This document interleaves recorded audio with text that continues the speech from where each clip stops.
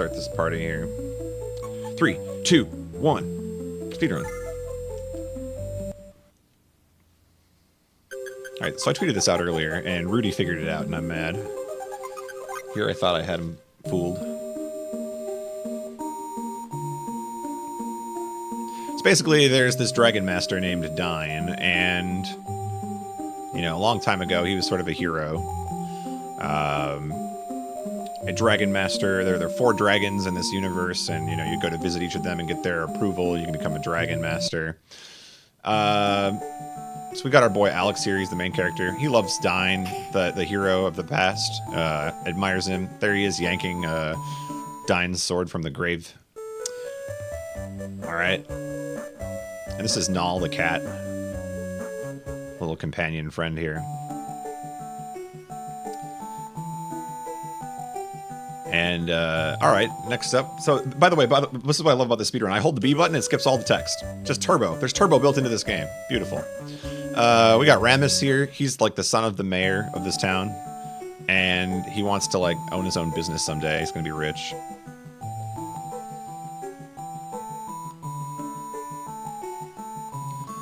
Alright, here we go. Go into our house here to start this run.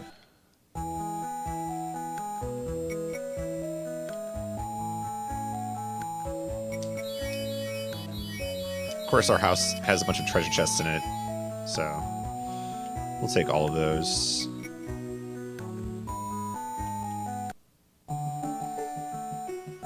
Alright, now also in this town exists our childhood friend, our adopted sister, but not really our sister, so it's okay that we like her. This is Luna.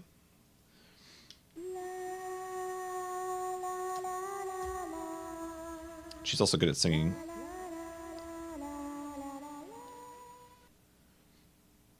I don't know why they play creepy music when you go meet her, like... Why? Is it creepy, like, talking to her? I don't know. But anyway, there's a sorcerer visiting the town. So we're gonna go check him out. He's a little arrogant.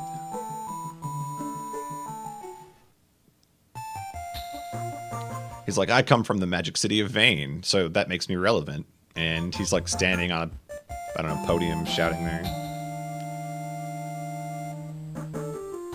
This is Nash. I don't know if I said that or not, but that's Nash.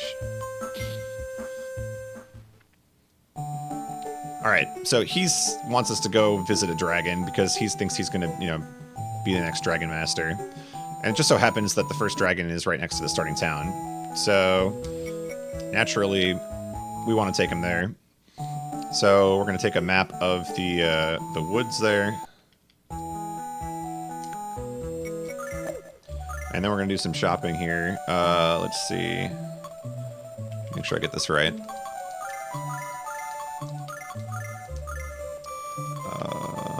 Where is it? Where is it? There we go. I'll learn these menus someday. Alright. And away we go.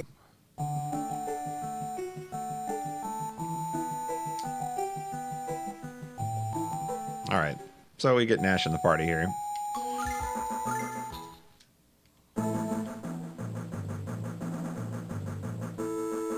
So for the start of the run here, I'm going to be taking battles on purpose. That won't be the case for very long.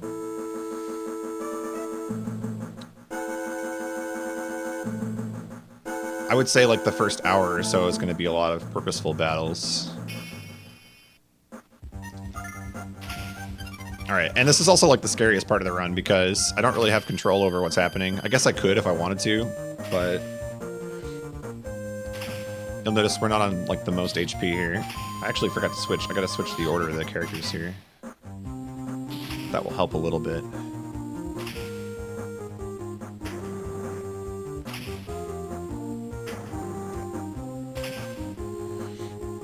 Alright, that's the win. Good start. Everybody's still alive.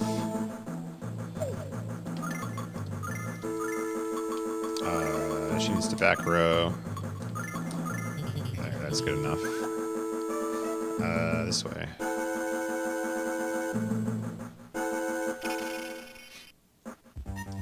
So, in order for me to take this buddy Nash here of ours to visit the dragon, we need to examine 3 different, I don't know what they are, like stone tablets scattered throughout the woods. And they each contain a phrase, and the phrases are used to kind of open the door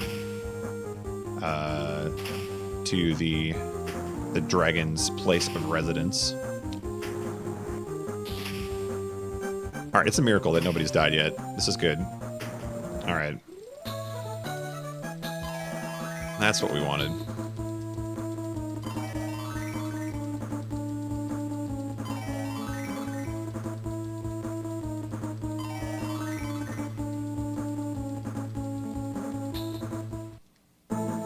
So there's our first tablet here. And it says something like Month of Bounty. I am going to take this battle. I probably shouldn't, but I'm going to take it. So one thing that needs to happen here is Alex can't die. If he dies, like, bad things are going to happen. So now that I said that, he's going to die. Alright, they targeted Luna. That's fine. This somehow works out. All the luck to start today. That's good. Alright, so when you make it to the second half of the woods, you get this cutscene and they're like, man, we've been in the woods for a long time. All of 6 minutes and 30 seconds. So they decide to take a nap and you get all your health back. Which is really what we're all about. Is that a limit gauge at the bottom? It is. Yeah, so each character has like a limit break, essentially. Which is built up by doing basic attacks. And I don't know if taking damage actually alters it at all. Alright, so anyway, we're max health here, and I need to get 2 more of these tablets. The first one's here. I really shouldn't take this battle, but that's fine.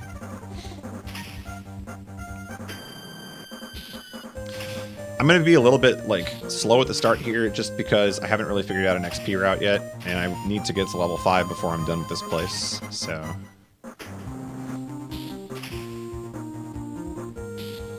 Basically, I'll take whatever I get. I need 2 things to happen. I need to be level 5, and I need Alex to have his limit break, because we're going to use that on a boss coming up. Limits in this game are insanely busted, for the start of the run anyway. Like, the amount of damage they do proportional to your basic attacks is nuts. Alright, so we're level 3, that's good. This should all be good.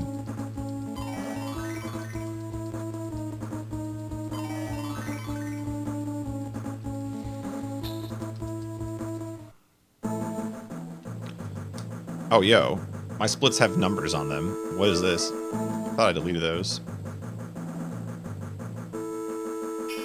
So the splits that I've got here are splits from sort of a timed run, but not really. It was like me running the clock while I was looking at my notes and editing them. So hopefully it doesn't take 5 hours, but we'll see. You never know.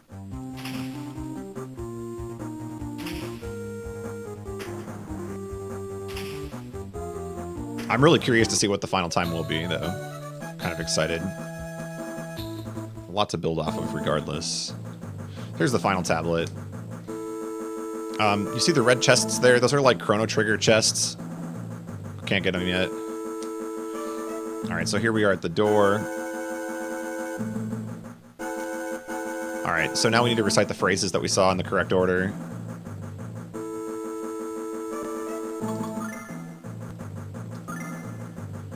Month of Bounty, the offering shall show us ahead. Alright, well, it turns out that reciting those things doesn't do anything, but you had to collect them anyway. So then Luna just gets mad and starts singing, because that's what people do when they get mad. And lo and behold, her singing has the ability to knock down doors. So there we go. Now, the shrine's supposed to be right here, but apparently, you know, this isn't a shrine, so... we need to talk to the party here to get some ideas. And, of course, they don't have any. But if you examine the water right here... lo and behold, the shrine was there all along. and all you had to do was say the magic word.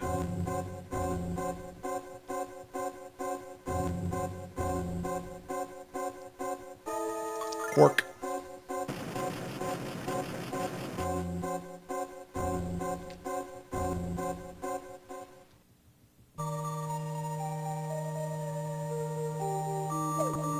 Oops. It's going to happen a lot. So when you skip text by holding in B, if you don't stop when the text is over, you're going to access the menu. So I'll probably do that a lot, because I don't know the exact timing of when to stop holding B. Anyway, this is our first dragon. This is our good buddy Quark here. And of course, Nash wanted to be the Dragon Master, so he, steps up to the front and he's like, "Look, I'm all that in a bag of chips." And he gives his whole resume. But Alex, of course, he's a big fan of Dyne, the previous Dragon Master. So he wants to be the next Dragon Master as well. So the dragon's like, "All right, fine. I'll put you both in a coma and ask you a bunch of questions about your life. And I want to protect the people I love, and I want to be strong." And Nash is just making up some answers to sound smart.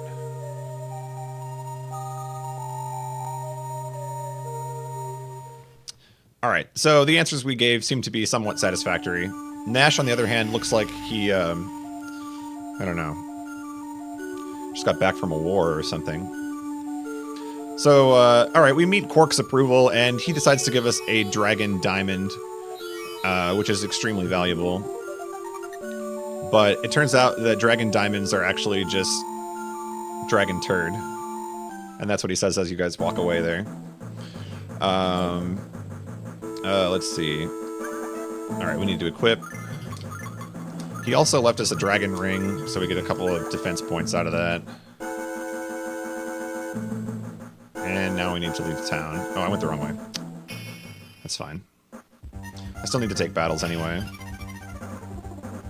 I also need to not die. That was probably not the right place to auto-battle. Oh, we're fine.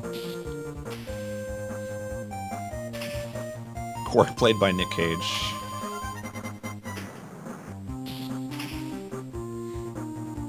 Yeah, let's just hold auto-battle. We can win this.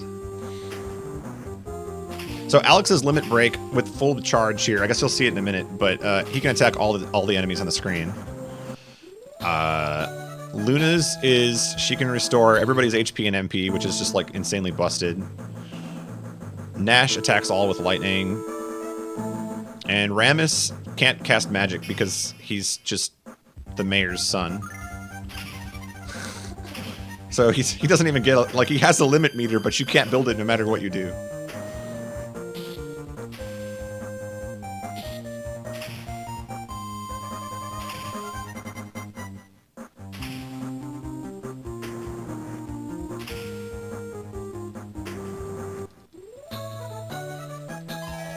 Alright, we're level 4. That's good. This is where we want to be. Yeah, Q, let's do Society Game another night. Unless, like, if this run completely craps out or something,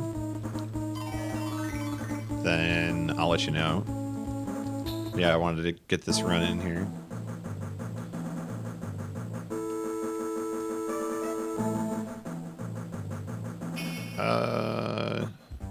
Alright, we'll take this battle too. We don't need it, but that's fine.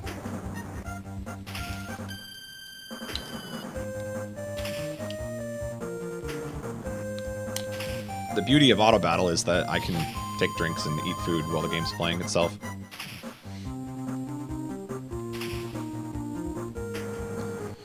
Ram is so out of shape, his name doesn't fit the bar. Ooh, that was weird. Bad sound. Alright, so we, you know, went and visited the dragon, and we should just head back to town, because that's what you do. Ooh, that's bad. Alright. Running from battles is really hard in this game for some reason. Basically, if you fail to run on the first turn, your chances aren't good of running ever from the battle. Like, I could sit here and run 20 times after this, and I probably wouldn't run away. And I haven't figured out why that is yet. But I think the game essentially just, like, makes up its mind. Either you're running from this battle or you're not.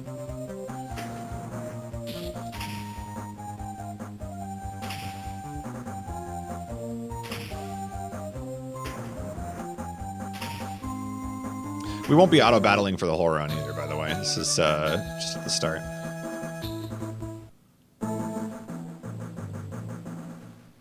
Alright, so we were going to go back to town here. And, alright, so, you know, hey, we met a dragon. That was pretty awesome. Thanks for hanging out, everybody.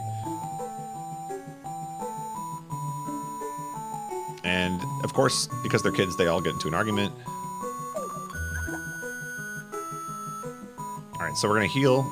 Every town has these Althena statues. You heal by going to the statue. Alright, so Nash pieces out because he saw his dragon. Ramus is like, my dad's worrying about me because I'm the mayor's kid. So we're going to go back to our house. And we're going to sleep because it's almost time for the town festival. This game does this a lot too, where it'll just fade to black and throw random text up on the screen. And sometimes it's really freaky. Like, you don't expect it to happen and it just happens and it's kind of frightening. Alright, so he's playing the ocarina, she's singing. It's a good festival.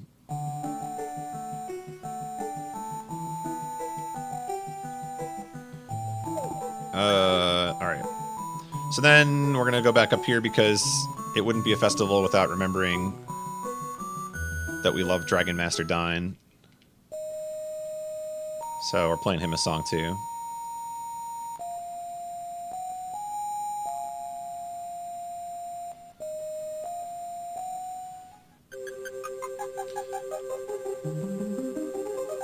Alright, so they're all alone together, and she's putting on that face that says, like, you know, don't you like me? And he's just like, I don't know, whatever, I want to be a Dragon Master.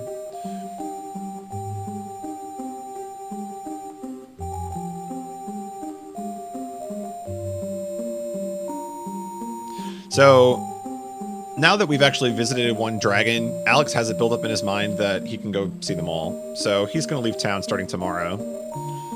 And that's where we get the line, I hope the weather's good tomorrow. Truly a pinnacle of dialogue.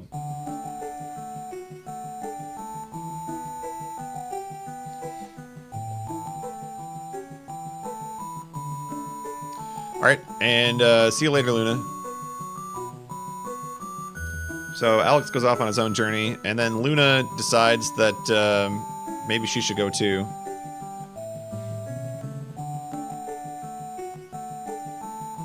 A little encouragement from Mom there. Go chase your dreams and all of that.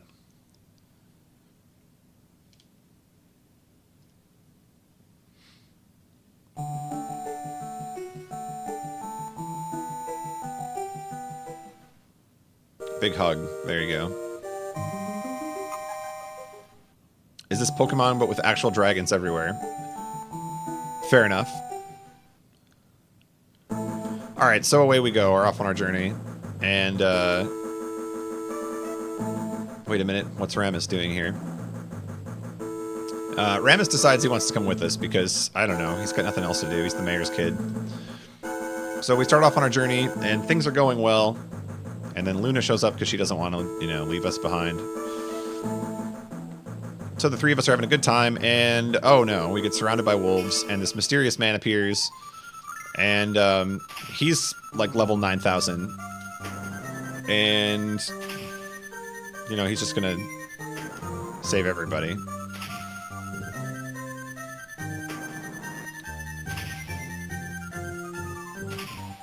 I don't know how to say this guy's name, but I just call him Lake. Because I think Lake would be a hilarious name.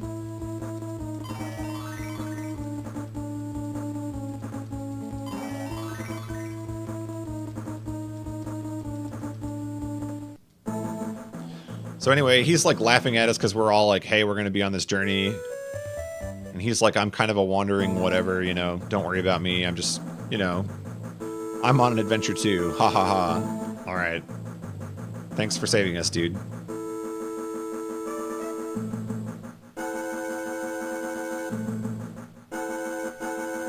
All right, so he's, you know, he's laughing at us. We're a bunch of kids. We're just on a journey, whatever. He pieces out. And away we go.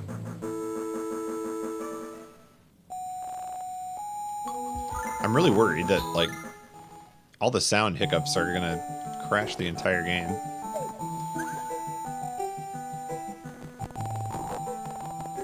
Are you all hearing that? Because I'm hearing it.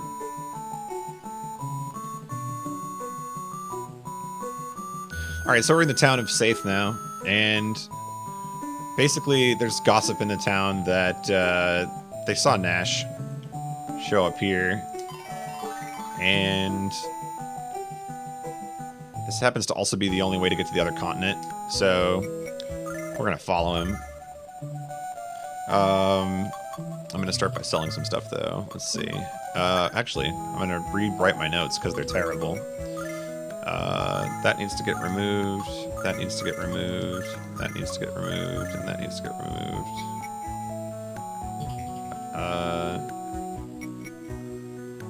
Hold on a second. Did I do that right? Yeah.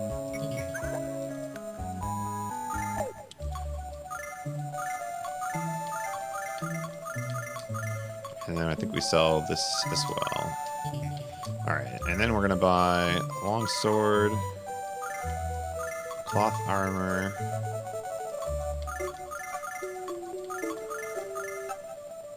cloth hat for Ramus, and I think that's it.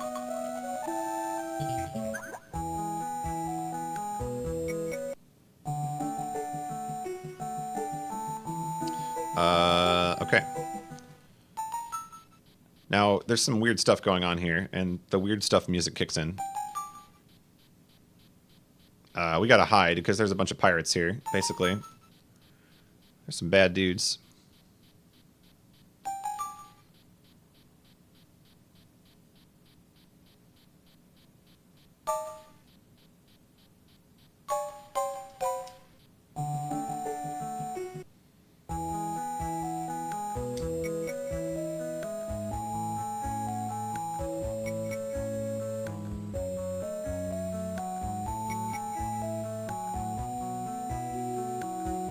Alright, so we find out that essentially Nash has been abducted.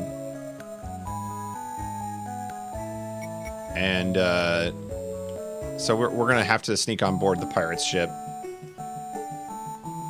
So we go over here to the docks and we're going to perform this elaborate... and by elaborate I mean not so elaborate scheme to get on the ship.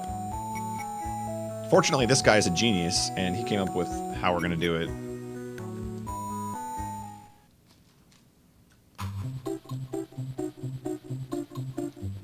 So in one of the only scenes that we get to see in the game, we are placed in barrels, and I don't know why these guys just like willingly accept whatever cargo is given to them, but they take it.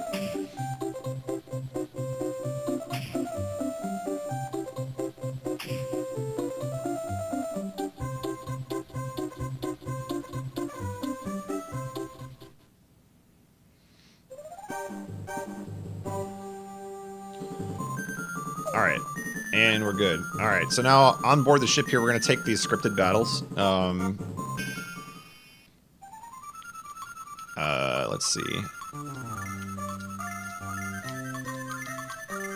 First time we're going to use the limit there. So this is the Wind Drake, and it's going to wipe the board. These guys do a ton of damage, because I'm only level 5 at this point. But if we use Wind Drake, it will clear the board. So you saw I was hitting for like 10 to 15 damage, right? Yeah, so just to give you an idea of how good limits are. Alright, we're gonna take another... Oh, here we can take this fight, actually. I need to take another random battle, though, before the next scripted one.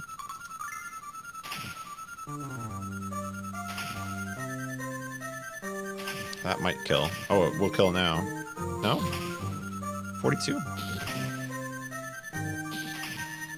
Oh, she double hit and I didn't get the kill. Okay, this is what I was worried about. Sometimes when you auto-battle, they don't target very intelligently. I'll turn off the auto-battle for a second.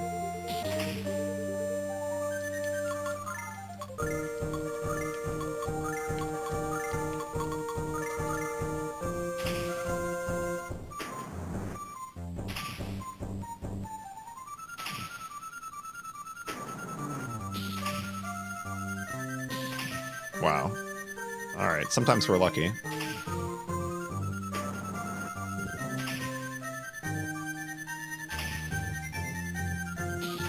Sometimes we're really lucky. Okay.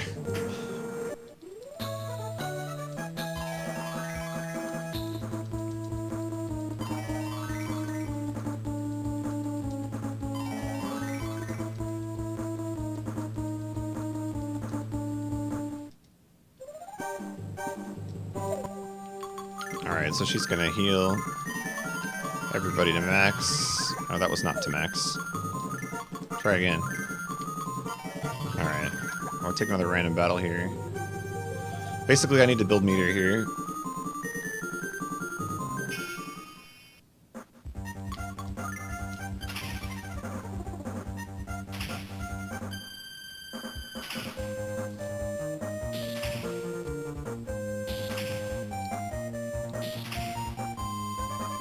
So, the issue isn't that I would have died there.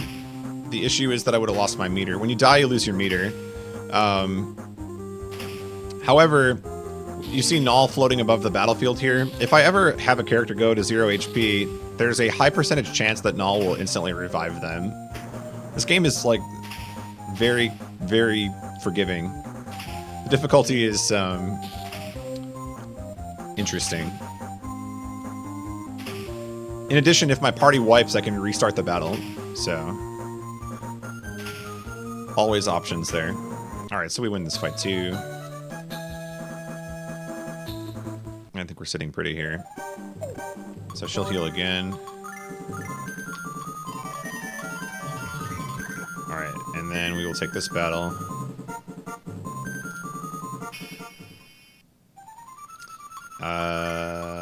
Windrake.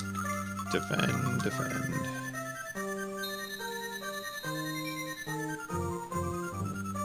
There are like 2 or 3 fights in this run that are extremely scary. The rest of it is if I just screw up my notes. Which is likely, because it's one of my first times playing, so...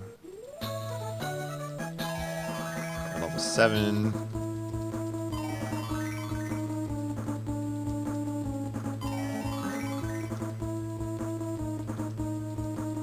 Alright, since this is going so well, I think I'm actually going to purposely take one more fight.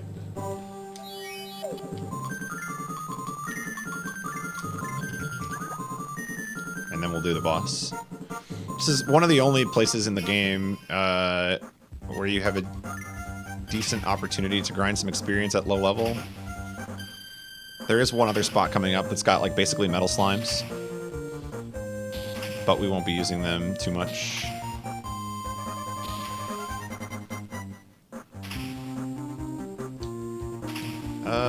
I'd like to see them actually deal damage here. This is kind of pathetic.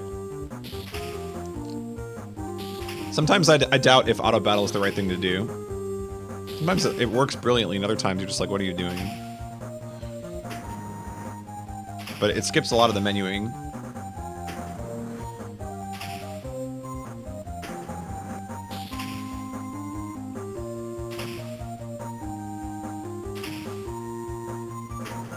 Alright, that's a win.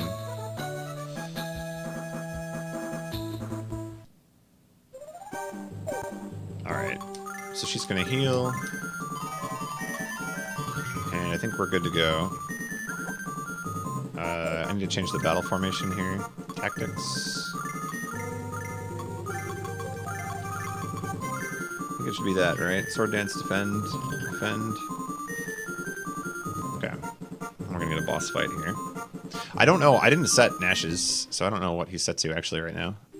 That's probably a problem. Anyway, here's Nash. He's been abducted and appropriately placed upside down, hanging from the pole there.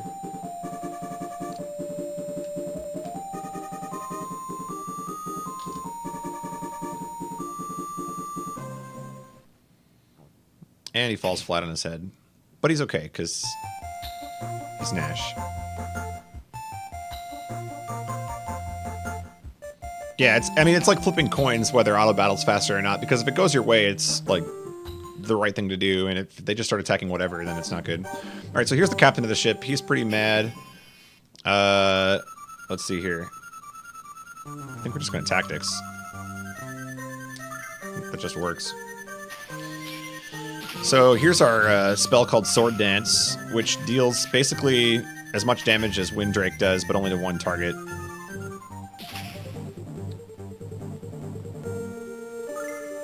And as long as he only attacks individuals, this should go fine. He has a group attack as well, but the group attack doesn't do a lot of damage either. I'm most interested in keeping everybody alive for the experience. That's about it.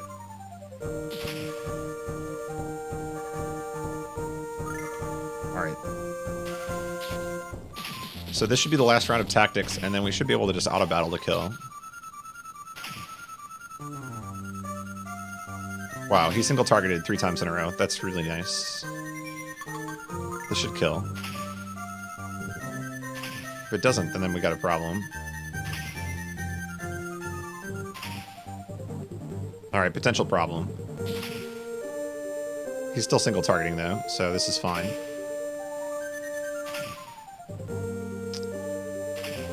Why is my math way off? Was it supposed to be 4 times? I bet it was supposed to be 4 times. Alright, this is actually gonna kill Nash, isn't it? Alright, he's down. But, like I said, this game's easy. So, there he is again.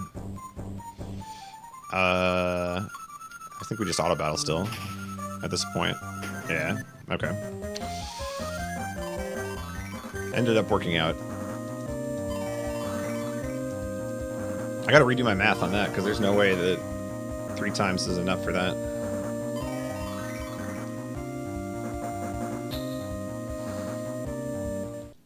Alright, so we returned to town. We've, recovered Nash from the old ship there.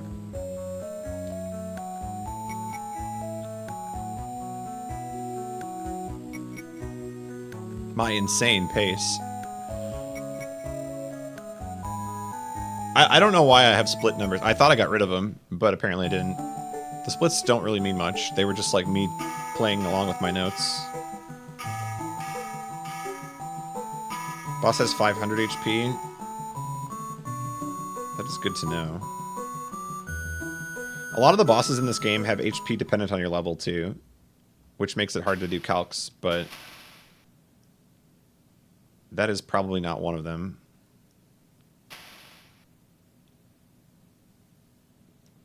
So anyway, now that we have a peaceful ship, we get some more singing from Luna. We get the opening sequence of the game. We're on our way to the next continent. There she goes singing again. It's Lunar Legend. Alright, things are about to get really fun and really weird. I don't know how they possibly did this, but they done goofed when they programmed this game. So we're gonna have some fun.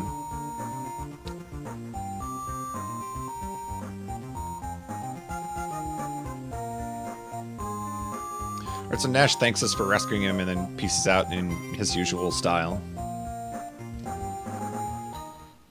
Boat song. Everybody likes boat song. Alright. Rammus is going to look around because he's never been to a big city like this before. And he's got that entrepreneur's spirit.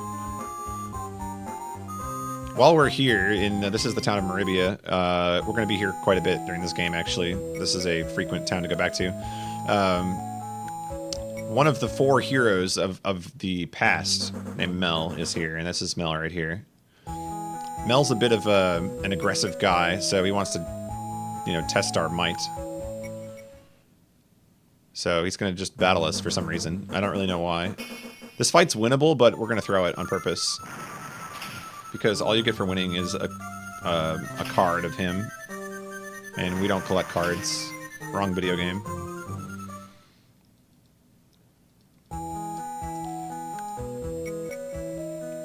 Alright. So that was the first step. The next step is Rammus is actually chilling in an item shop over in the middle of town. And he's trying to sell the dragon diamond that we got earlier in the game. He knows it's worth a lot of money and he's trying to, name his price. So he's like, man, I can't, I gotta stick around for a while and negotiate, so we'll see you later.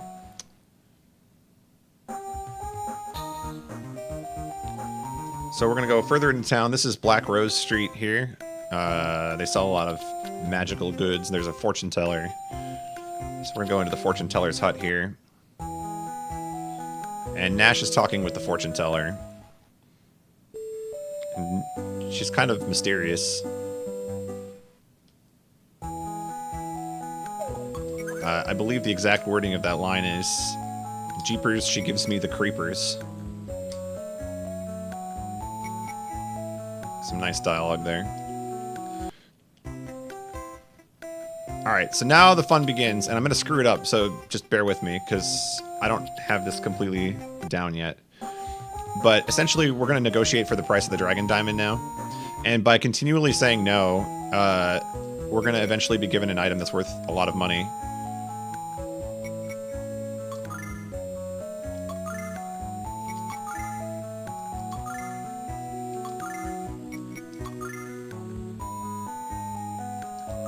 Alright, so we have this item called the Master Book, and we're going to duplicate it a bunch.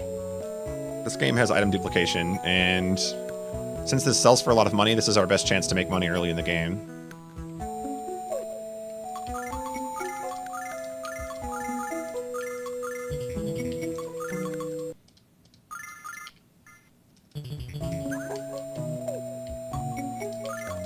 So by equipping it and unequipping it, and then saving and loading the game, we trick the game into putting one copy of it in our inventory and still having it equipped. So now I have 2 of them. And now I'm going to save the game again.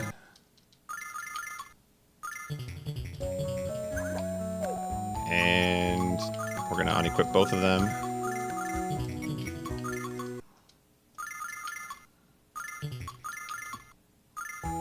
And this process is just going to repeat itself.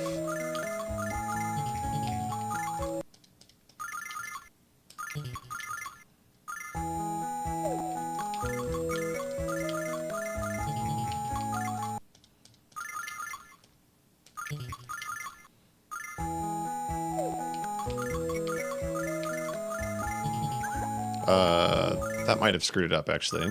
Let's see. It's very finicky with the inputs, so we'll see if I duplicated that one or not. Yeah, we didn't do it. Okay, so this is save. Let's see if we can reset this here.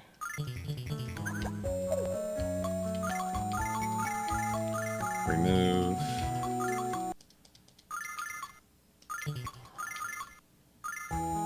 Alright, let's see here. If I sell these...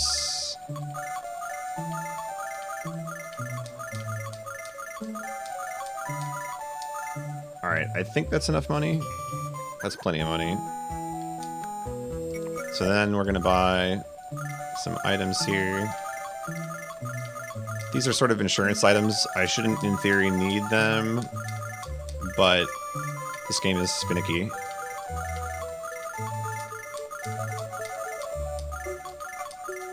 So I haven't worked out the exact numbers of these that I want. So these are, I think, a little bit higher numbers than I should need. We want 5 of these. Actually, I need to duplicate the book one more time, don't I? Oh, a few more times. Yeah, I definitely don't have enough money right now.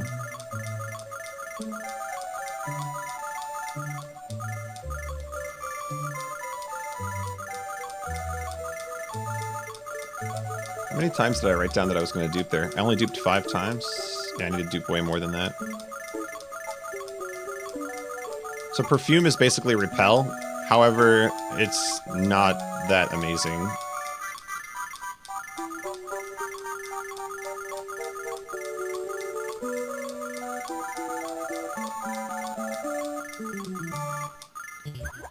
Okay. So let's try duping again here.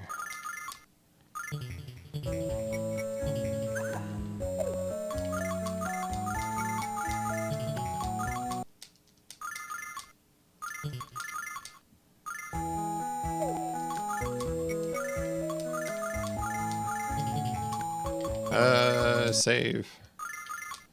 I think this might have screwed up too. Oh, that's good. Alright. Let's do, that might be enough, actually.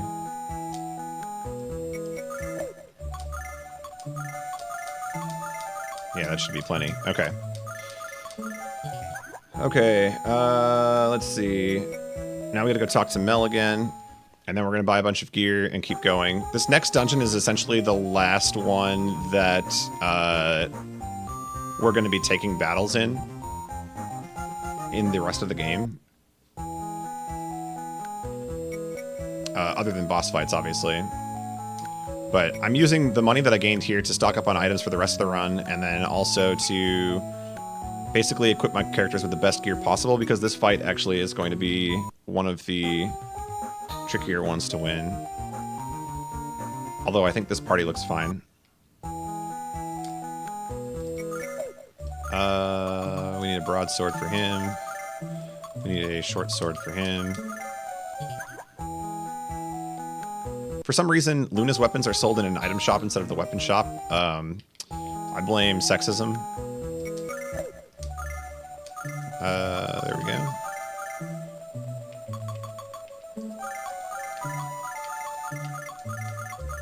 And we'll buy 5 of those.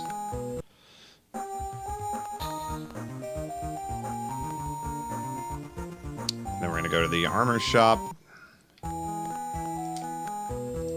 And let's see, what do we got here? Plate armor.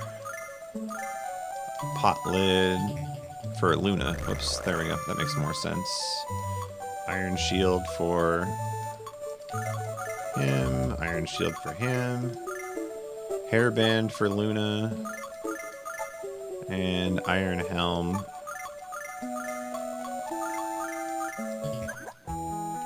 Alright, and then because Luna's actually really fragile here, we actually need to go and buy her even more stuff than would be necessary. This is a little bit of a safety move. I don't think it's necessary. But I have it in my notes anyway to do it now, so... we're gonna buy her a robe. And a platinum wrist. Alright. And then I need to make sure... Yeah, everybody's healed. Okay, we're good. So we're going into the sewers now, because the guy that we were going to sell the diamond to for $20,000, we negotiated it, he decided to run away into the sewers. So, we're gonna go beat him up, because he shouldn't do that.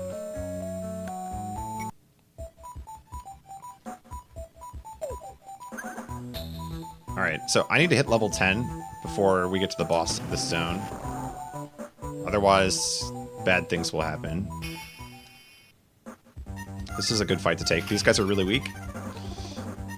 They don't deal a lot of damage either.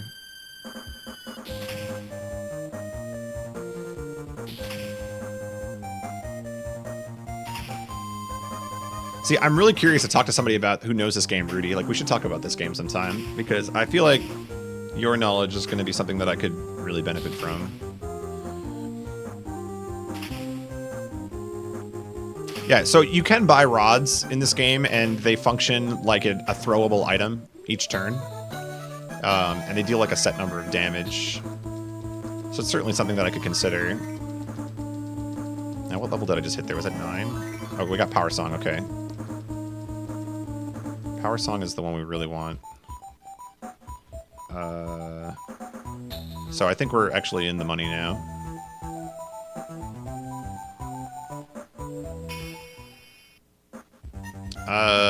We should run from this fight, I think. Okay, we got away.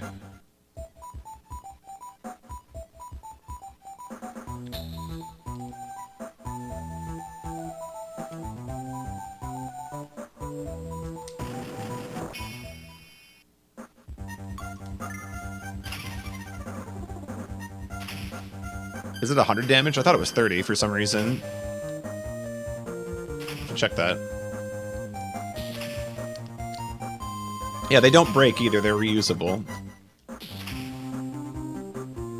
The only downside to them is that... well, I guess you don't need to buy a lot of them, but they do cost a bit of money. It wouldn't affect anything, though, because you're duping the Master Book, which is worth, like, $15,000.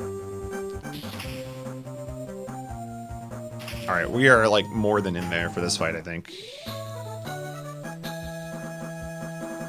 The only thing that's worrying me a little bit is the low level. I think I should be a little bit higher, but...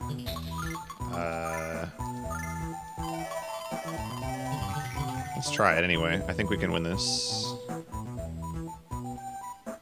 Alright, so we cornered the shopkeep here.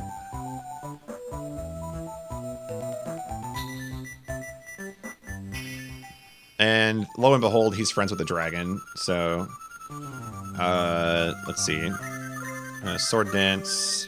She's going to Power Song to strengthen him. And he's going to defend.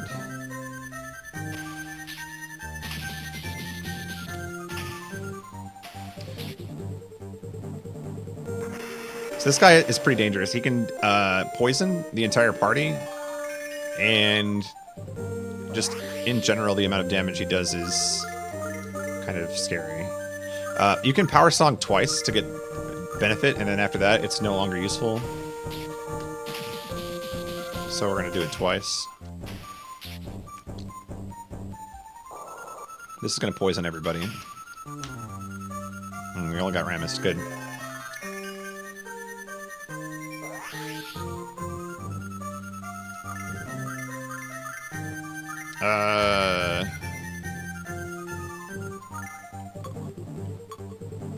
Do I want to do that yet? No, just defend. This is fine. Just defend, my favorite speedrunner.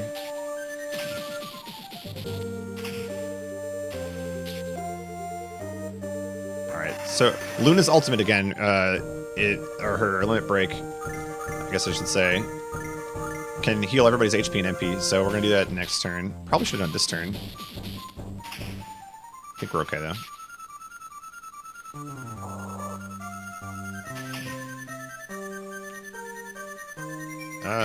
Oh, he can't sword dance. Yeah, I should have done it last turn. That's fine. Why don't you attack, too? It's not going to do anything, but go ahead.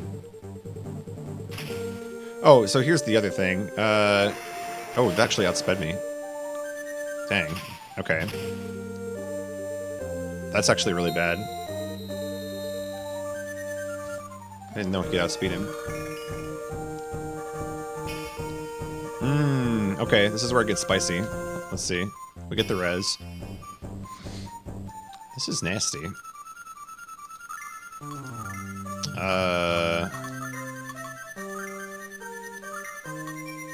Let's see.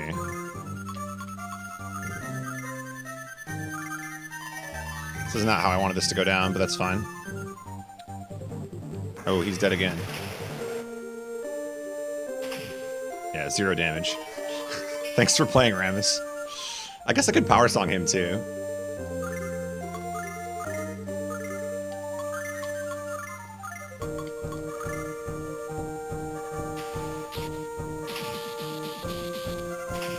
I did do commentary at HDQ, actually. I was on the couch for Monkey Ball 2, of all games. So, that's one that you don't usually see me commentating. But I had a lot of fun. Penophobia did a really good job with that run, too.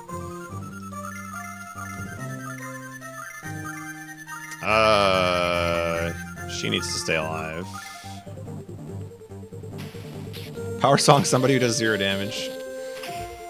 He actually would do damage if we powered him up, but...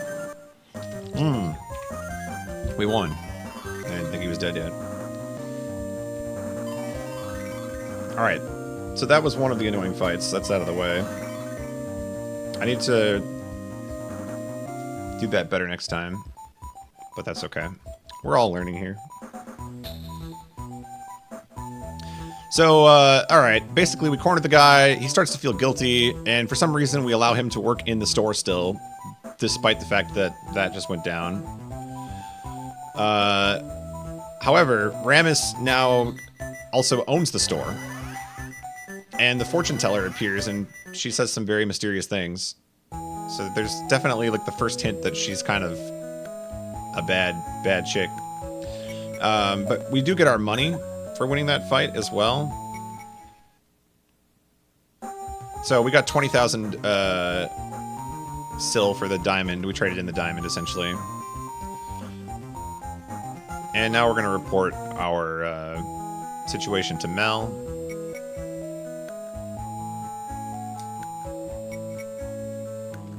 And he suggests to us that we should check out the Magic Guild, the Magic City.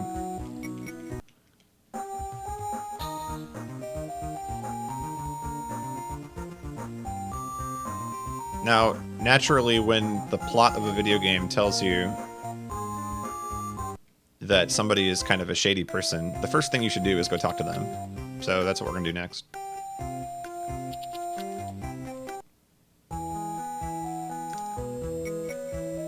And then she's going to direct us to go, you know, like, we're just playing like phone tag here. We are going to stop here to buy a flame rod, though.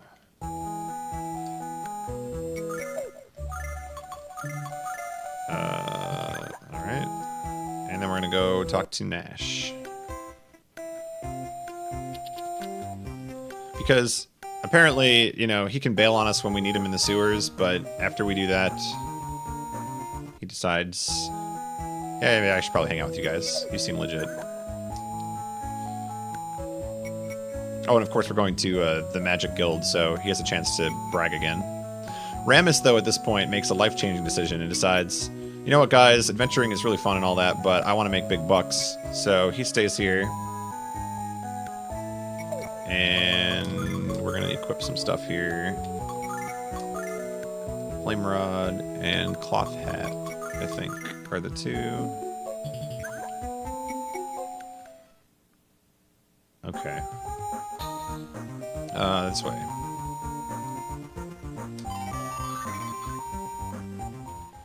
Alright, so we're going to try to go to the Magic City now. And to do that, we need to go to the Spring of Transmission, which is basically like this magic circle. And if we stand in the magic circle, it will take us to the Magic City, in theory. We're ready. Alright, if you guys like metal slimes in Dragon Quest, get ready for this game's Dragon Quest metal slimes. They are called Ice Dogs, and they appear in this next zone. They're a low % chance to appear at all. If they do, I'm going to try to kill them because they give me 150 experience each, which is basically a free level. But I won't be sticking around to grind for them necessarily. I do want to. I want to get to level 12 if I can. That is ideal. So if you see these, they're called Ice Dogs. It's a white sprite. They typically appear in the back row. Oh my gosh, I don't know why, but like this emulator is dying on the sound. I have to get a real version of this game at some point. I used to own this game. So anyway, what happened here is we were supposed to teleport to the Magic City, but something went wrong in the sequence, and we ended up underneath in this cave. So that's not good. Let's see. We're gonna go this way. There they are. Double dogs. Let's go. That's 300 experience. Big money.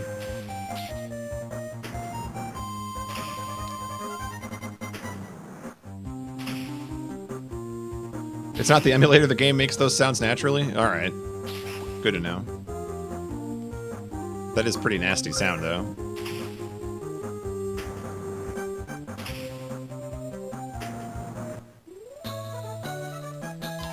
So we jumped to 11. That's really good. There's some times where I run through this entire cave and I don't get a single ice dog, and I have to just like take random battles to get experience and grind, and it's awful. But that is good. Good. If we could get one more, I mean, it's a little greedy to ask for it, but that would be just swell. Oh, okay. You're gonna do that to me. I actually should switch Nash to frontline too, because I think he deals a ton of damage at this point in the game. And he's hitting for 53.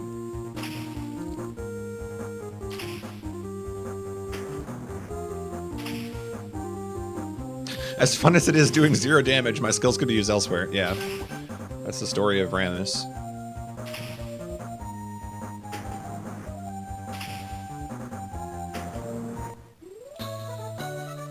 Alright, we're gonna heal after this fight.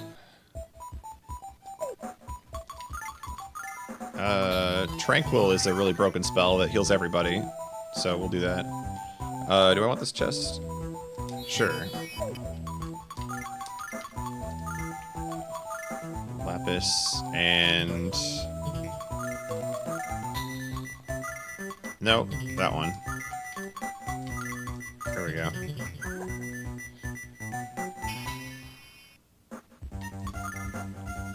I can't run from any fights. That's the worst part of this game, is sometimes you just can't run from anything. This is the worst version of this game. It's accurate. Part of the reason I'm playing.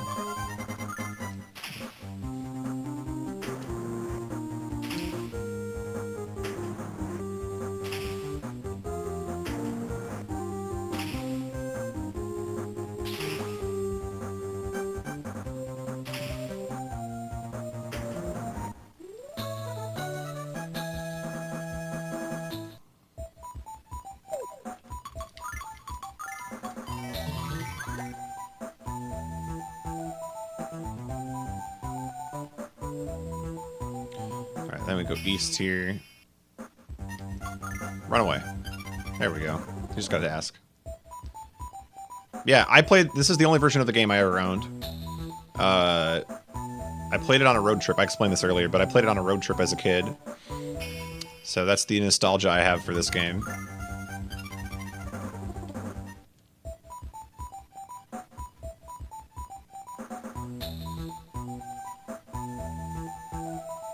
Alright, we're almost there.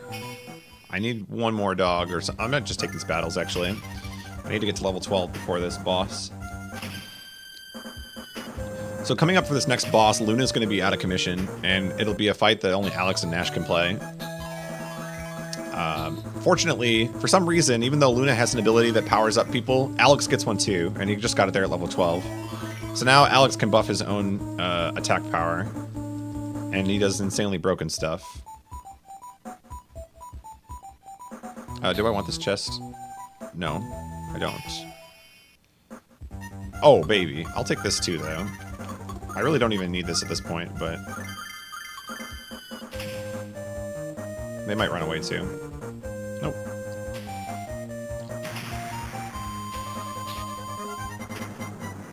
Wow, 4 ice dogs. Alright. That's what I like to see. Yeah, my experience is really solid right now.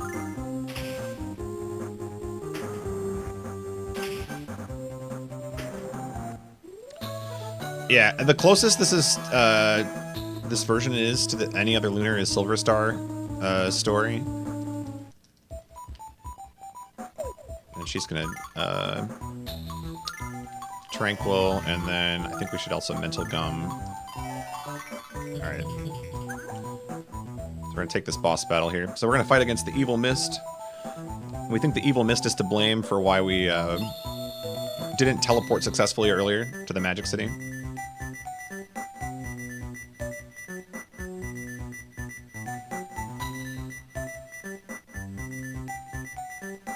Alright, here we go. I think he just defends, right? Yep, okay. He could technically Thor Rain here and it'd probably do some damage, but the cutscene is so long, and it's not going to be nearly as much damage as Alex deals. What does Mist do? Mist could pass.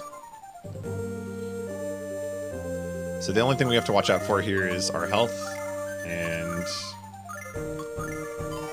otherwise Alex will just dish the damage here. Hopefully this goes quick.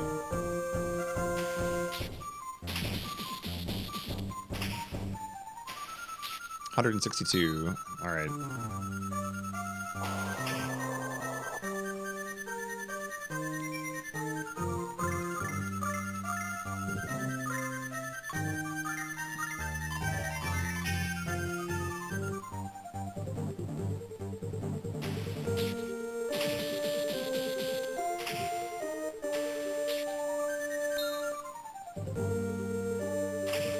Perfect. That's what we wanted.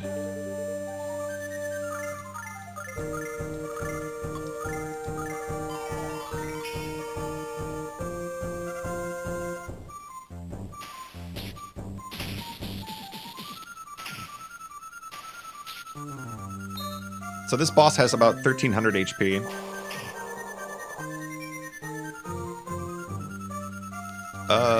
That should still be okay.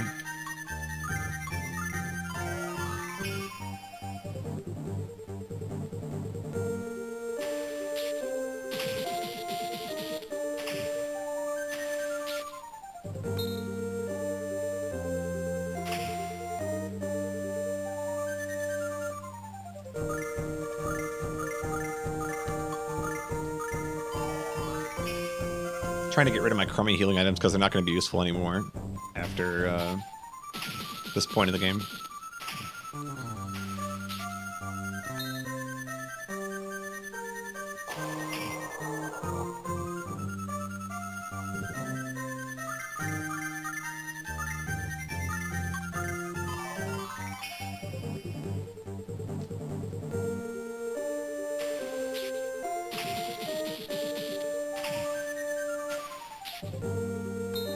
Okay, I think we're getting pretty close to the kill. Stay alive. That almost killed. There we go.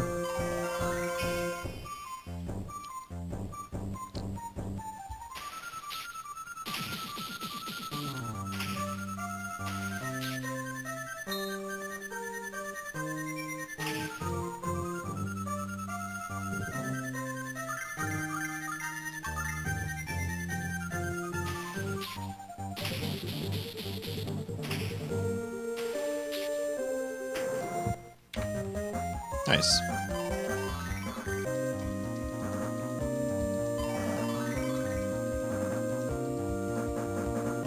Alright, so we're on our way to the Magic City because we've stopped the disturbance. The flow of magic power is back to normal. And we can go do our thing now. Let's take that first. There we go.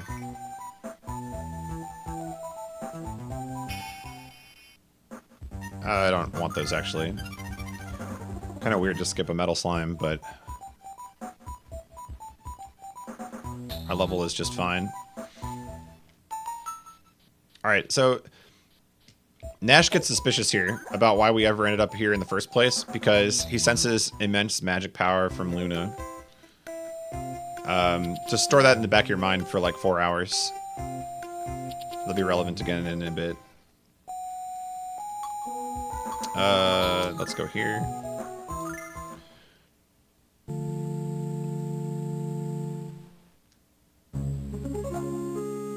Alright, so this is Althena's Shrine. Some cutscenes play out here. Nothing too amazing, but you know, Luna's feeling pretty guilty about the fact that she couldn't help us out in the against the mist. Alright, so this is where Nash starts to get suspicious. He's like, what the heck? Like, this girl that you're traveling with, she's full of magic. And that's, you know, it's kind of weird. So he thinks that we're on, you know, we're up to something. Alright. So we're going to go talk to the head priestess. Hello, Yellow Killer Bee. And hello, Romscott. I don't know if I said hi to you guys or not yet, but hello, everybody. Glad you guys are all here for the Lunar.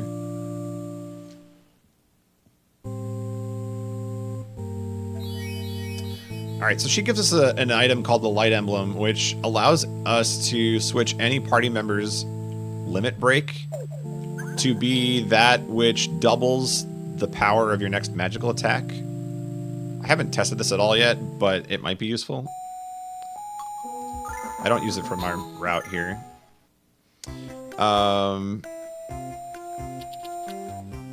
Anyway, that you have to do that before you can go back here. That's why we do that. So now we're in the actual Magic City of Vane.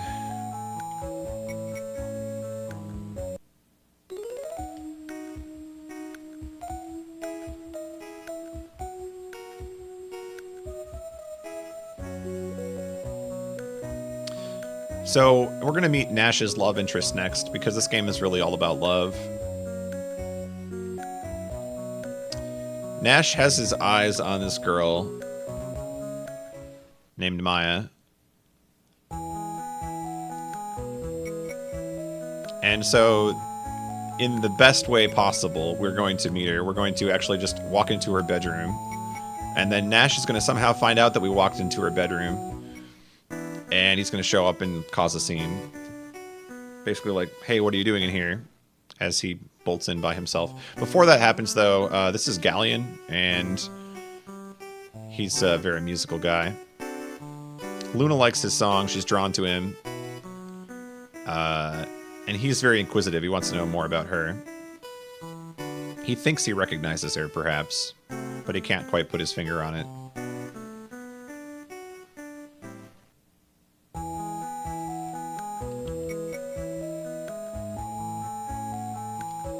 I think this is it, right?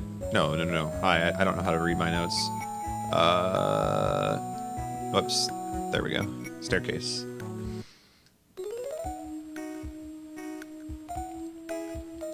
You don't like the way I pronounce the names? I butcher every name. You would know that if you watch GDQ at all.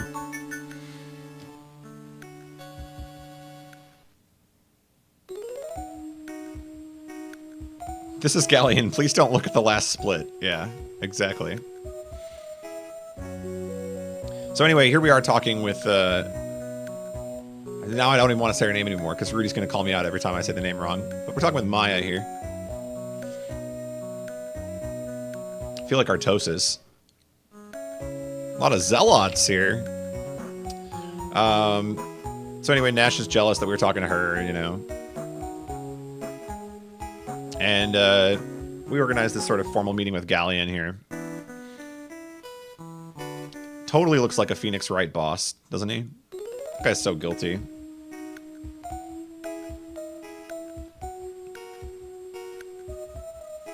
Alright, so we explain our quest to Ghaleon, and he explains how Luna is everything to him. Okay, I don't know if he actually does.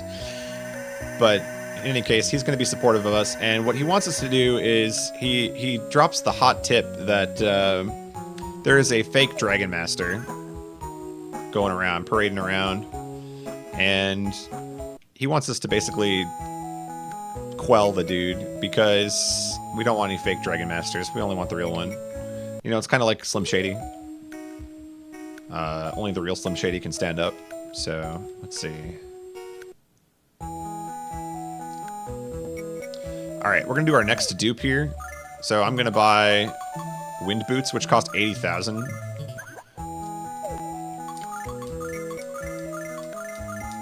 You're not supposed to be able to afford these at this point in the game, or at least not reasonably.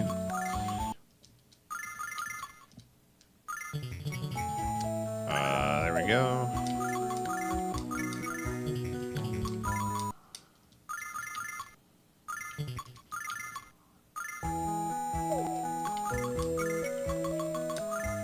Alright, so now every time I dupe, I'm getting 80,000 worth of money.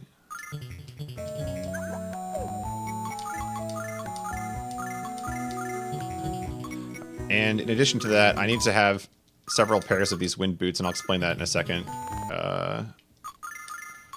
Because they're also one of the most useful items in the game. So I need to... Oops. Will that dupe? I don't know if that'll dupe or not. Didn't dupe. Okay, that's fine. The menuing is still something I have to get used to.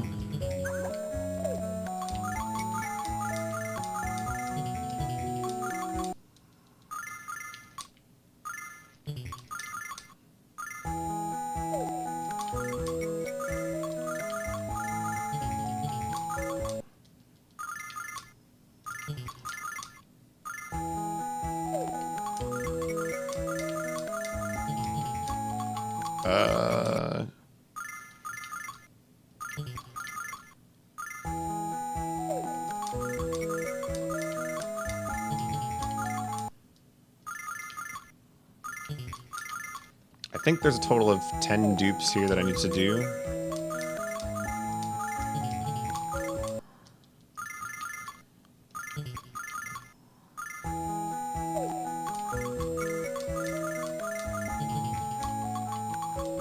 My money is already good for some reason. I think because I overduped the first time. But basically, I want to end up with 8 pairs of the boots and sell the rest. And I should have about $400,000 when I'm done. So let's just see how we're doing. Where are they?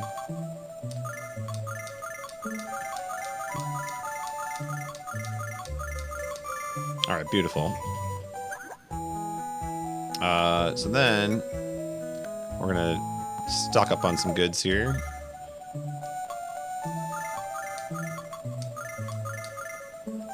Mage robe for Luna, silver guard and a flash band.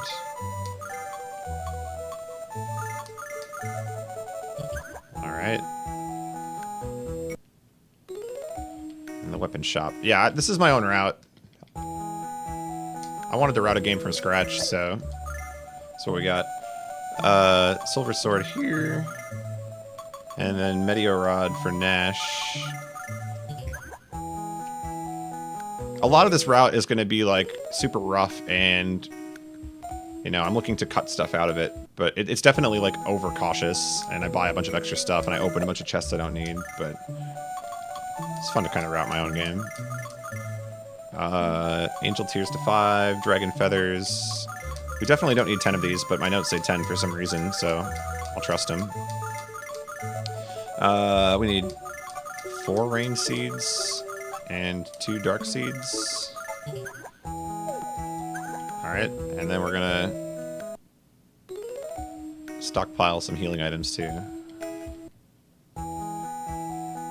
Yeah, I hope you like Do-Do-Do-Do, because that's like the only song in this game.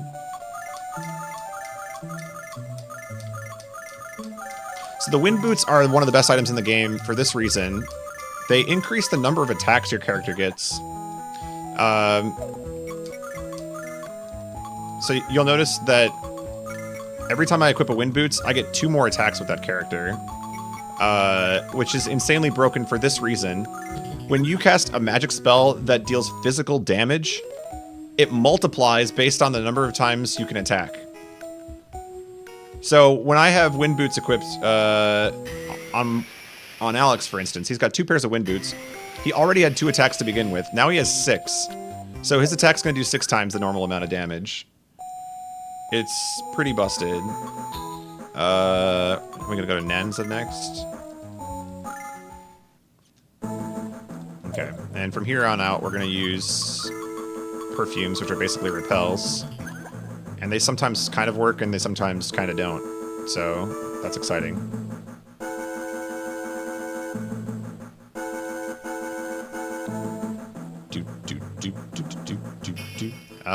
We don't want to fight anything here, so we hope we can run away.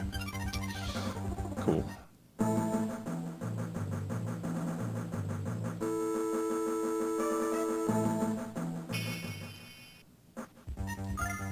So perfumes are a little bit of an imprecise science. I haven't figured them out yet. I would like to learn more about how to use them and when to use them. And if I can, ideally, in a perfect world, we'd figure out how to just avoid encounters entirely. Because most of this game will be running away from battles. Alright, we're going to meet 2 next party members here. We've got Kyle, who's kind of like a vagabond swordsman. He's got a little bit of an attitude problem, but then again, his girl there, Jessica, also does. But they recognize Jessica as a priestess.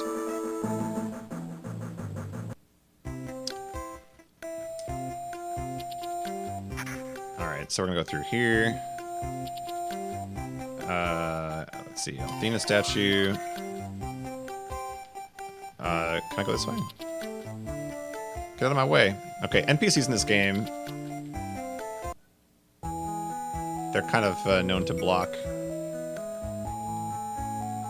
This is not the right way to go this way, but this is fine. There's a faster way to go through town there. I think I just navigated it wrong. Is it here? Yeah. So we try to leave town here, and the guy's like, you need permission from Kyle. And Kyle turns out to be that annoying guy that was having the argument in the desert with Jessica.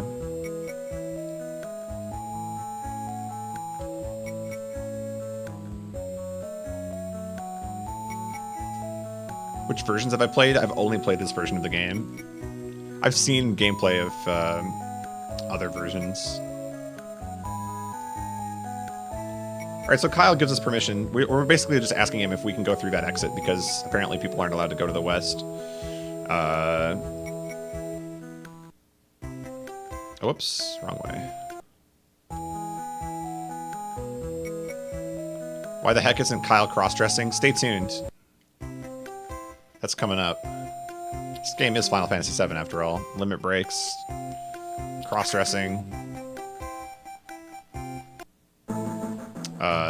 Long gray-haired antagonist. Alright, so we're west of the city here. We are on our way to go bust the fake Dragon Master.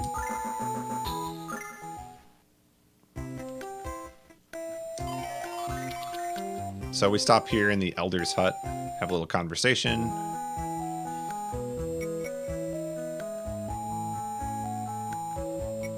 And this is Jessica, who is top tier waifu.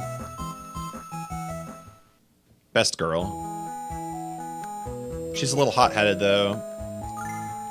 She's ready to go beat up that fake Dragon Master. So we gladly say yes. Let's see. I think we go this way next. Yep. Making sure I got it right. Here we go.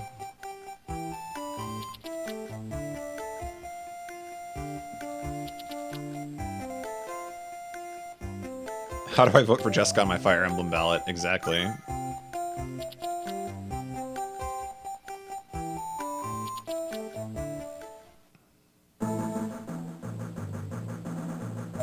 Alright, here we go.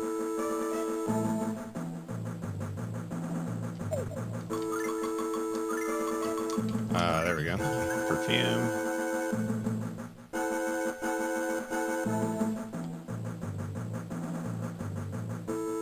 Before we go too far up here, I'm gonna switch the battle formation. Not that it should matter.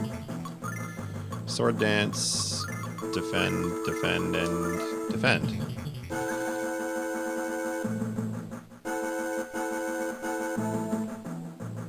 Alright, so now we have two characters in our party who are capable of buffing the attack stat.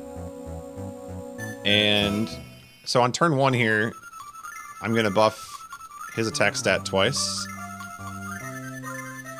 And then he's going to do insane damage. He's actually going to hit the damage cap, I think, if everything goes correctly.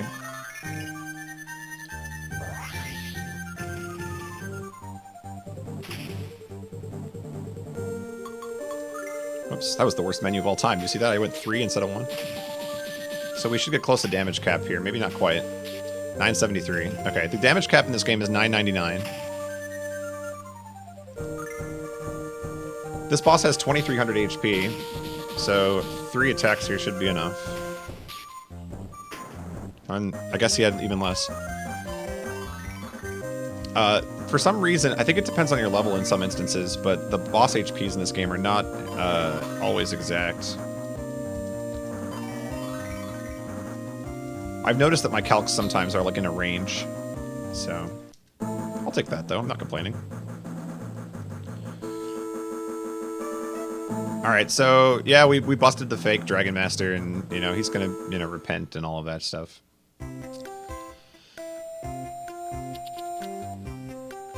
So naturally, what we need to do now is, you know, go report our success. Unfortunately, at this point in the game, there's no way to fast travel. We're gonna get that later in the game, but we do have to do a little bit of backtracking here as we go back through the desert. They're finding out stuff about Jessica here, basically that she's, you know, a much more qualified priestess than they gave her credit for, and she's still got an attitude problem.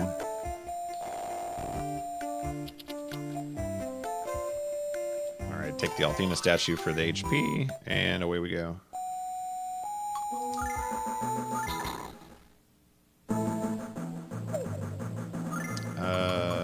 Perfume again.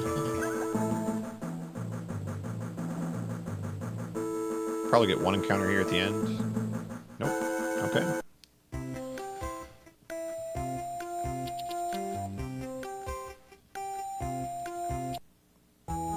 Oh, whoops.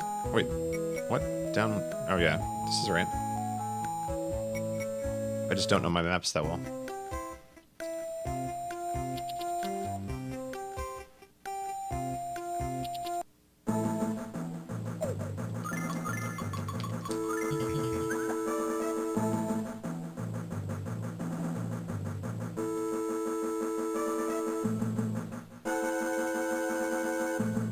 Try another perfume here.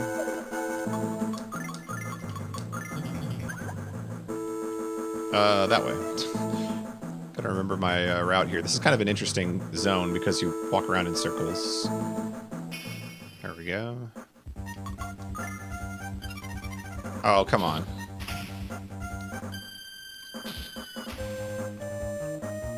Could probably just clear the screen here. If running is going to be this big of a problem.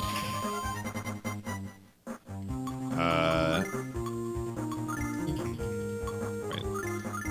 There we go. So, thankfully, at this point in the game, Luna has a skill called Run Song. So if you can't run away from a battle, you can just sing your way out of it. This game is pretty convenient with things like that. It does a good job of letting you get away when you want to get away. Later on in the game, our agility will be so high that it won't matter. The game will just let us run from every battle. And, like, occasionally we'll get stuck in one. And it's those battles, when we get stuck, that are going to be problematic. Because the plan is not to take any battles. So towards the end of the game, if we fail to run away, that could kill us. But, whatever. I ain't worried. Let's see, we're going to go back to Vane here. The Magic City.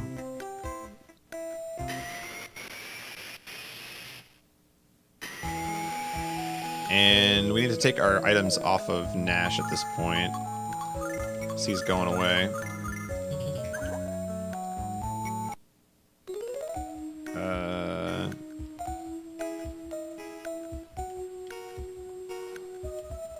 Take the statue. I don't think we need that statue, but I'm gonna take it anyway. So we're gonna go report our success, basically. Oh wait, where am I? Let's see. Oh, far right. Yep.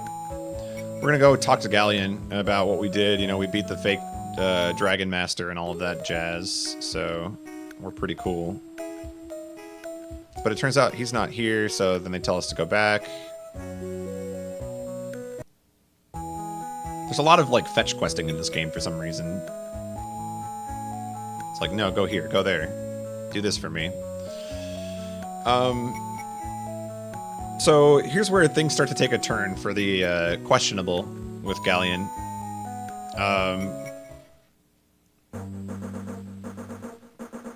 This is, I believe, Maya's mother.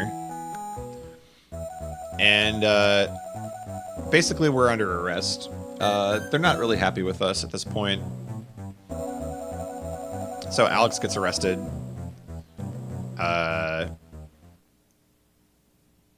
Let's see. Oh, no, sorry. This is Maya's mother. I got the characters wrong. Maya's coming in prison here to pull us out.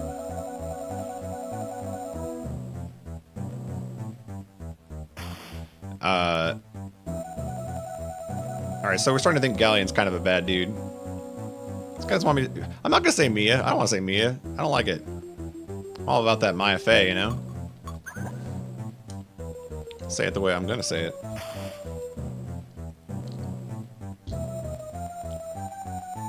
My Valentine. Alright. So the decision at this point is that we are kind of pissed that we got thrown in jail, but somehow escaped immediately. And inside of the Vane Magic Hall here, there's this thing called the Crystal Tower. And they believe that the Crystal Tower is of importance to us at this point in time. So normally it's guarded, but it's unguarded at this point, and we're just going to go in. The caveat to the Crystal Tower is that characters can't have weapons equipped or you can't move. So we are going to do that. She should have rain seeds equipped, I think, at this point. I don't know why I don't have that in my notes. And he should have Something along those lines, too. Why don't I have that in my notes?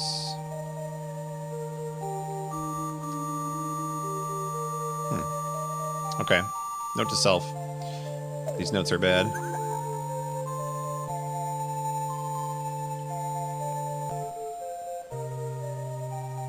Thanks for the good luck.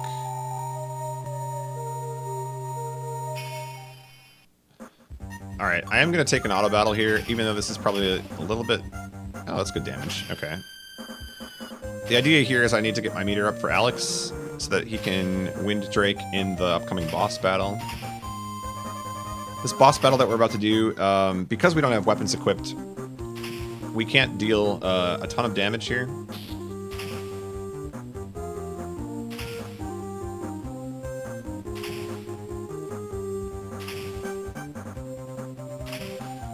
Is that going to be enough to give him the full meter? Yeah, excellent.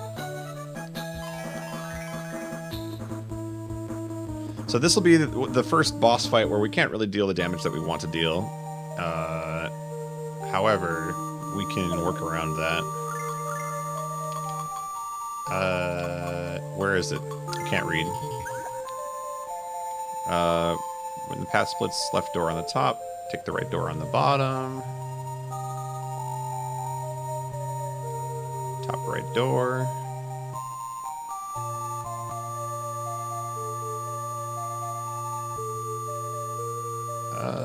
Go around. Use the Meteor Rod. I'll try it. I actually haven't planned that, but I will try it.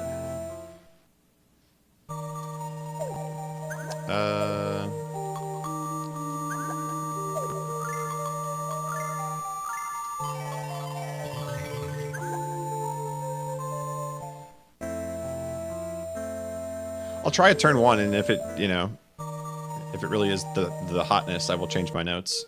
I have not been planning to use that at all. But I will take your word for it. I also did not switch my formation, but oh well.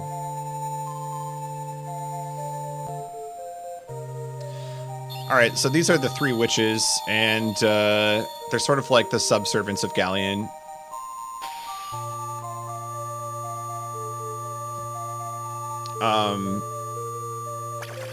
They're also cowards, so they summon enemies to do their bidding for them.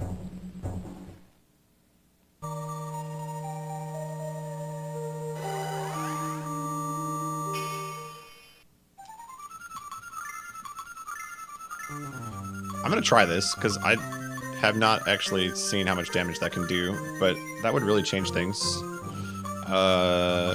Flame Arc. There we go.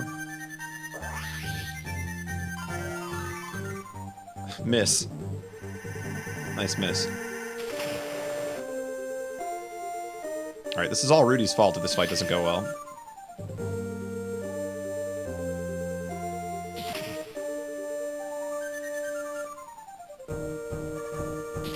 Fortunately, these guys do, like, no damage at all.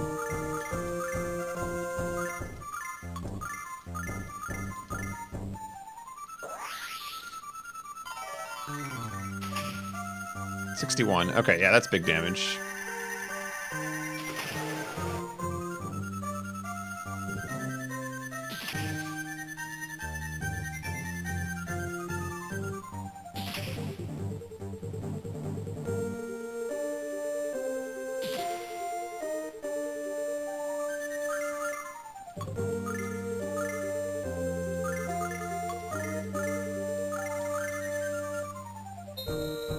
It's probably based on level, yeah. That definitely could be. But still doing more damage than I had calculated for this fight, so that's good.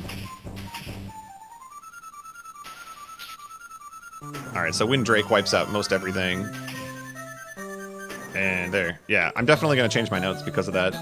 So, shoutouts to Rudy, already improving my route.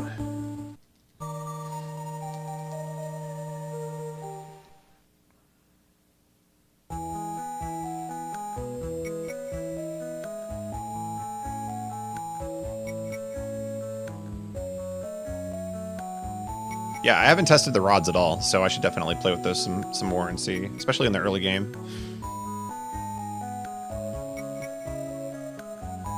Alright, party splits up at this point. Equip Alex's weapon again. That's a good note.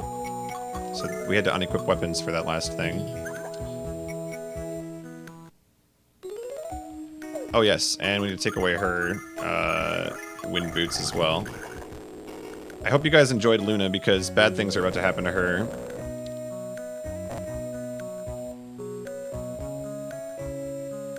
So get your goodbyes in now.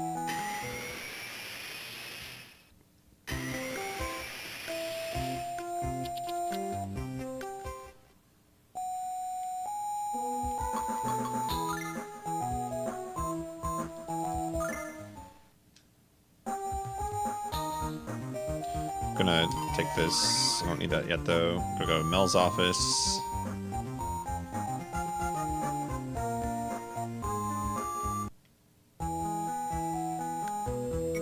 For some reason, every time you come back here, you always gotta check in with Mel.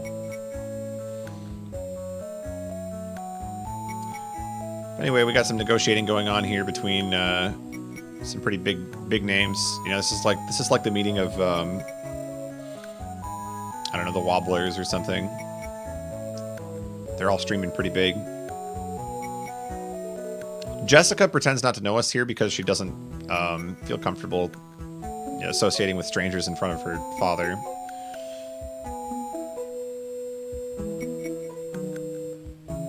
So we get to spend the night here in Mel's place. We're getting close to 420 pace. I'm digging it. You'll notice the next split isn't for like 40 minutes. There's a lot of sort of back and forth mini-gaming going on here before we get to anything significant.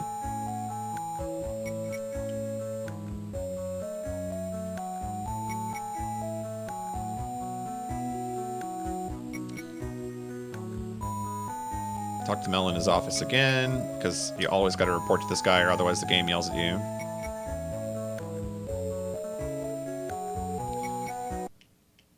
Alright, we're going to go to the docks of this town.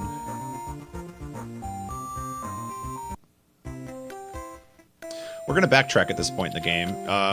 Ghaleon is intrigued by everything that we're doing in our quest. So this is basically, like I said, this game is Final Fantasy VII, so this would be the equivalent of when, like, Sephiroth teamed up with Cloud for that one segment, you know? Music and all. So anyway, Ghaleon wants to take us, or wants us to take him to the White Dragon Quark.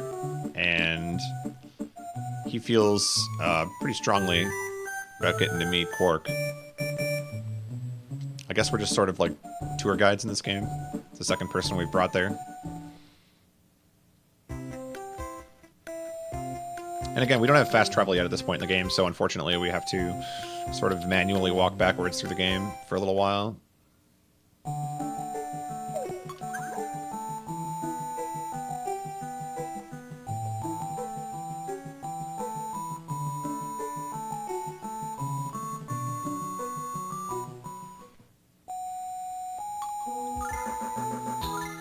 Mel has been Philia. Oh my god, I love this game so much more now. Now that we've connected it to Final Fantasy XIV. Alright, so a cutscene's going to play out here. This dude is basically like trying to enslave fairies for big bucks. And Ghaleon's not a fan of that. So he lays the smackdown on Papa Greenhair. And so we see like an ounce of compassion out of Ghaleon, which is, you know, that's fortunate. It's also the only ounce of compassion we'll see. He's about to go rogue.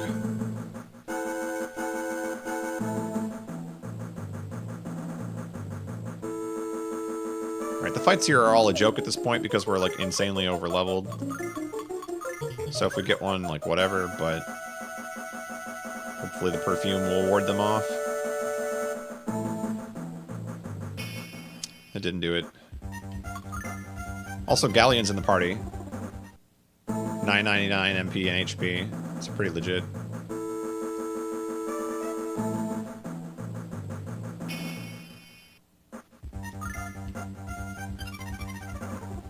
One neat thing about this game is that for menuing, it remembers exactly where you left off. So if you ran away from a battle and you get another battle, you can just mash A to get out of the battle immediately.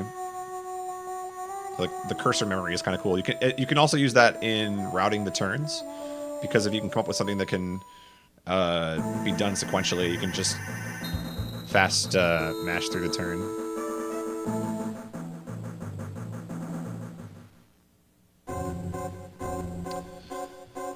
Alright, once again we gotta show him the way to get into the shrine. You know, he doesn't know how to do it either, so we yell Quark.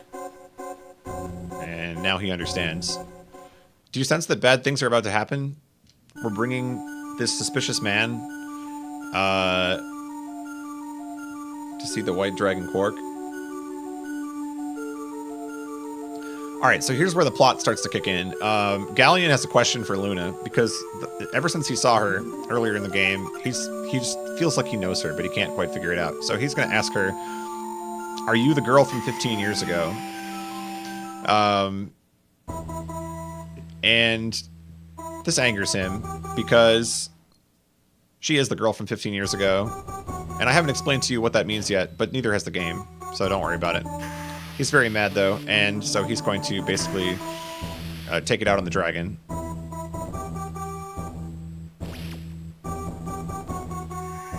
And he's also going to take it out on Luna. So he abducts her. And we're hopeless to the situation. Bad ending. Bad ending. Luna, I promised. And then all these nostalgic, like, little cutscenes of, like, I defended you from a wolf. What else does he do? There's another one, I think. Maybe not. Oh, yeah, the pinky. That's the cutest picture in the game right there. That's adorable. Alright, so we're back in our home, and we're pretty bummed out because we just lost the love of our life.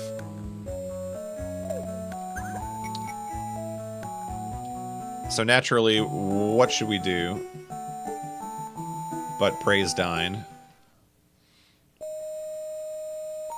Hey, look who it is. It's our boy Lake. He's also at the gravestone.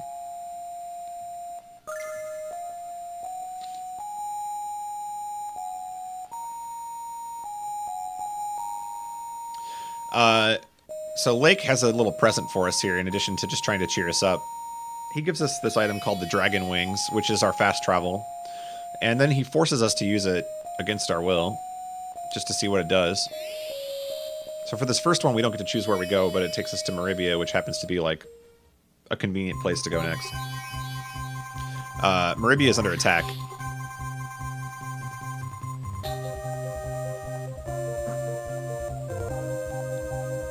And Jessica is here to defend as well. We're not really sure why Meribia is under attack at this point, but we gotta, you know, fight it off, so... What would Dine do? WWDD.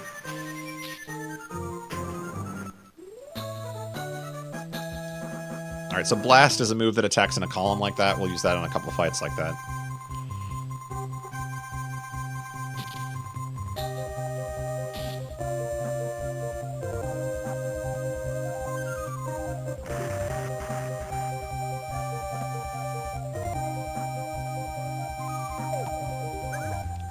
Heal here for the MP. Alright, so we can get battles into town now. But this sequence is relatively short. The goal is to get back to Mel's mansion. So hopefully we can do that just fine. Sometimes these guys don't let us run away. That was good. Pretty short sequence. Okay, that's actually really nice. Only one encounter there. Alright, we're desperately looking for Jessica's father at this point. Something has happened to him. And we are ushered into the room here to help. Because something's going down in the dojo. Alright, this is plot development right here. We just lost Luna a second ago. And now, Mel is revealing to us that these people are from what's called the Vile Tribe.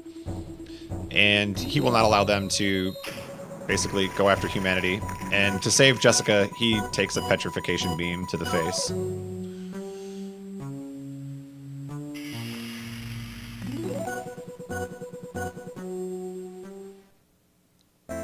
So now, not only are we distraught because we lost Luna, Jessica's distraught because she lost her father.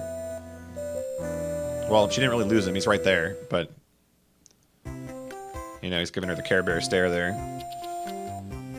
Oh, now we're going to use an item here. Now we're going to use Dragon Wings and start fast traveling everywhere in the game. We're going to go to the Magic City first. We have a boss fight coming up here. We're going to be reunited first with our other companions here, boyfriend and girlfriend.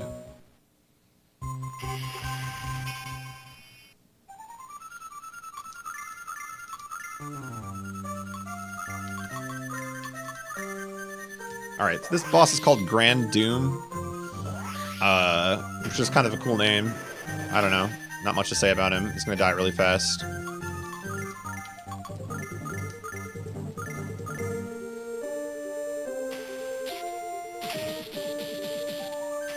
Royce's best... yeah, I agree with that, actually.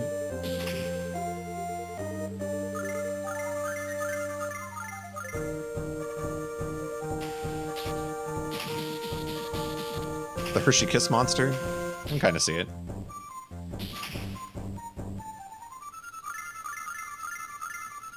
Alright, this should kill.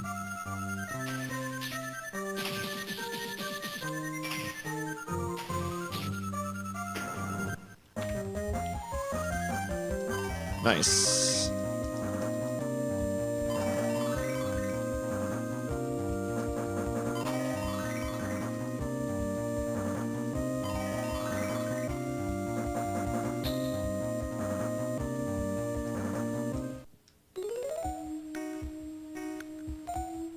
Alright, so now they kind of catch each other up on what's been happening and, you know, who's all been petrified and who needs rescuing and everything. So, we're all thoroughly confused as to what the plot is at this point, but we're going to stick together. And we know that Ghaleon must be stopped now because he's going after the dragons that we are going after. So now we're in sort of a race. If you ever played Final Fantasy V, it's the same concept. Let's get there before they do.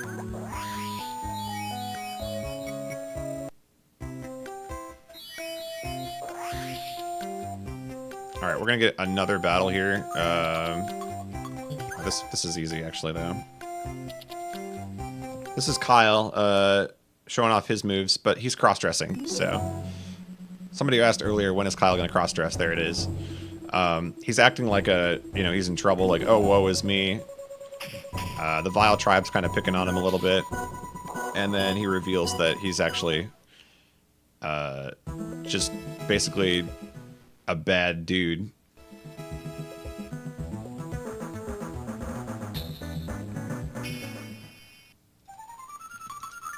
He can't take damage in this fight, and he'll instant kill everything like in one hit, so it's a pretty interesting battle. Nice win.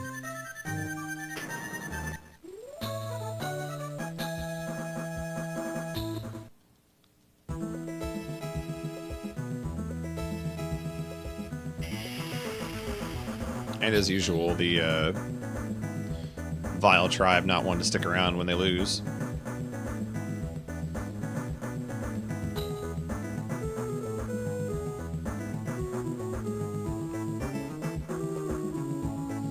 Alright, so remember that the wind boots stack damage when you use a physical magic attack. So Kyle has those too. So wind boots on Kyle is the way to go.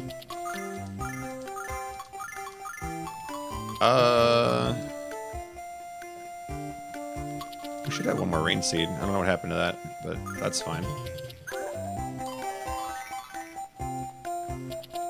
Should not matter at all. Oh, this NPC, though, with the block of the century. The NPCs in this game don't get out of your way. Sometimes they just have the god block.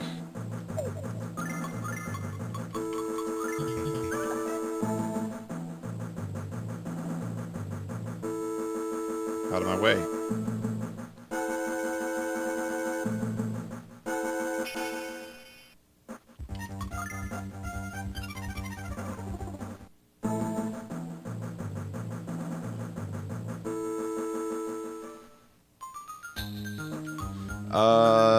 Let's see. We're gonna go to Riza. So up next, we're gonna get stolen from. This is the Thieves town. As soon as we walk in here, this guy's gonna swipe our dragon wings, so we can't fast travel anymore. It was fun while it lasted.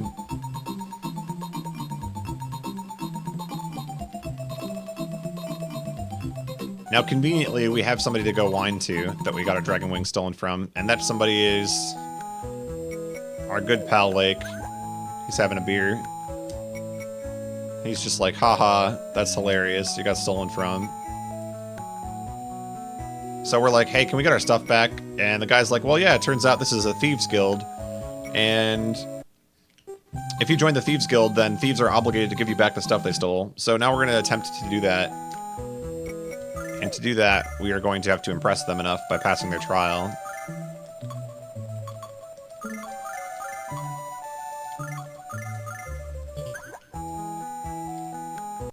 Gotta do some upgrading here quick.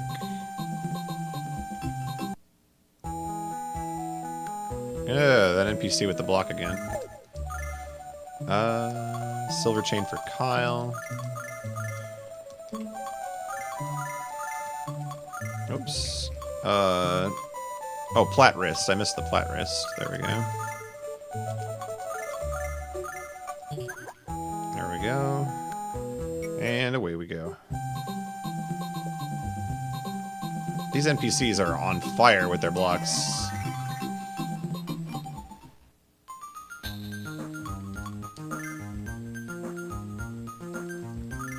Alright, so we are en route to,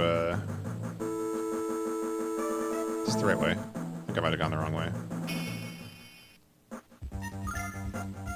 We're on our way to the trial, essentially. We need to go to this place called Damon's Spire. Yeah, I went the wrong way. Nice. Oh, I missed the fork in the road.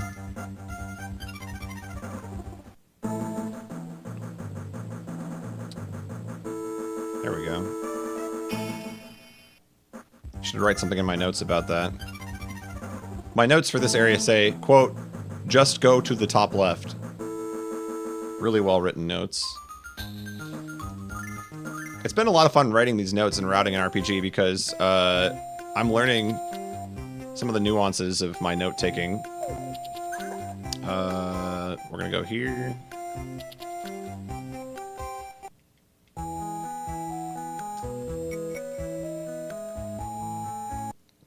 Alright, well, it turns out in order to pass the Thieves exam, we need to go to Damon's Spire, but in order to do that, we need to know the password to get into his place, and it just so happens that Kyle's in the restaurant here in town figuring out that password. So that's what we've got there.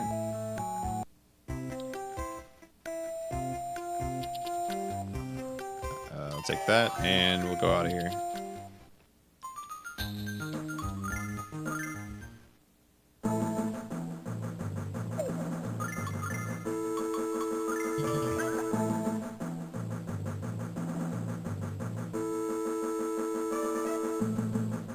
Just go to the left top. Yeah, I like that.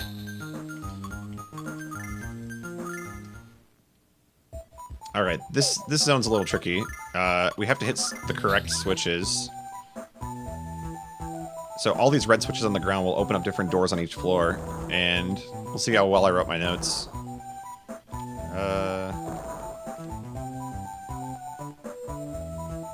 On each floor, you're asked a trivia question here, and 2 party members will claim they know the answer. They're all like riddles, and if the wrong person answers the question, you aren't punished on the first few floors. You just have to go through more dialogue. On the higher floors, if you give the incorrect answer, you get sent back to the start of the dungeon. So that's bad.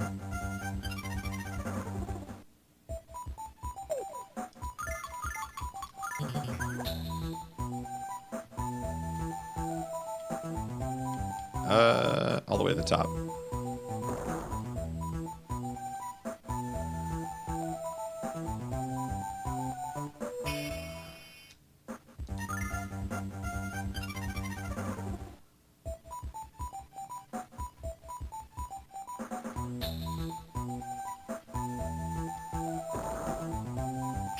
Okay. Notice we're having a little bit more success with running away. It's not perfect yet, but...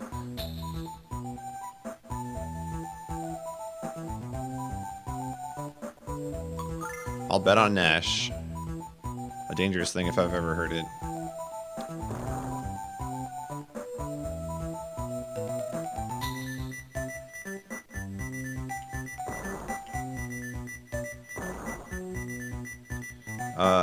Hit this third switch in the... Hold on a second here. Hit the third switch in this new room. My notes suck.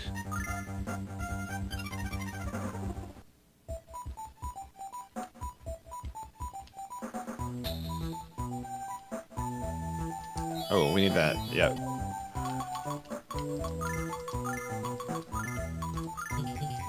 Okay.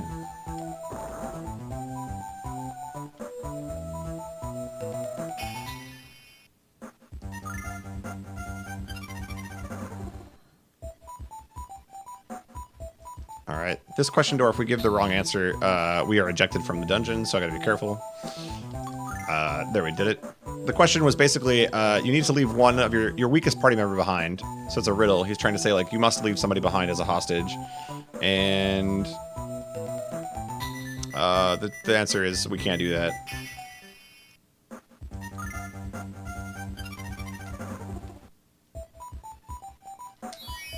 Alright, cat ears are going to come and play later, actually. It's not even a joke.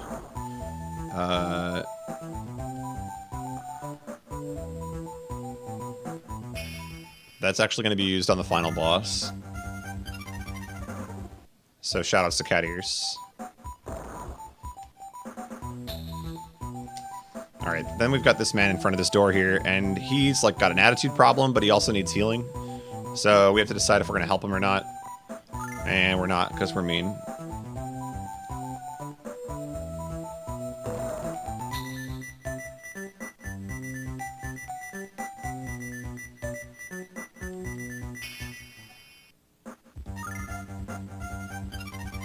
If there was ever any doubt about this game, cat ears on the final boss. You got it. To the left. And then we'll work our way back down.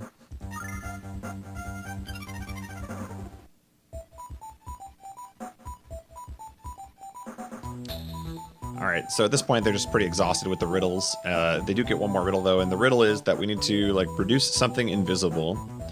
And they decide that the only invisible thing they can think of is music, because that's what this game's all about. So we play some music, the door opens, and we get to meet Damon. He's kind of a bro. He gives us the thief heart here. So now we can officially join the Thieves Guild. And we're gonna peace out. So here's the first use of a dragon feather. Dragon feathers are like escape ropes, but for some reason in certain dungeons you can't use them. And in some dungeons it has to be a specific room too. Like sometimes it doesn't work and then other times it does. It's very shoddy. But we can get out of there. Alright, so time to go get our dragon wings back because we've been robbed.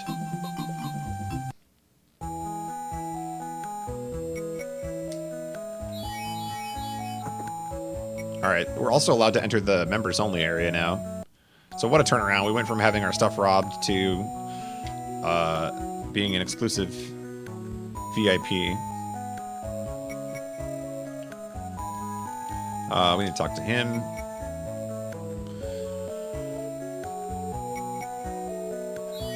Alright, so he gives us our stuff back and he's pretty peeved. And then we're going to do some shopping.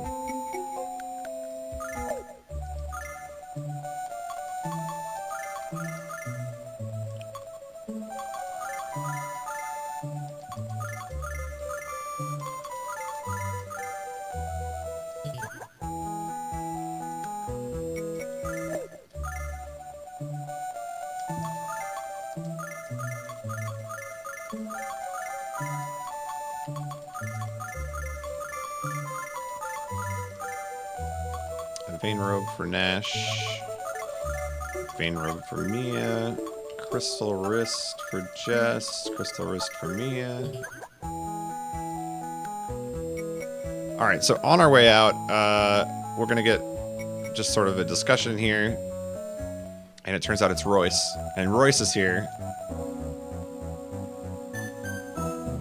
She's been following us the whole game, man.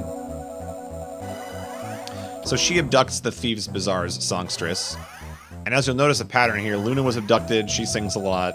The Thieves Bazaar songstress is gone. So there's a pattern, and it seems like the evil people are recruiting all the singers.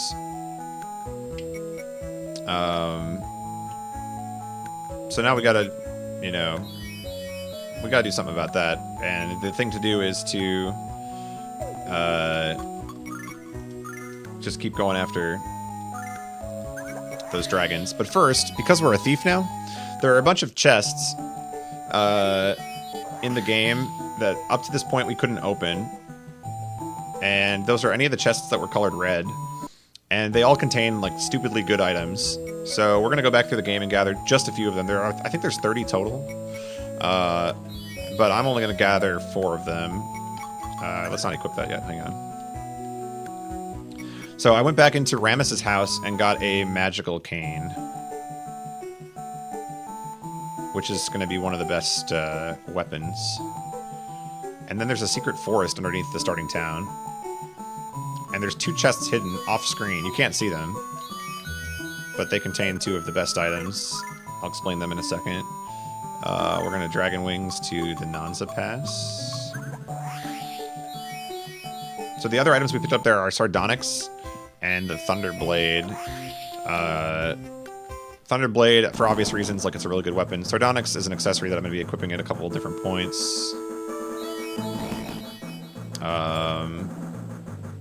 Alright, so now we need to equip and make sure that everything is correct. Nothing should change on these people. That's all good. She needs the magic cane. So her mental goes way up, which is basically like magic damage. Sardonyx is for her agility. We want to make sure that she's faster than the other characters for a couple of these fights coming up. And then he gets the Thunderblade.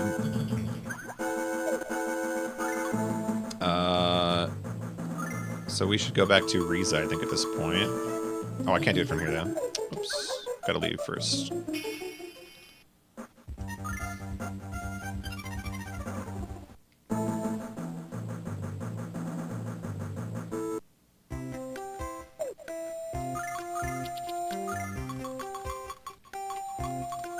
Okay.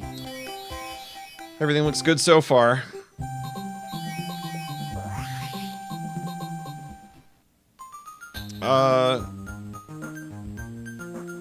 Wait, hold on a second. Nope, not Riza. Did I get that wrong? No, I got that right. We're good? Alright. We're good. This NPC is in my way, but we're good. Alright, so we're trying to find a way to go to the Red Dragon Cave, because the Red Dragon Cave is only accessible by air, and we don't have a way to do it. But this guy has a hot air balloon. The only problem is he doesn't have an engine for his hot air balloon. So, fortunately, there's a field behind this town that contains fluff balls. Now, I don't know about you, but fluff balls are most certainly what I would consider an engine for a hot air balloon. So we're going to go use a fluff ball. For some reason, this field is full of Sonic plungers. Shoutouts to Sonic the Hedgehog.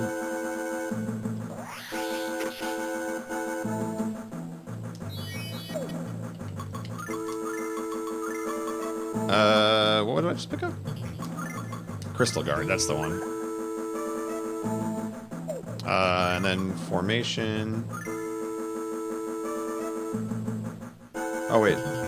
No, never mind. I lied. We don't need a Formation. We need to catch that guy. So, there are fluffball enemies in random encounters, but you can't kill them. You need to kill this one specifically.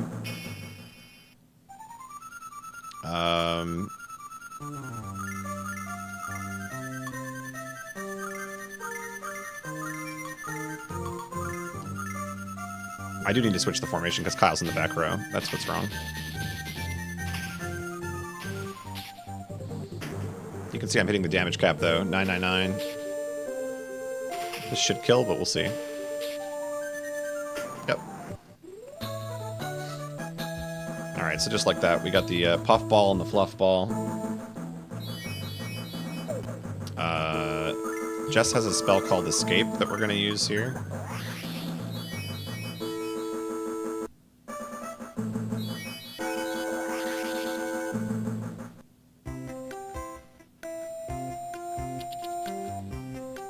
Alright, so he's going to let us rest in his house as he builds the hot air balloon here.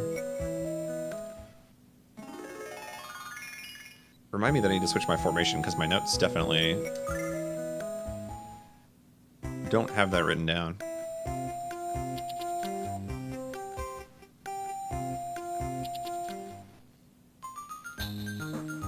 So away we go, we're going into the volcano.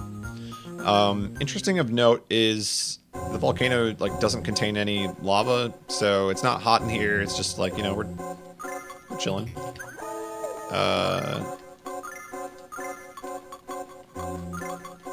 There we go.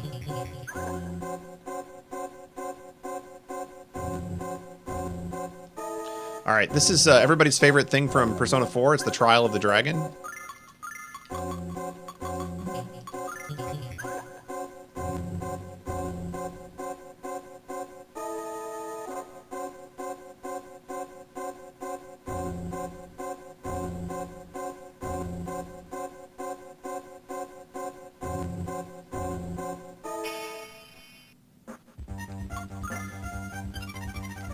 This loosely tells the story of, yeah, it's sort of the same story. They adjust some things and they leave out a lot of stuff, unfortunately. Bottom right, Rainbow Tiara. And then we go to the far left for some things.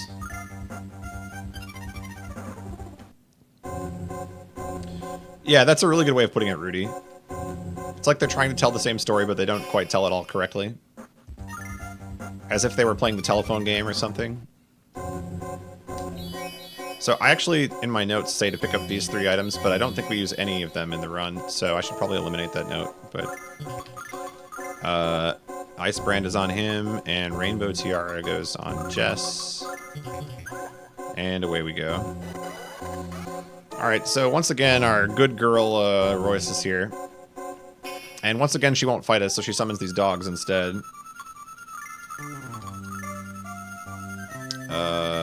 Defend. She uses Blizzard. That makes sense. And he'll power up as well. So Kyle also has a move that buffs his attack. For some reason, this game is just so generous. The characters who can use the wind boots to, like, multiply their damage all have ways to power themselves up. So it's just, it blows it way out of proportion.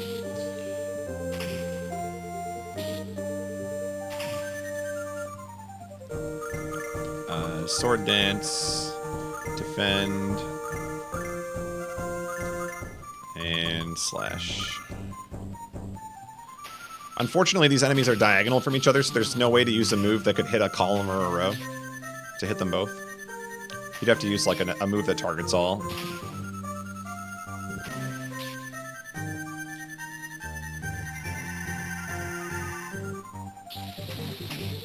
This might kill the top one.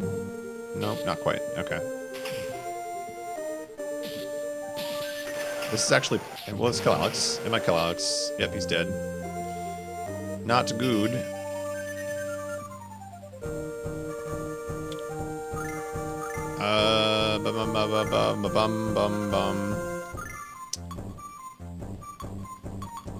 Well, this won't do damage either, but sure.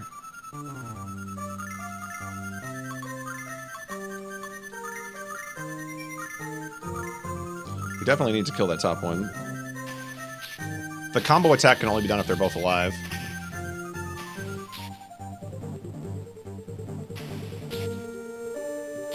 So this should make things a little bit easier. Okay, one down.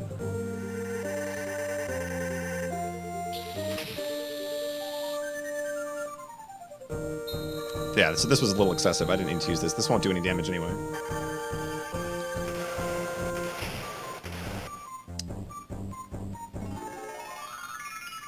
Yes, the multipliers apply to limit attacks too, for them. Specifically, I mean, it has to count as like a physical attack. Ooh, that is not good. She should have an attack called Freezer. I want to hold off here because he needs to be alive. If this kills and he doesn't get experience, it could be bad.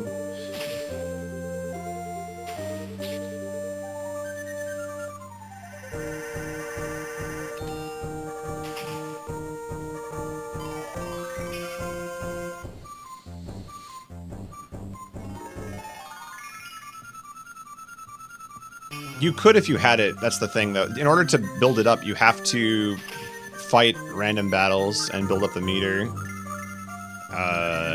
which is not always a great thing. The split's about to be pretty great, though. Yeah, some of the nuances of the route I haven't completely figured out.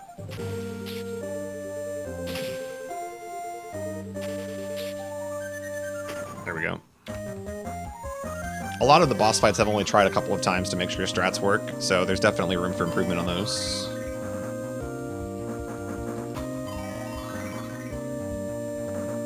Alright, so we are about to meet the Red Dragon, which is the second of the 4 dragons in the game. He's going to give us a shield that basically, I guess it like embodies him or something, or like his power is stored in the shield.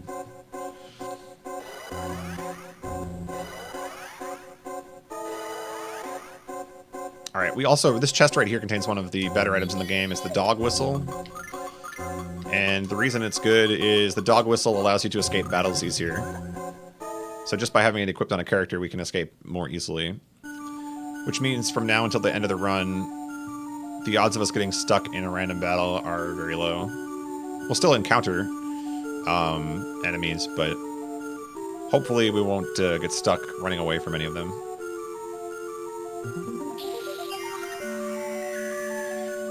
So the dragon is basically saying, like, you're already too late, you know, they found me out, and I'm here in spirit, but, yeah, here's my shield, go do your thing. You know, like, you have my permission to become the Dragon Master. So we're 2 out of 4.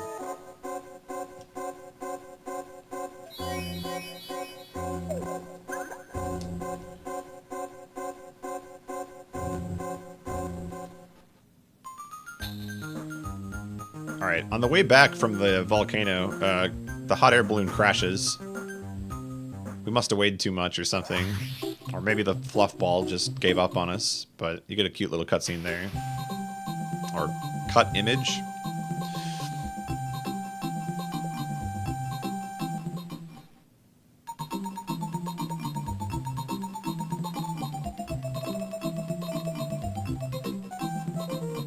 And look who's here to laugh at us, as usual. Lake saw it all happen. He's got this thing for just following us around and laughing at our troubles.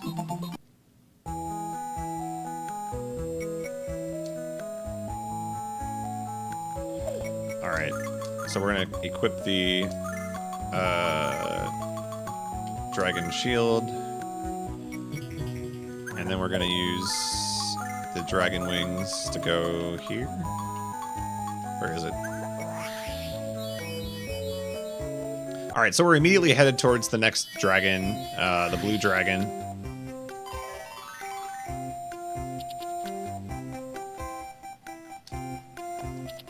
So we gotta go further along into the continent here. This boat isn't accessible until this point in the game, so you wouldn't have been able to go over to this side of the town. Weapons shop. Let's get some weapons.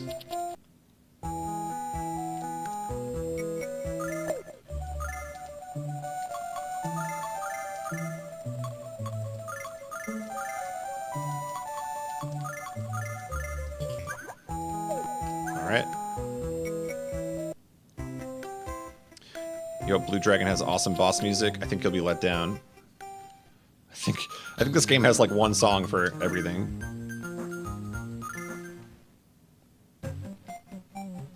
Alright, so this town, for some reason, like, all the residents are aware of the fact that this town has background music, and they're all aware that it's off, like, you know, slightly off key or something is wrong with the music. So that's the quest that we're doing in this town.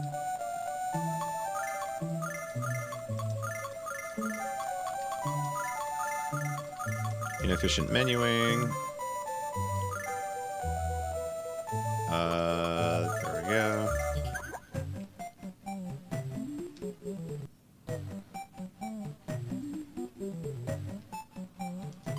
Take this here. So the elder's like, look, man, I've been listening to this music a lot longer than you have, and I can't stand it. So they're like, please go fix our song.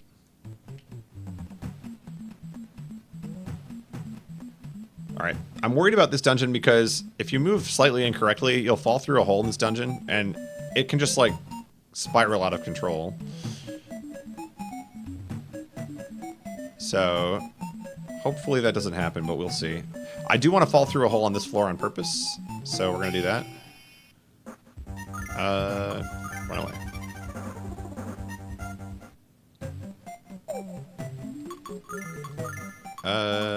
What am I doing? Where's the perfume? There we go. So we're going to fall through the hole here. And hopefully that will be the only one. If we fall again, that could possibly be an issue. I think we just hugged there.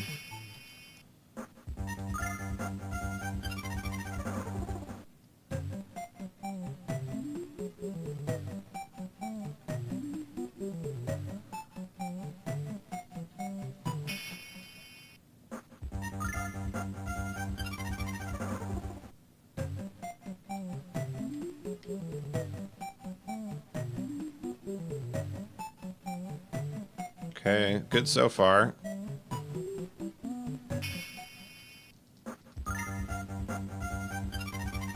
Something is off about the entire game's music. That's fair, too.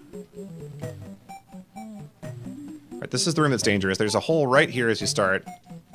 Alright, I think I got around it. And then you have to, like, hug this wall or you're gone. Yeah, and the giant ball enemies. Alright, so apparently the way to fix the music in the town is to notice that there is a door here, and we should just shove some rocks in it. And just like that, we have better music. So, I don't understand quite how that works, but Lunar Legend. Truly a pinnacle of RPG.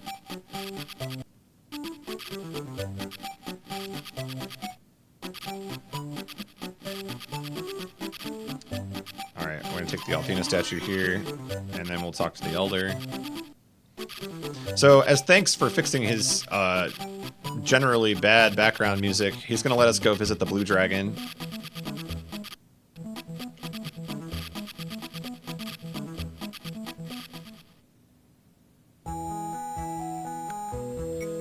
This is kind of a cute cutscene. So they feel like they need to sing a duo in order to make the shrine appear. So here we've got Nash and Mia trying to sing together, and it's not going well. They both don't like each other singing. So then Jessica and Kyle step up, and you know they like to bicker, so this, you know, sounds like it's gonna go well. He's doing like the whole rocker thing, and it looks like he's really owning it. But she's not buying it. I love that sprite. She just looks like she's gonna beat the crap out of him. And finally, Alex decides if he plays the ocarina, then maybe Luna will hear him. And lo and behold, here she is captive somewhere. We don't know where. But she just starts singing. And then gets the other girls to do it too. And that really makes the Vile tribe angry. Stop singing.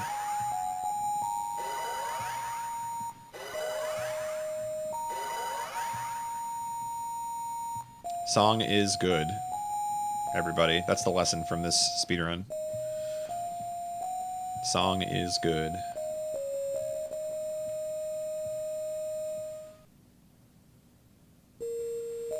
Jessica, best girl. 10 out of 10. Couldn't agree more.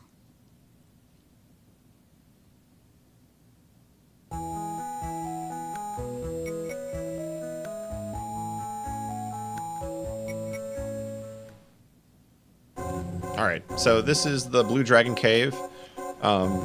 This is a really complicated map on your first playthrough. Everything is connected by these water holes, I guess, that you go in.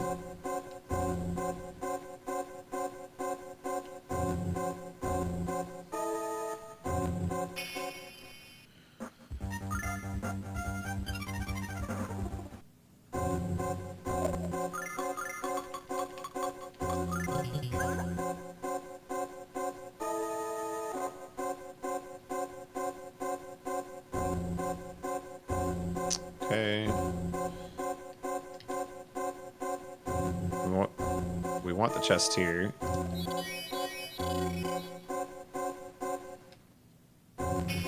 Oops.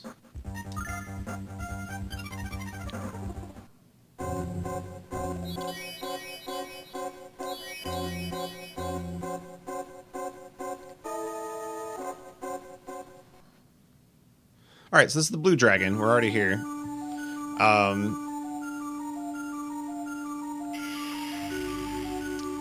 Looks like the Vile Tribe beat us here again.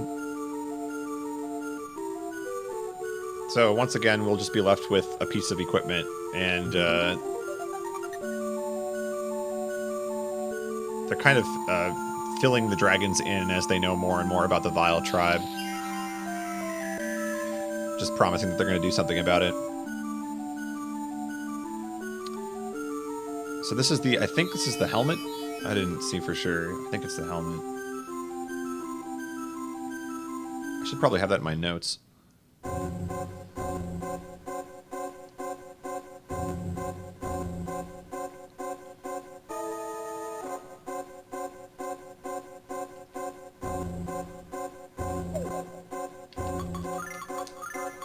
Alright, that's all we gotta do here. So that's our third dragon down.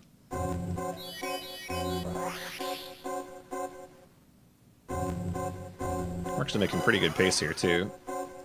This next split's gonna be pretty nice. I think we might be actually hitting that hour mark or something near it.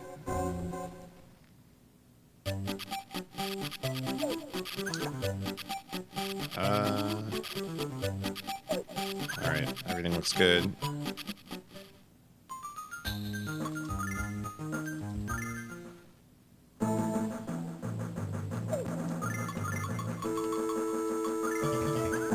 So we've got one dragon to go. We're gonna do some equipping here. Dragon helmet. He gets the gentle coat. She gets the dragon wristband. Wait, why don't I have... Oh, I know why I don't have that. Did I skip that? Or did I write it down wrong? I think I skipped it. In any case, Kyle gets the brave helmet. Alright, we're good. Oh, whoops, other way.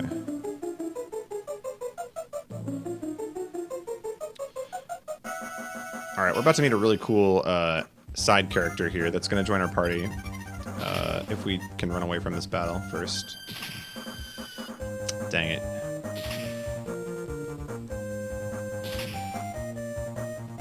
What's up, BJW? Oh, that's really, really bad. Okay, we're gonna clear the screen.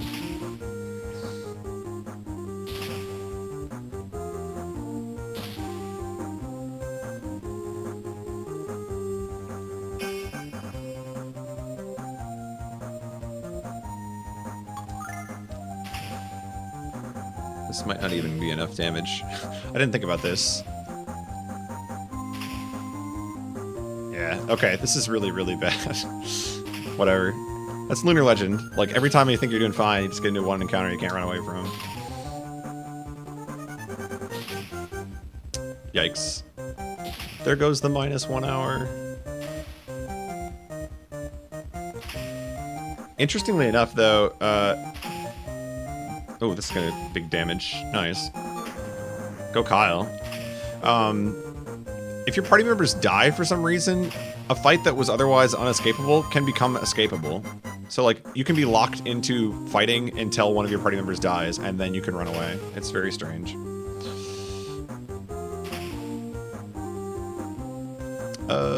Just finish the fight. this point. We could have run away, but whatever. Everybody's poisoned, everybody dying.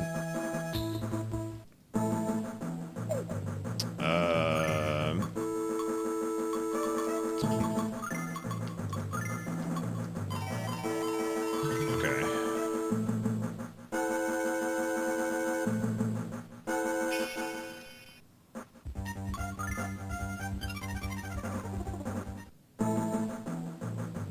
Alright, we got a fight coming up here. Essentially, the Vile Tribes had enough of us, and so they're going to stop us right here. This is it. This is where they take their stand. And to do it, they're just going to keep summoning enemies relentlessly. So, we have to fight the same boss twice. But fortunately, this boss is really weak.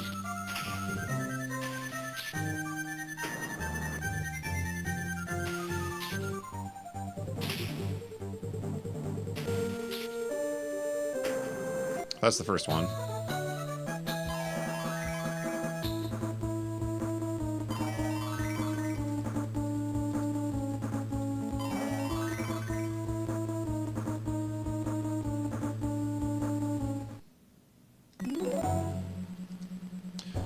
Alright, so she's, you know, not giving in. Round 2. And this would go on forever, except that one of our favorite characters of the entire game shows up. Somebody that we haven't met yet.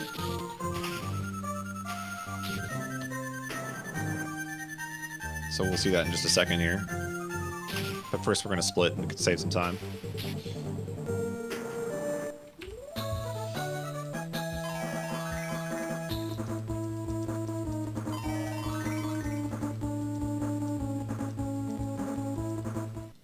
Alright, so here comes our boy Tempest. Now, Tempest...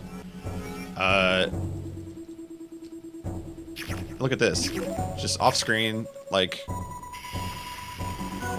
you know, he's the Hanzo player that you want on your team.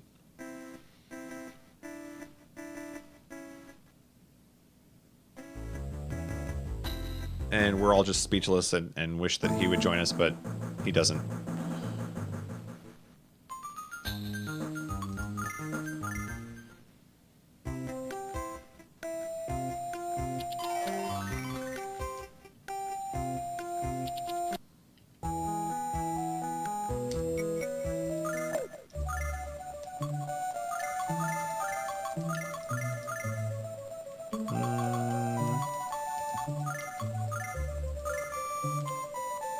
Light robe for Mia.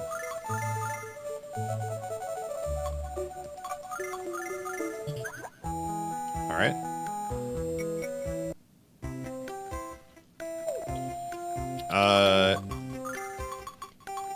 We're gonna remove that and that. For this next section, we're just gonna be running away from battles. And we can only play as Alex. So I'm gonna take an item that bumps my agility, and I'm going to take the dog whistle, which lets us escape from battle. But here's our boy Lake again showing up, and Lake is just like, hey dude, let's go on a journey together, but I'm not a social person, so leave your rest of your party behind. Like, literally, that's what he says in the dialogue. He's like, I don't really like to socialize. So...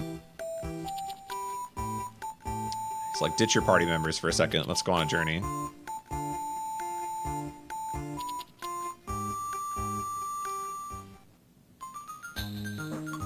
And away we go.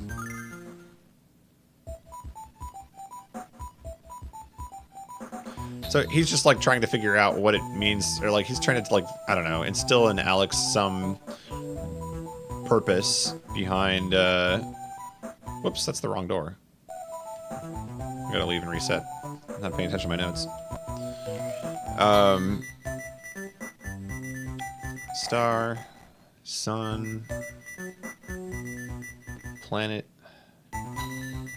moon.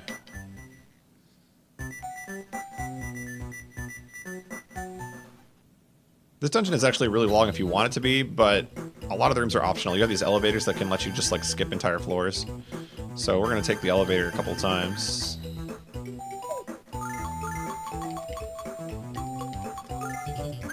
Because we don't care for many of the optional items here. We do want this weapon, though. There's a dark sword here. Dark swords are kind of cool.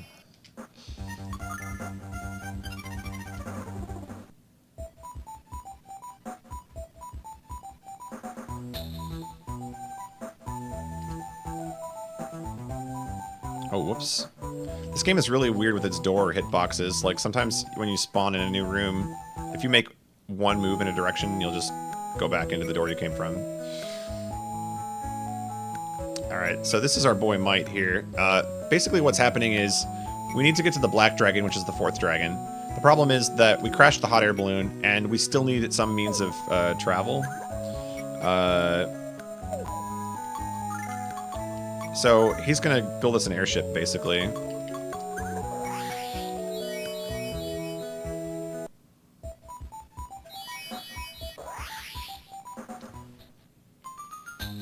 Alright, we're gonna go back here.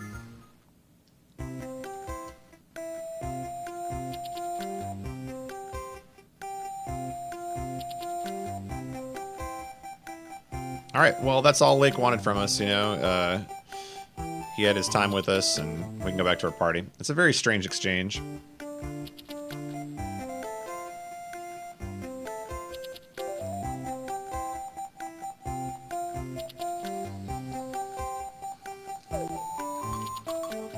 We're gonna do some equipping here. Dark sword. And then we need the wind boots again. Dog whistle on Nash. I'm assuming Sardonyx goes back on her because she needs the speed.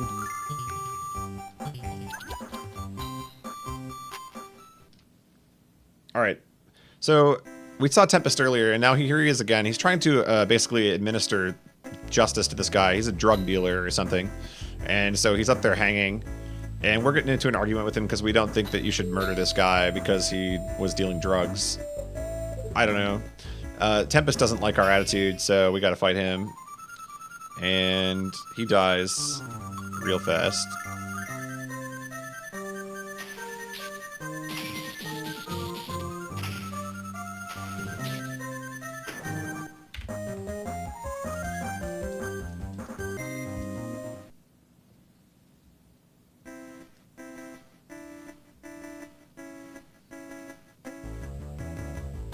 Sword dance.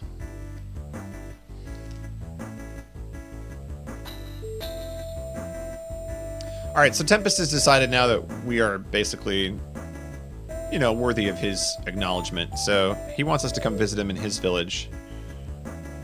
And rather than telling us where that is, he just kind of pieces out and leaves us to deal with this criminal.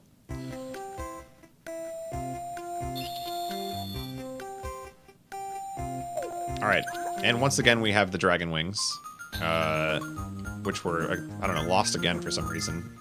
Or disabled, I think.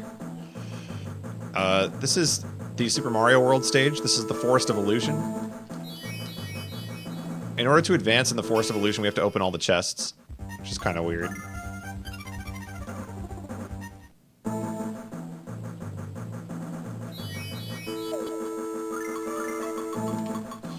But basically, there's no way to leave the forest right now, and so we're waiting for somebody to pave the way. And in order to do that, whoops, that's the wrong one. In order for somebody to pave the way, we need to spend the night in the forest, because that's what you do, I guess.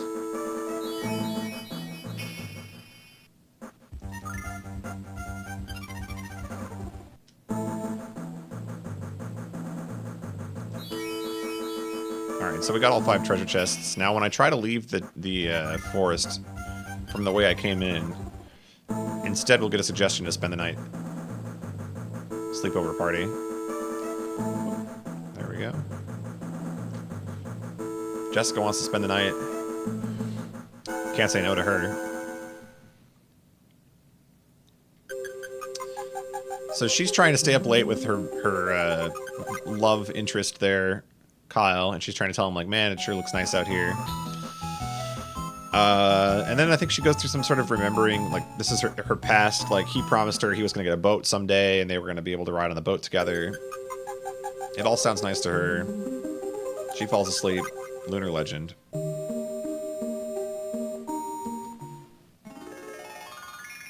Alright, sure enough, the next morning, I believe after an intense night of Dota, somebody yelled, "Cut a path," and allowed us to advance further in the forest, but not before we have a vision of Luna being engulfed in flames.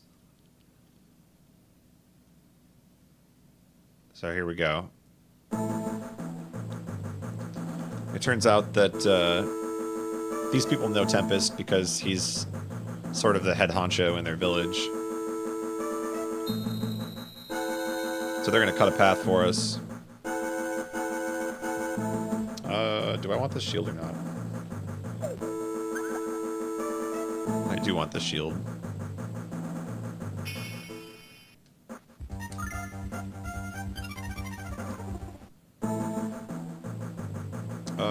There it is.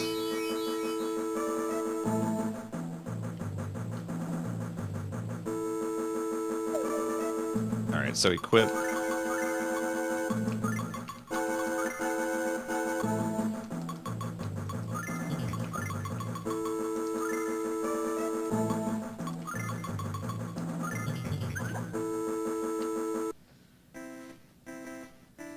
Alright, so we're in Tempest's village. Now, the problem with Tempest's village is that everybody here is suffering from, like, a plague or something.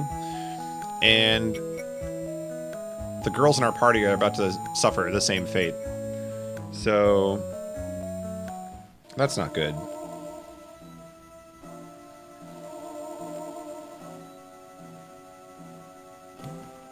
Down goes one, down goes two. And so boys will be boys. They get to just keep on keeping on. Tempest's girl goes down too, and in a fury, he leaves.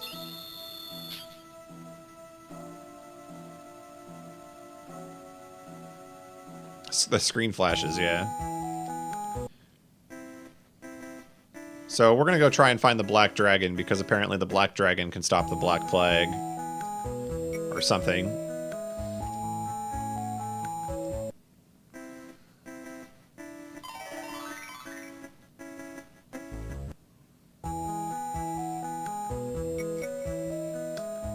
Go rescue Tempest.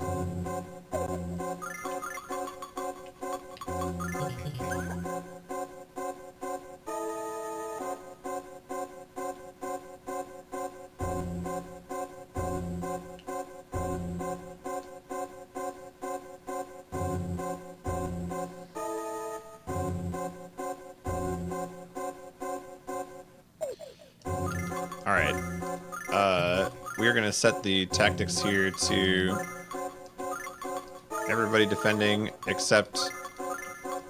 He has a skill called Rushwind. Tempest joins our party at this point, by the way, if you haven't figured that out. Anyway, he has a skill called Rushwind, which we can use to run from battles when this happens.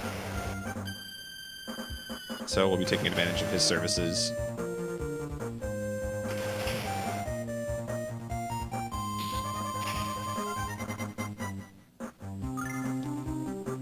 Or we'll just run away. That works too.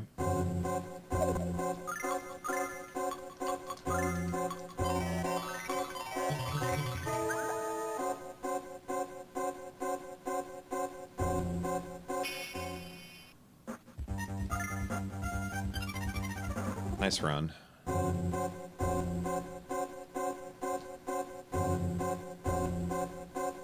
Oops.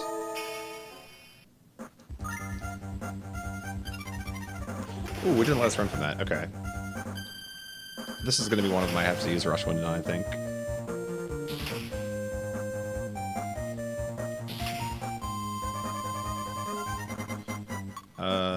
Yep.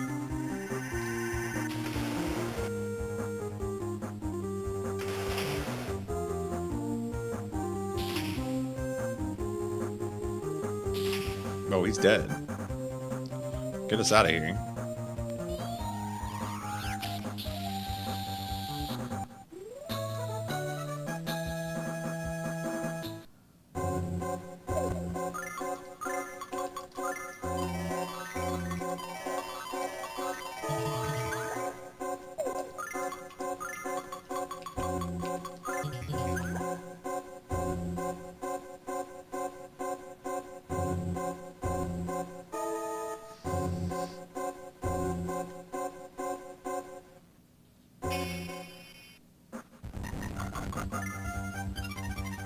Okay. We're gonna get a cutscene here with the Black Dragon.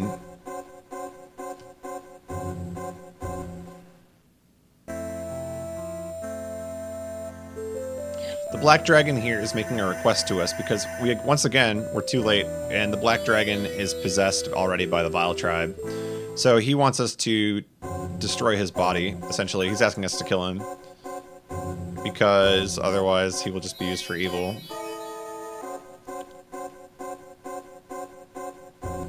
Alright, this is going to be an equip section here. He also gave us his armor already in advance, so we're going to put that on.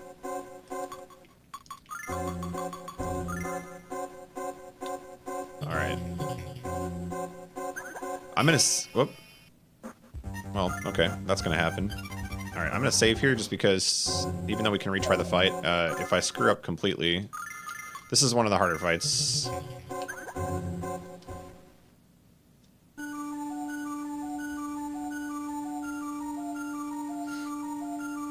This all just depends on if we get enough damage out of the attacks here. The sequence itself isn't that hard to do.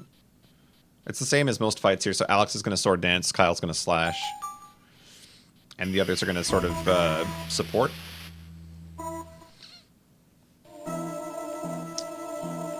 This is a recurring theme, too. They'll bait us into thinking that that's actually Luna, like, by herself, safe or whatever, and then, oh, lo and behold, it's Ghaleon. He's evil.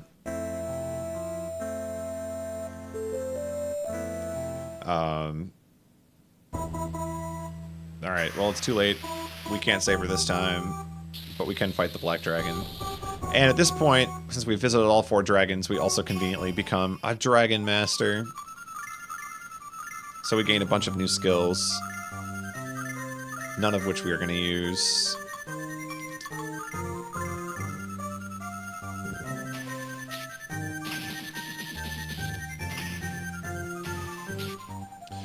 I'm hitting the damage cap, 999.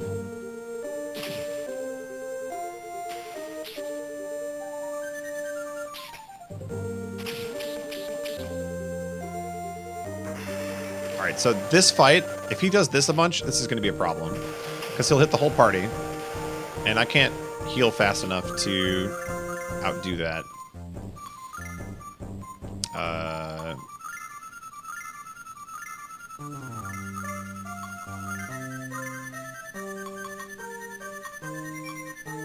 Probably on Tempest.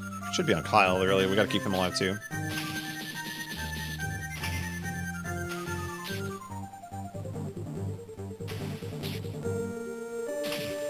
So I'm hoping he single targets. If he does another group attack, we could be in bad shape.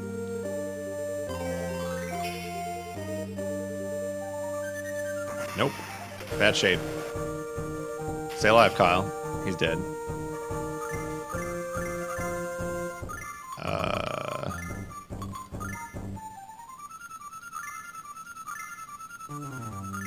Oh, I just used heal on. I think I just healed him twice. Oh well.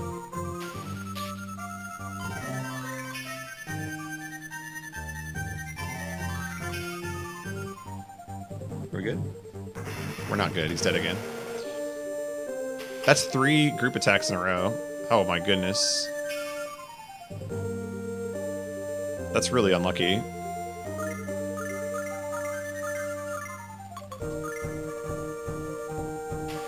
I think I'm gonna have to reset because Kyle needs this experience for sure. Yeah, that's a reset.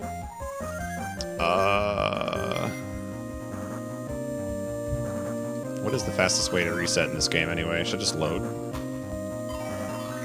I think I should just load after the fight.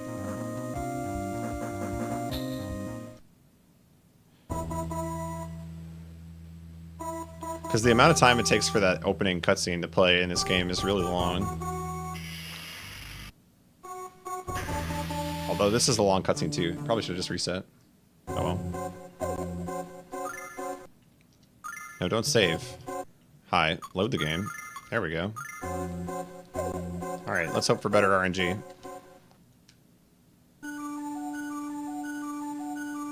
Yeah, in theory this fight is, I think, 4 turns. Might be 3 if we do enough damage. But in any case, we need him to single target at least once, hopefully twice.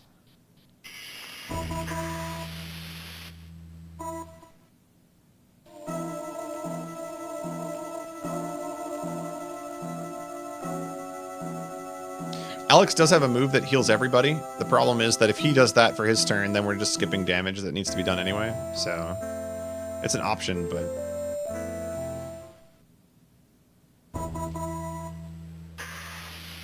not ideal.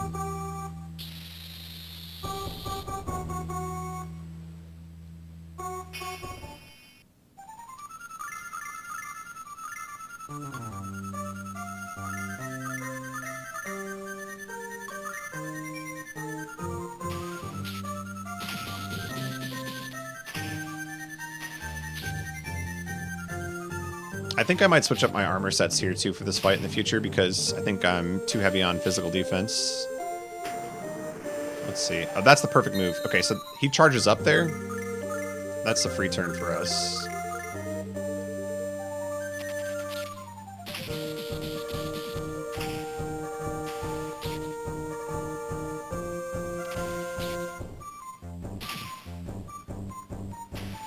So I think for sure he'll attack the whole party this turn. Yep. That's fine.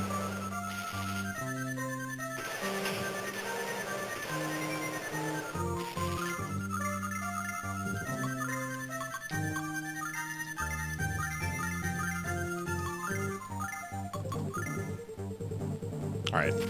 This should work.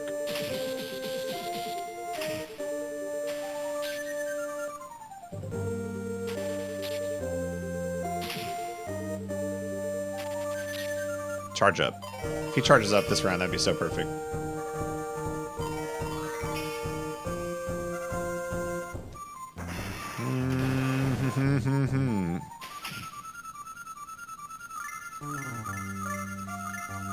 Just in case.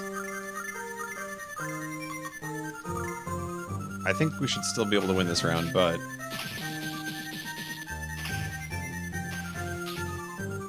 there we go. Okay. Dang, our first split that didn't get in time. Had to retry the fight.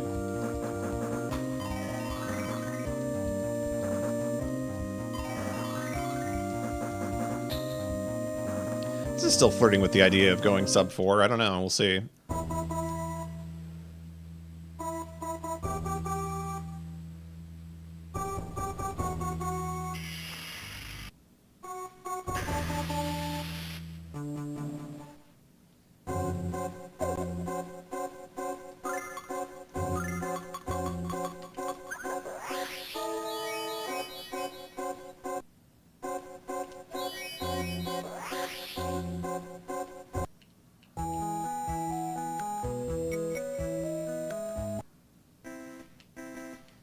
Alright, so we're going to go talk with our buddy Tempest again. He's impressed with what we've just done, and of course now that we're a Dragon Master, like, everybody bows to us. But he's going to give us, I don't know if you guys know this, but this is actually a link to the past. He's going to give us the Master Sword. So this game is Final Fantasy VII, and it's a link to the past. More proof that it's the best game.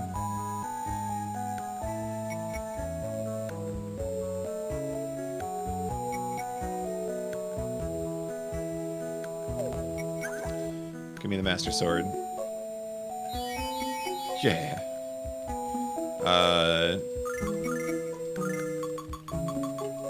Where do we go here? So now that we're a Dragon Master, this is alternate, like, side questy stuff, but essentially, if we go back to towns that we were visiting earlier in the game, they recognize that we're a Dragon Master. So this guy wants to make us honorary citizens of his town. And by doing that, he gives us an item that, there we go, will be more than useful. This is one of the best items in the game. Master Sword on Alex. Devil's Tear Sardonyx on Mia. So the Devil's Tear allows somebody to instantly have full meter on, the start of a fight. Oh, we need to remove these from him because he's gone. Dog whistle on her.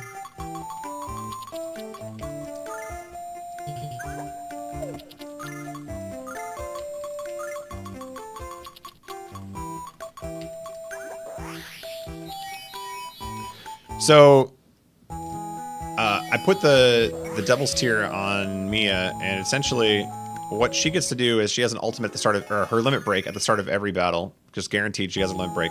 Her limit break is called Mist Veil, and what it does is it's basically Swords of Revealing Light from Yu-Gi-Oh! You can't take damage for 3 turns, which is huge. It just like breaks the game into a million pieces, and like bosses pose no threat to me, and all this other stuff. Alright. In the meantime, now that I've got that, what we're trying to do at this point is board the airship here. The airship's all ready to go. The only problem is that we've got a traitor in the group, and it's our boy Nash. He thinks he's protecting everybody here because he's concerned that now that we've become a Dragon Master and we're going to go after Ghaleon, he just doesn't think that we stand a chance. And he doesn't want his love, Mia, to die. So he sabotages us by destroying the airship. And then it turns out that he might just be straight up working with the Vile Tribe, so they take him back. So now we need to find a way to repair the airship. And conveniently, if we go back to our Thieves town here, they have just the way of doing it.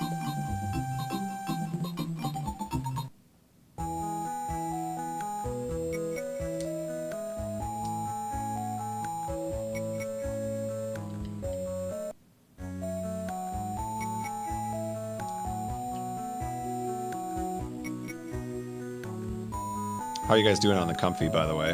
Hopefully you're enjoying.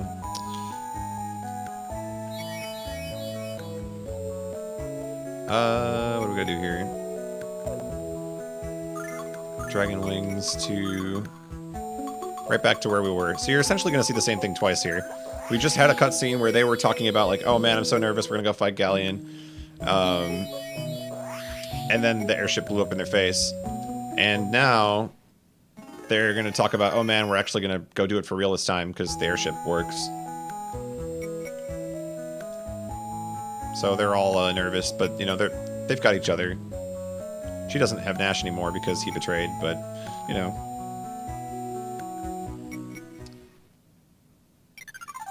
Immersion ruined by Yu-Gi-Oh! Keep that in mind for next time. Alright, everybody's aboard.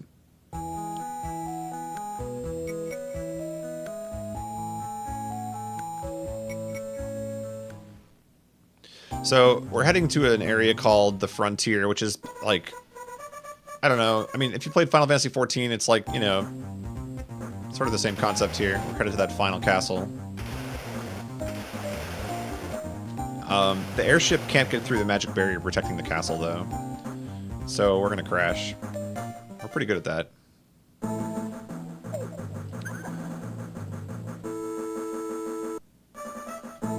So this town, again, because now we're in, like, the frontier, we don't really know a lot about the people here. And we're concerned that they hate us. So we're trying to hide, but we stand in the middle of a hallway for some reason. And that works out okay. It turns out these people aren't evil, so they don't care.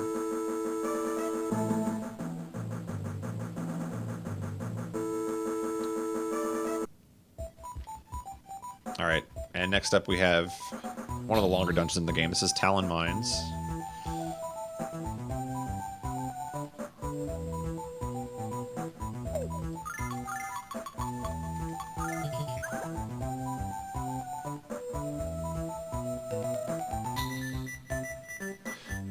Am I on the moon? Essentially. Sort of on, like, what would be the moon if the moon was, I don't know, part of the planet?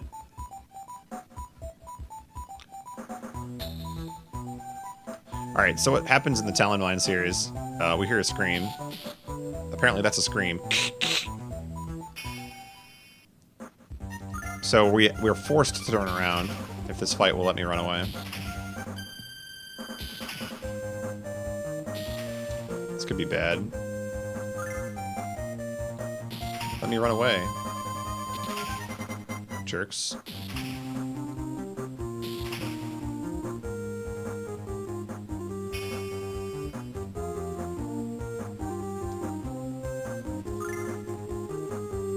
Third time's the charm.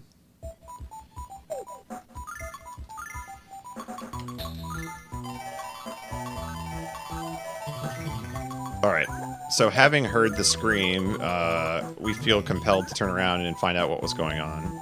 And it turns out that one of our friends here from the town of Talon is being tortured. So there's a little argument here. Kyle's like, hey, I don't care about this person. He's not a human. And we're like, shut up, Kyle. So here we go. This boss is pathetic.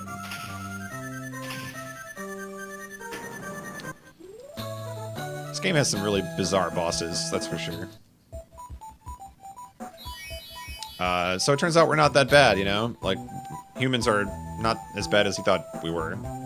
Except for Kyle.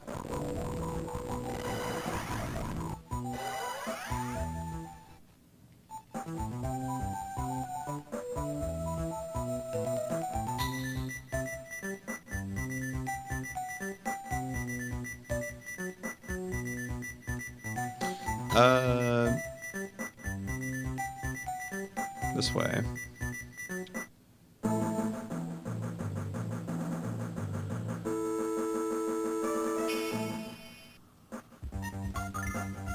The dark side of the moon. That makes sense.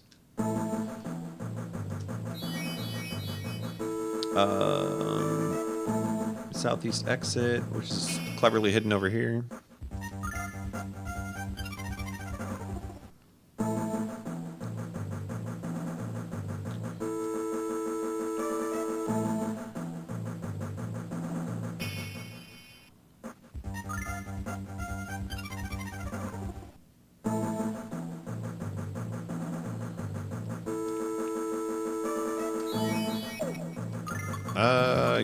Equip.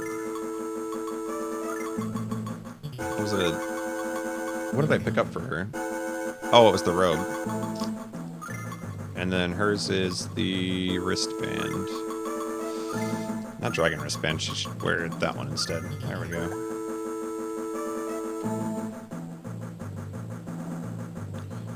You're just in time for the comfy Elahex. We still got plenty of game left. Alright, coming up is our chance to go minus an hour.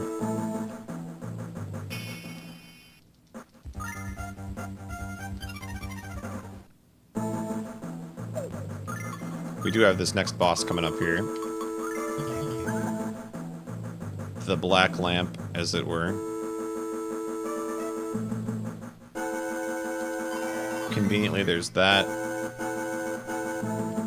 So we get to full heal. And then we get a boss fight.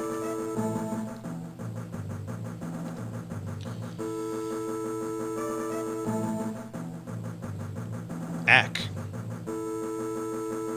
Alright, so this is kind of an interesting cutscene too that we're gonna skip or fast forward through. The girls are gonna get abducted again after they already suffered from the plague earlier in the game. But they're gonna get abducted, and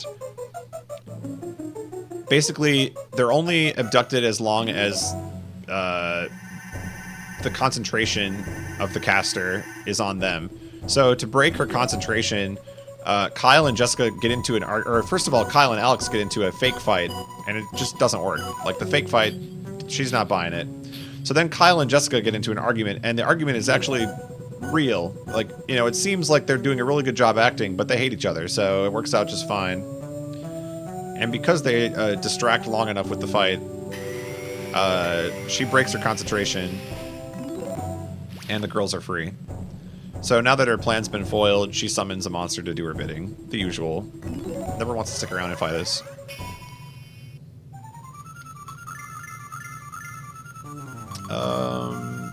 This is pretty straightforward, I think. We're hoping for a 2-round here.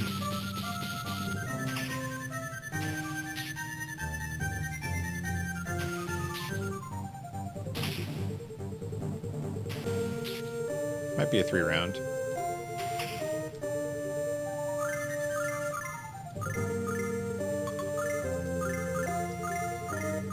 Heal just in case, but I think we got it.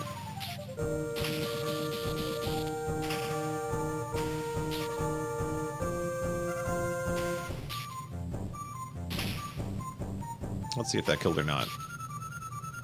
Okay, that's fine.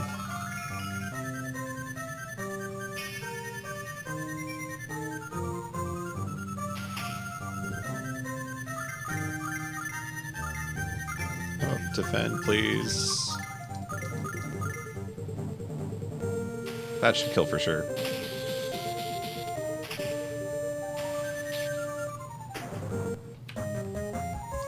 Nice. Let's drag that time down. Let's go.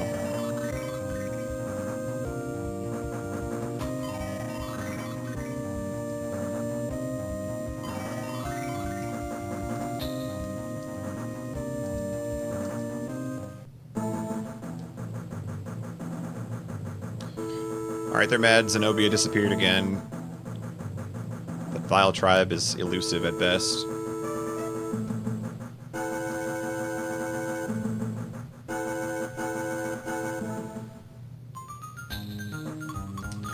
Alright, so we're finding out about the Vile Tribe because they actually live here in the frontier.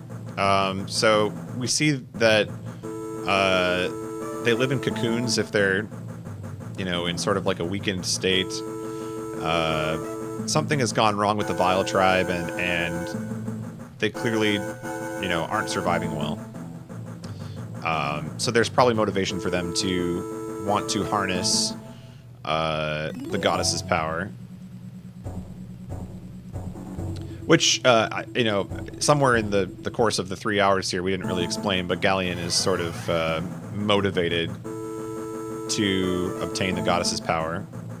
Despite the fact that he was previously one of the heroes that had worked with Dyne.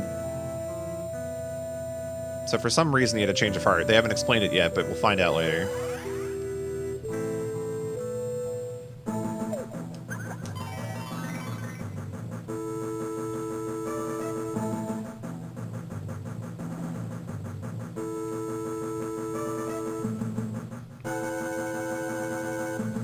Alright, so coming up here, we are going to be encountering Nash, who, you know, as of the last time we saw him, had betrayed us.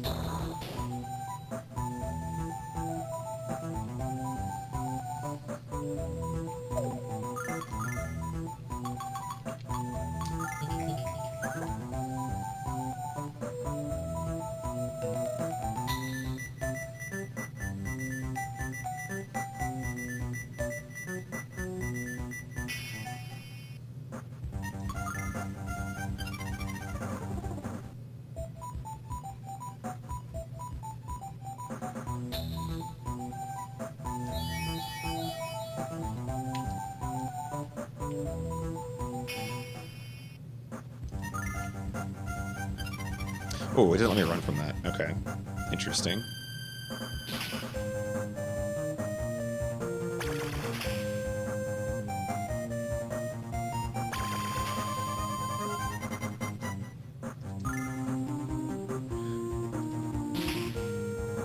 Interesting.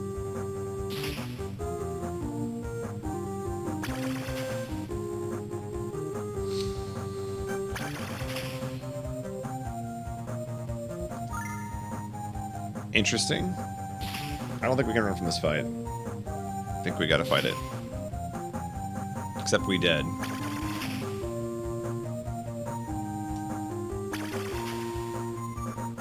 Yo, a wipe here would make me sad.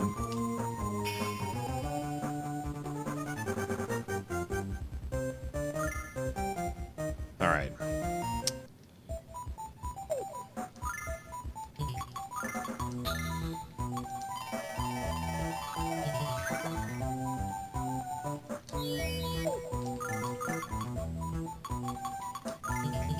I actually really like this dungeon theme, even though it, you know, is GBA quality.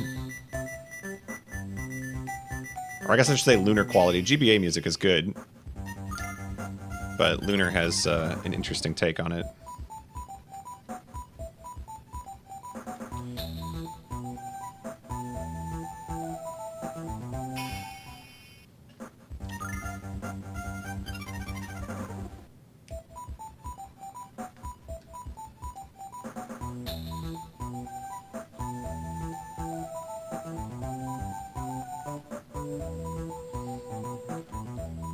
All right, coming up is the most disappointing part of the game, I think. And it's disappointing for this reason. We're going to see Nash, and he is going to be used as a plot device. Essentially, here's this evil guy named Damon, and he says he's created an evil mech. And the evil mech consists of a mechanical body and Nash. And here comes Nash. And he looks like a Phoenix Wright character, right? Like he's the next Blue Badger or something. But rather than getting to fight him, you know, he's going to, like, talk smack to us, and he's going to start zapping us and all this stuff. And it looks like we're going to fight him, but it ends up being just, like, a comedic relief scene. And Mia administers the smackdown, knocks him into his senses.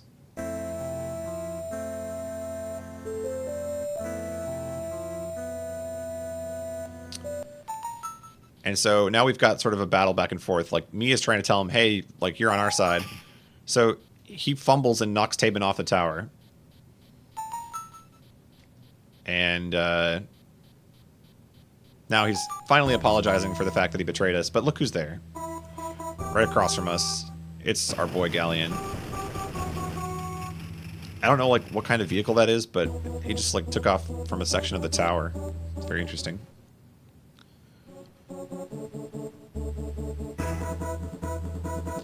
Alright, so here's the plan. We're going to try and leave. Let's see. He needs to be equipped. What do we put on him? Let's see. He should have the dog whistle, I think. And then... those are all good. Shine wristband on Mia. Where is she? Mind break on Jess. And then we need to use Althena.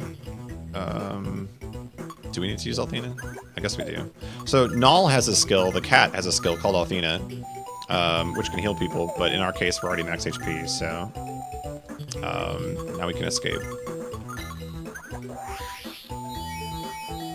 So just as we think we're escaping and we're fine, it turns out the guy we knocked off the building is alive still. And he's pissed. I mean, we just knocked him off of a building. I'd be pissed too.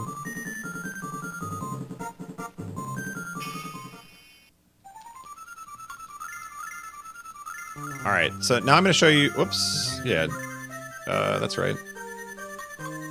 I'm going to show you why the Devil's Tear is broken.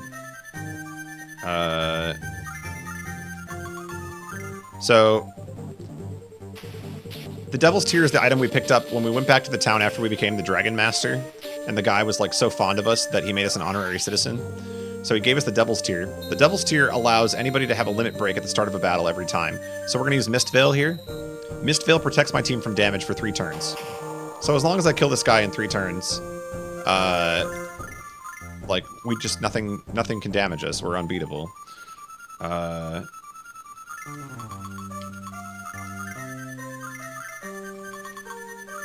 Here we go. So this will be a recurring strategy for the remainder of the game. It won't always hold out for the remainder of the fight, but it'll get us some good damage in to start the fights. If you have Mist Veil, then why do you need equipment? For the fights that Mist Veil isn't quite enough damage. There will be fights where we don't win in 3 turns. Just not a lot of them.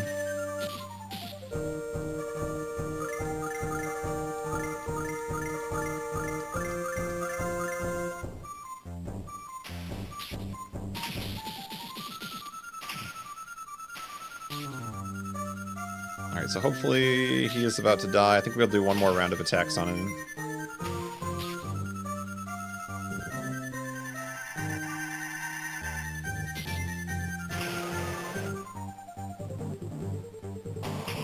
Alright, so this round he could start dealing damage to us if we don't kill him. But I think he is dead.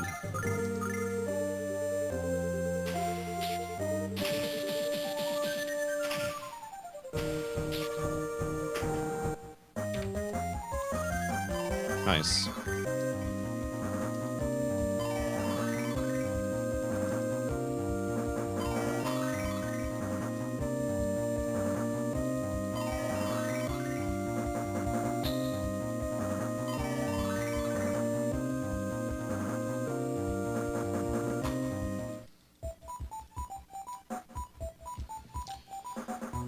Alright, so, we quickly get back to our airship, which somehow after crash landing is fine. Here's the bigger issue, is that, Ghaleon, now that we know that he's after the goddess's power, the Althena that we've been praying to the entire game, we need to stop him from, like, getting to the goddess tower and obtaining her power, essentially. Fortunately, in the middle of Vane here, there's this thing called the Silver Tower, which people are not supposed to access normally. Like, nobody's ever supposed to go in there. But we've decided that it's time. This is it.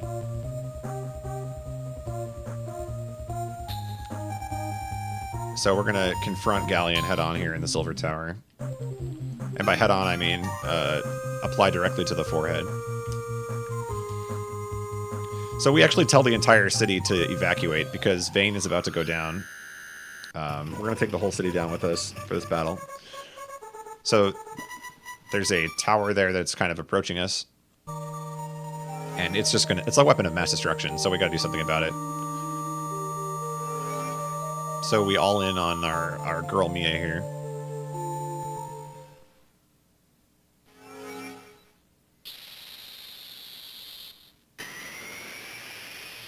And she charges up her laser. Or rather, we defend it.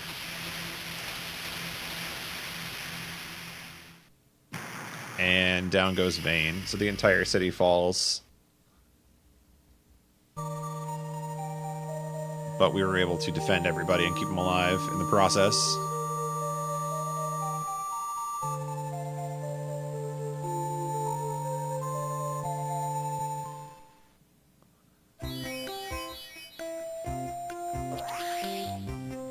Alright, and for some reason we're back here in Meribia after all of that, so we're, you know, this is just our hometown.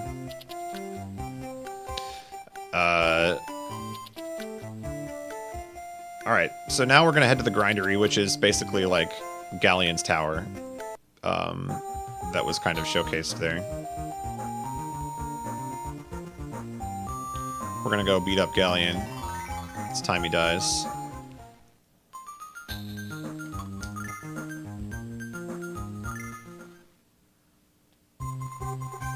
Kind of a cool cutscene. I mean, considering it's GBA. Once again, we're about to try and enter the Grindery and we get surrounded by enemies. Which means it's just the perfect time for Tempest to show up again and eliminate everybody. He's looking out for us.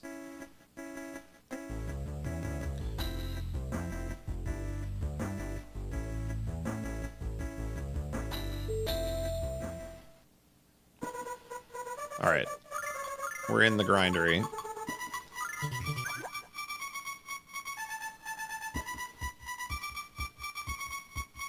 This is just a huge maze. Most of the rooms are pretty small.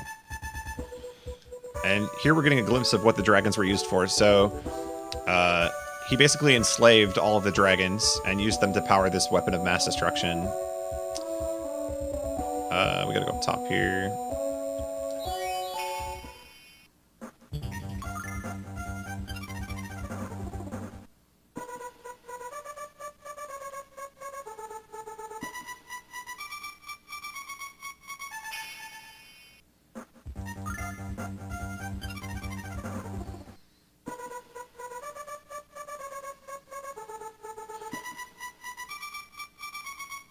There's the second dragon there. It's all very sad.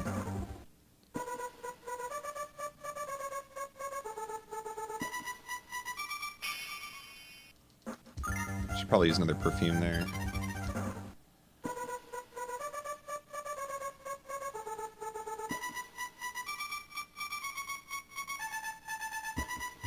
There's the third dragon we just passed there.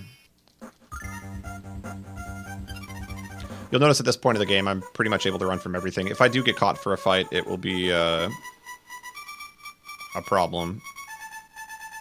But it's definitely possible still.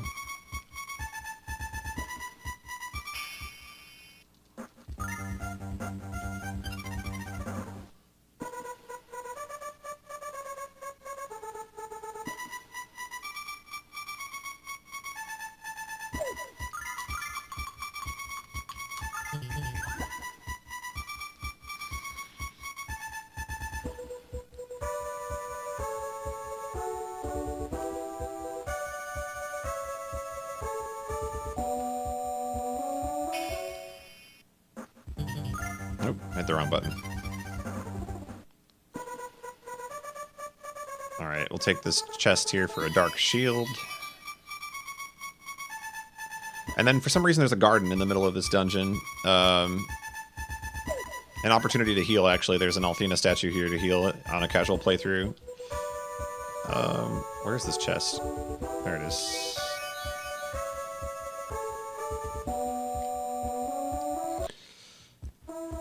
Alright, this is what I call the Final Fantasy VII room. It looks like the room where you have to figure out the password in the Shinra Tower.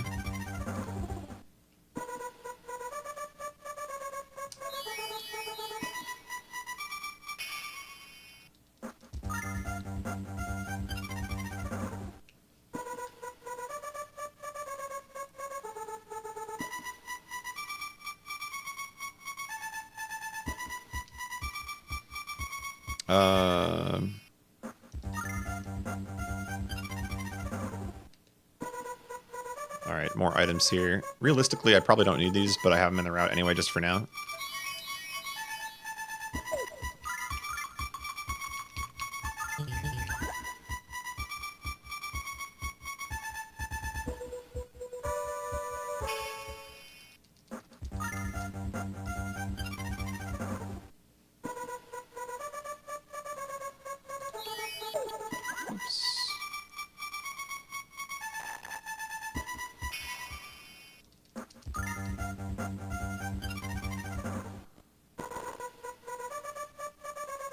Alright.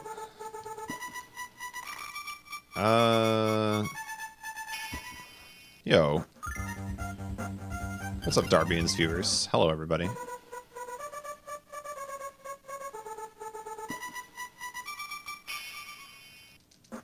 Thank you all for the good luck.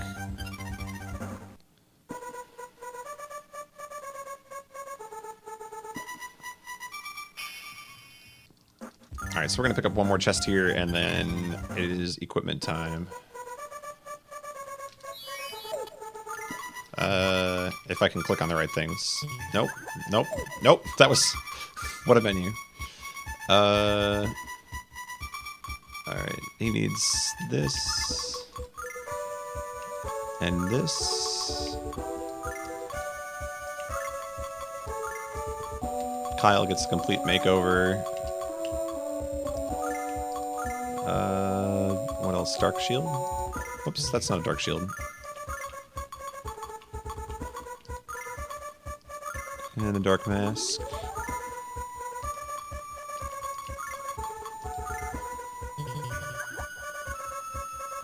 Okay. Everybody's all equipped.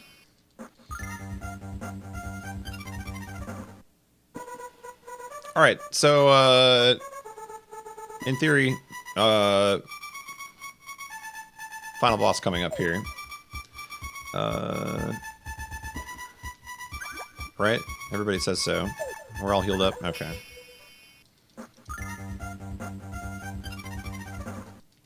So we got Ghaleon, our boy. The evil dude. Just waiting for us behind this door.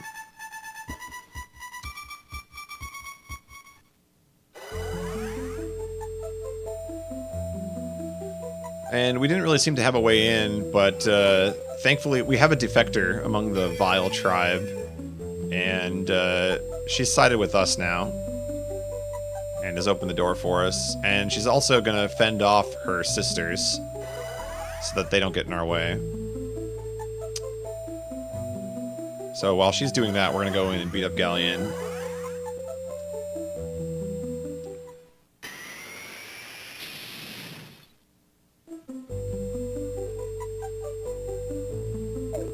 Oops.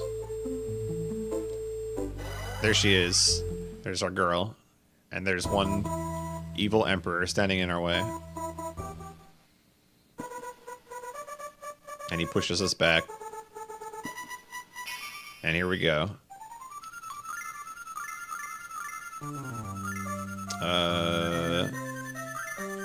Oh yes, we can't forget this. So, Mist Veil again makes us invulnerable, which is pretty amazing.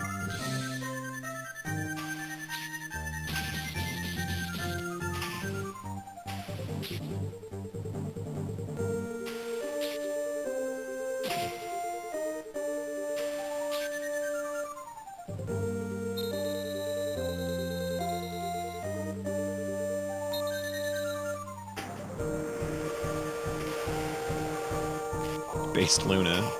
Future emotes.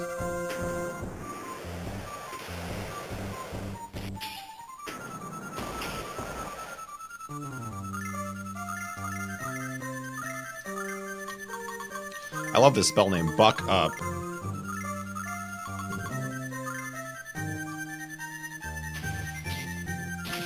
Did things slightly out of sequence here, so this might come back to bite me, but we were supposed to power up Kyle twice there, I didn't do it. So we're gonna make up for it this turn.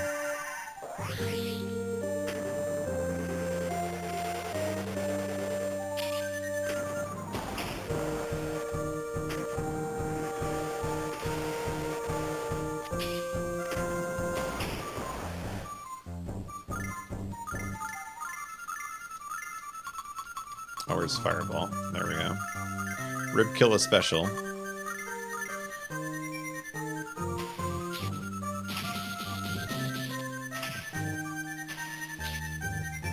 Okay, 845 is kind of a low roll for damage there. That's not good. 685 is a little bit better.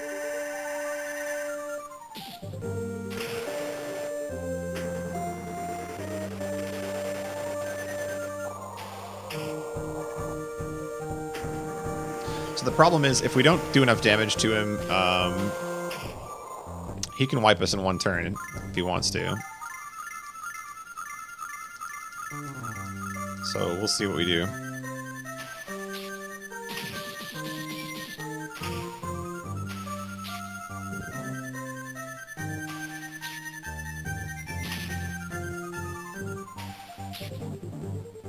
Got him.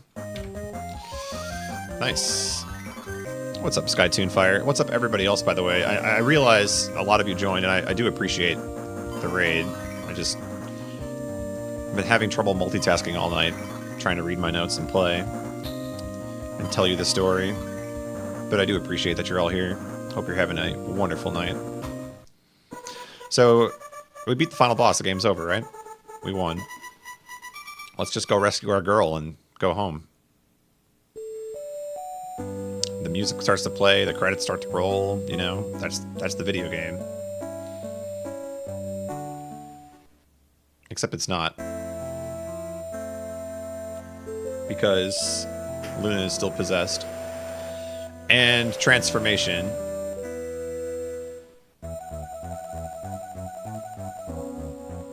It turns out that there's more to Luna than we knew.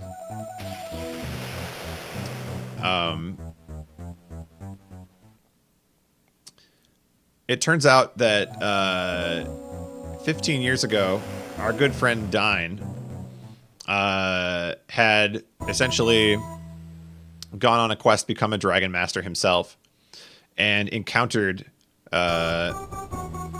Luna, we'll say in quotes. It turned out that Luna is the human form of Althena, the goddess that everybody prays to in this world. And because she went from being a goddess to being a human, that pissed off Ghaleon because he felt like humans needed a goddess or like somebody to worship, right? And that her basically becoming a human like ruined all of that, and there was no power, right? He wanted something to have total power over everybody. So he got pissed after the fact, and he wanted to become supreme power. So he set up this elaborate plan to basically capture Althena, who happens to be Luna. Luna was the human form of Althena, after all. So, congratulations, we beat the game, except for the fact that now he's got supreme power. So once again, we're back in town, because that's what you do after you fail to beat the final boss. For the first time in the game, we don't actually have to stop and talk to Mel for some reason. What we do need to do is boost the party morale at this point, because it's not over yet. You know, like, we're not going to let them get away with this. But most of the people that are in our party seem to think otherwise. So we're going to try and give them the pep talk.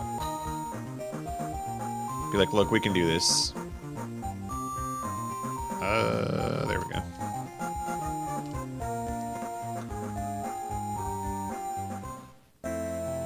Is this a good game to play casually? I mean, there are other versions of Lunar that are probably more recommendable. The version that I'm playing right here takes away from a lot of the story. And it simplifies the game a little bit, but I don't know. I like it. I would say, like, look for other versions to play, like play Silver Star Story. But yeah, I don't know. I like it. It's fun. Whoops. Missed menu. So we cheered up Mia there. There's Kyle. He's angry. He's mad. Pissed and all that stuff. Cheer him up too.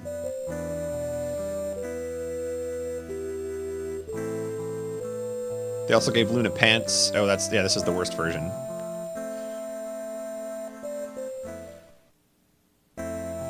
Yeah, I mean, casually, I would say I'd recommend this. It's fun. It's also not nearly as broken as I'm making it look. You're not going to be immune to every attack. You're not going to deal 999 damage on every attack.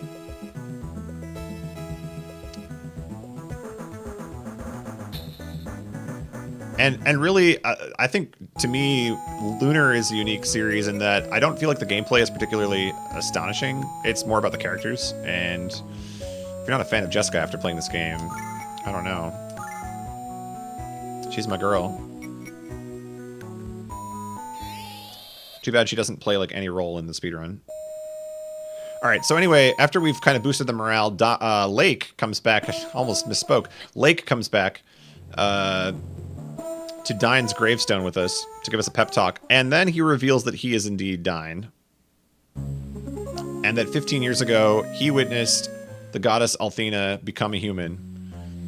And so in his arms, he carried Luna. And you can see Ghaleon getting pissed about it. He's like, no, we shouldn't have a human god. I can't take this. So he's mad. That's where his grudge starts to form. And Lake tells us that he dropped Luna off here in this village and had her, like, adopted, essentially. And then he was so convinced that the world didn't need heroes anymore, he changed his name and identity. So he became Lake. Just this roaming adventurer.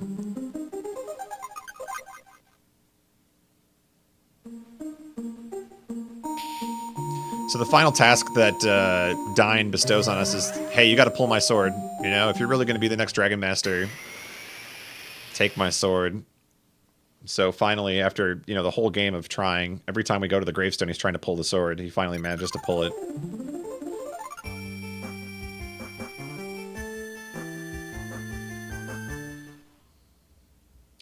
Alright, so with that in mind, the only thing that we can do now is to go to, essentially, the city of Althena, the goddess.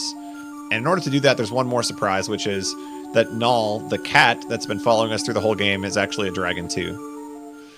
And so we're going to take a ride on Null the dragon. And fly up to the goddess's tower.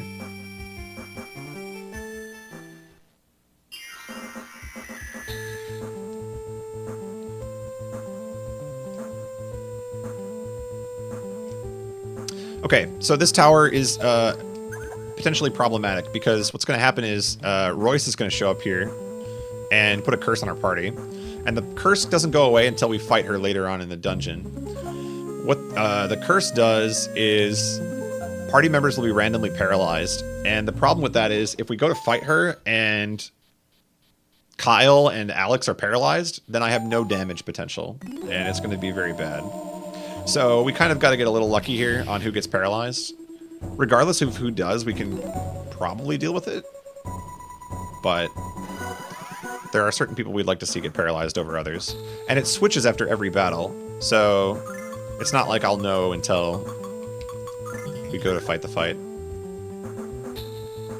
I don't think we use that, so I'm just going to keep going. I don't use that item.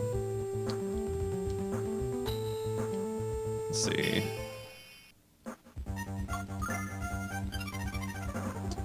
Okay.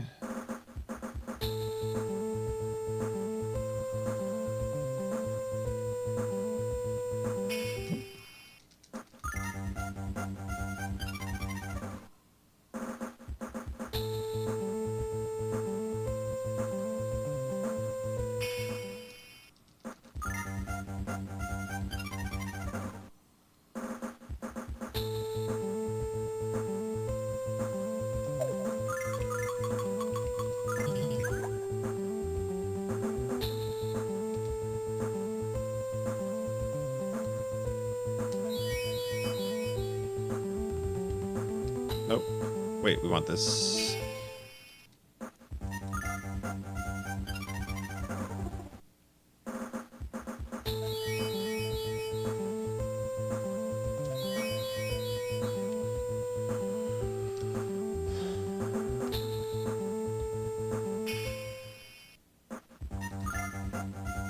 Alright, we're about to fight Royce here in one of the upcoming rooms. I'm still running from battles here at this point. So the recommended level at this point is something like 40 to 45, and I'm level 20. Kind of interesting how that works. Oh, we also, so the sword we pulled is called Althena's Sword. I think you get where the name came from there. Alright, that robe cuts magic damage, which is pretty sick. So the sword that I'm going to put on Kyle is cursed, and it will drain his MP every turn, but the trade-off is that he gets a big damage boost.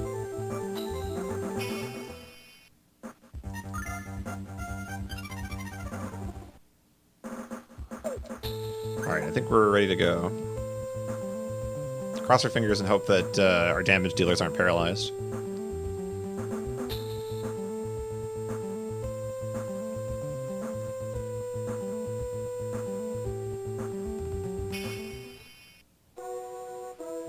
We can deal with this.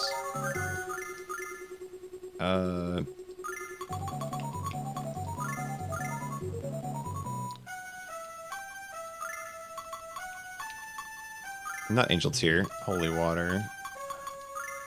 There we go.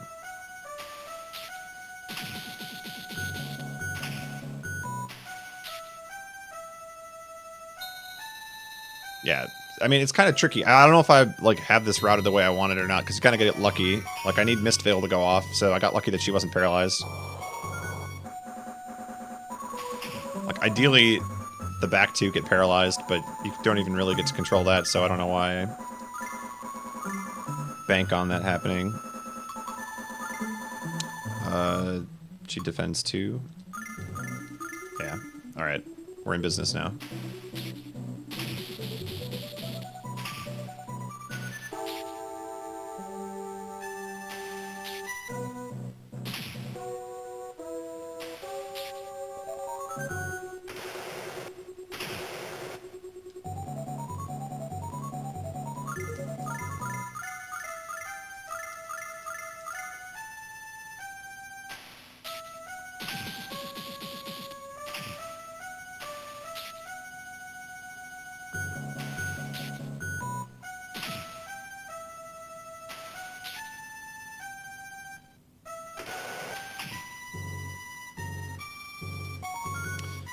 Alright, let's see if we can finish this turn or not here.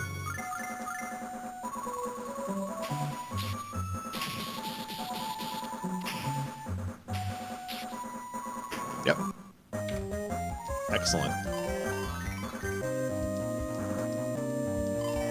let's get that sub 5. Or sub 4. Let's go.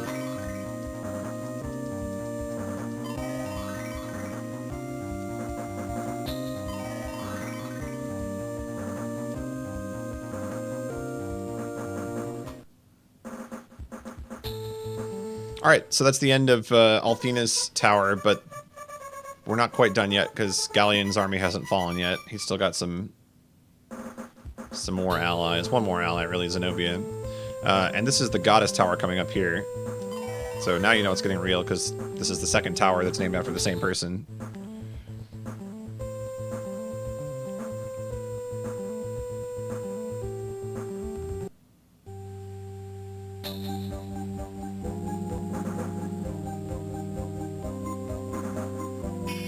Alright, I need to use a perfume in this room. This zone is really just full of tough enemies if I were to not be able to run away. So far that hasn't been a problem. Alright, we need to hit these switches in the exact same order that we met the dragons earlier in the game. This entire dungeon is the same gimmick over and over again. So every room is going to have 4 switches, white, red, blue, and black. And we need to find the switches and hit them in that order to be able to move on to the next floor.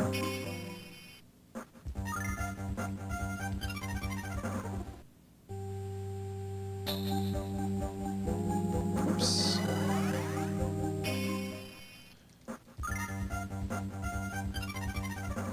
Yeah, this is just gonna be a lot of running from battles.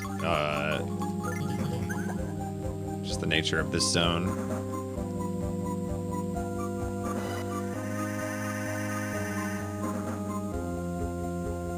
You have to kind of guess, too, when it's appropriate to pull out another perfume, because you still get encounters, so it's an inexact science. I have to look into it a little bit more. Alright. We'll run away from that one, too. So we need to teleport on these in the same order. White, and then red, and then blue, and then black.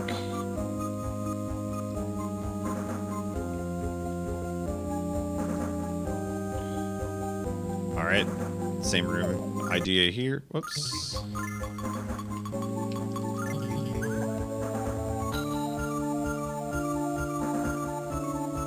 White here. This is kind of tricky on a first playthrough. It's like really easy to miss this, but when you teleport in this room here, you have to touch that part right there, or it doesn't activate. It doesn't count. So like, it looks like you're just being rewarded for hitting the right color switch. You get a treasure chest, but you have to hit that switch in those rooms too.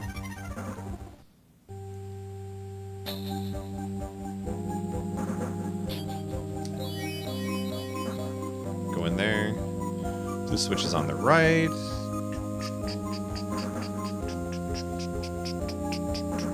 Okay. And black switch is on the left. Oops. Whoa. Hello. I did not mean to hitbox that. Hope I don't have to reset the sequence now. That'd be annoying.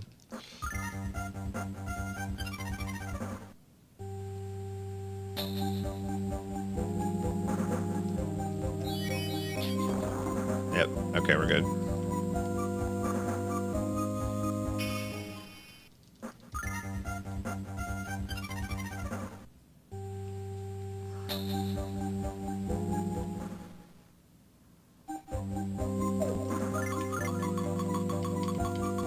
I have way more perfumes this time than I did last time.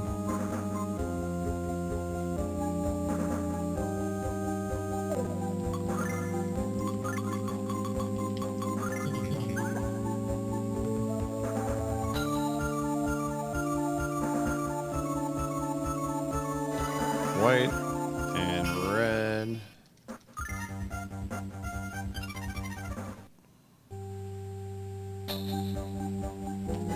And blue.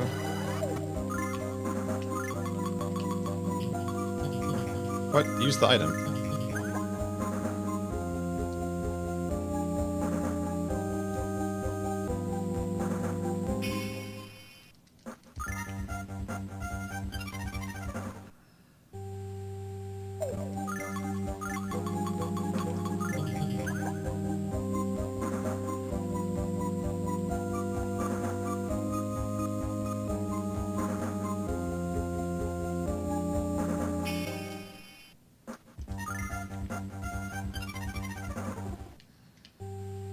Alright, center left, center right.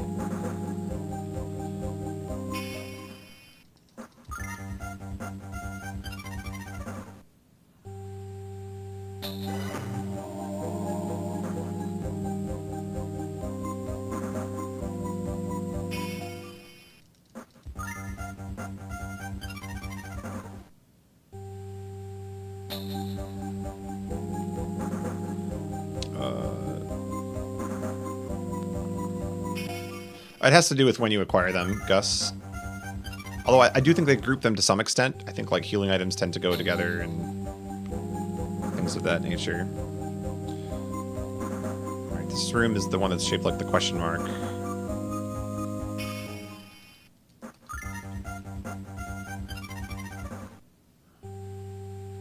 This item here is not going to be part of the route, but it's for safety. If we can't win, there's Spirit Guard halves your... Oh, I'm going to equip it, actually. It halves magic damage taken, so that will help us keep a party member alive.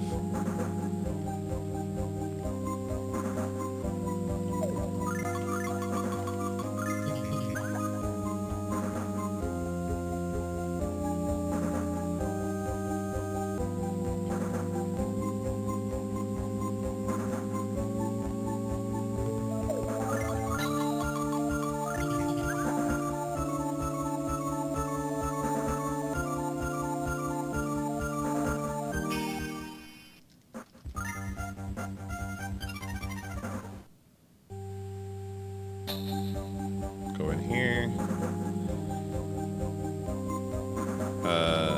Alright, we need to equip here.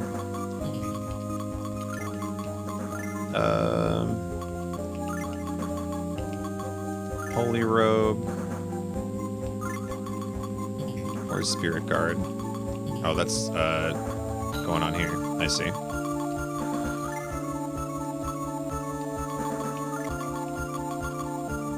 What chest has Angel Wristband? That's not a phrase. Nice notes.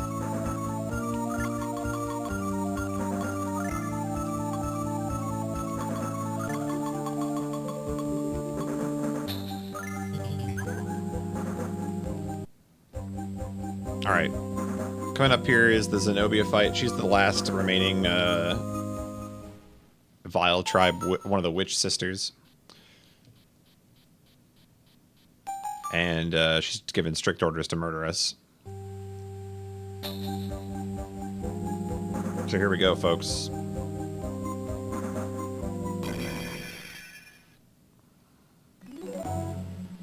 Before we murder her, though, she clones each of us, or like makes some sort of, you know, evil twin, and tries to talk us out of having any determination. It's very Undertale. So each character kind of goes through their own struggle.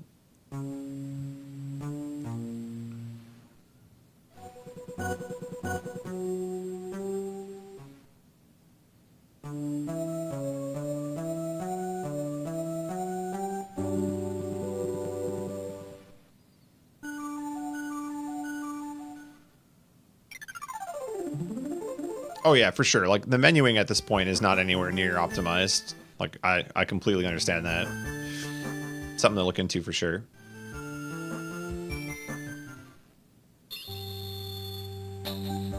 I'm still in, like, proof of concept mode. I'm just excited to stream it. And I'm really excited that this is going way better than last night when or 2 nights ago when I tested the route. Good to see the splits, showing up here. Defend. She needs to... Oh, she's going to actually buck up turn 1 on Kyle. It's kind of a risk, but alright. He's just going to slash. So we'll willingly take damage on round 1. Just to get Kyle's damage moving up faster. We also want him to attack the first round.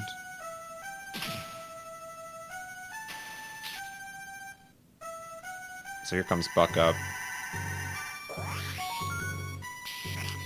Alright, so this can't kill us, hopefully. Alright.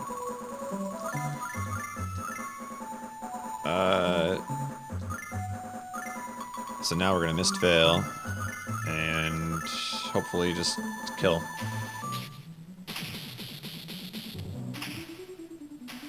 This song's kind of cool, but you won't get to hear it for very long.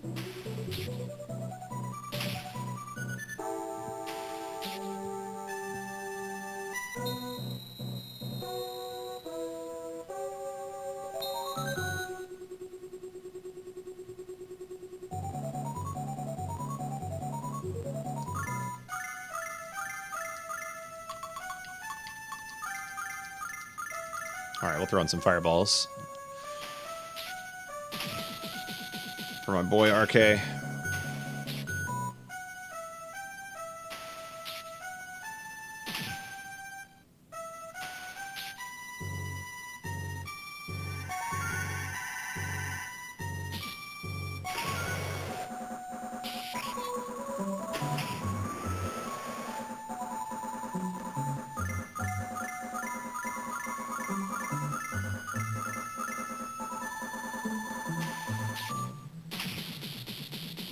I'm not 100% sure that I'm the first person to run this, but there's no posting for it on speedrun.com. There are a lot of Lunar runs, though. I think High Spirits has played a few of them, if I'm not mistaken.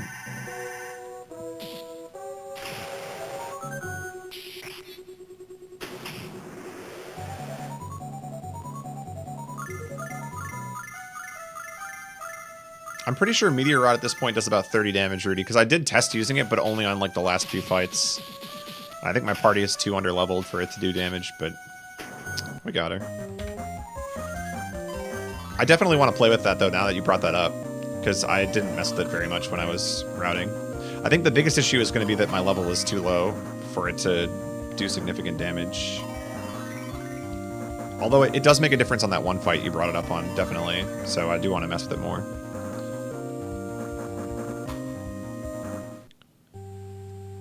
Alright, so Zenobia is down, and only Ghaleon remains. This is where we do some weird stuff. So we're going to put the Demon's Blade back on, which is, again, cursing him. But here comes the best move in the game, and that is put Cat Ears on Mia.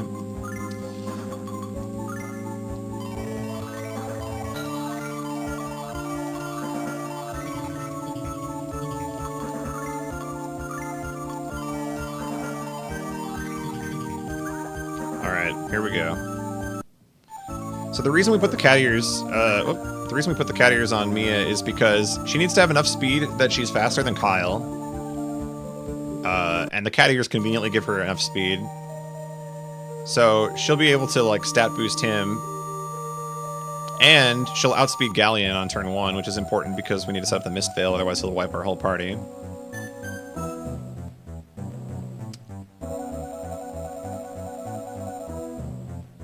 So in theory, if this goes well, we won't take damage on the first 3 turns, and that will be that.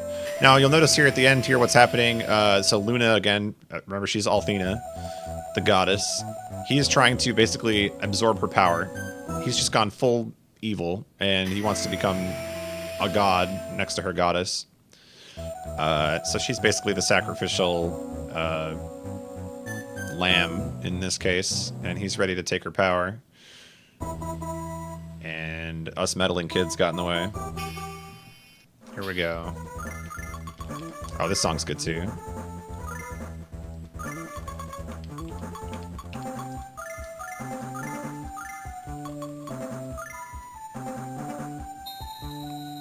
Yeah, so her speed is just insane. She'll go first now because she's wearing the cat ears.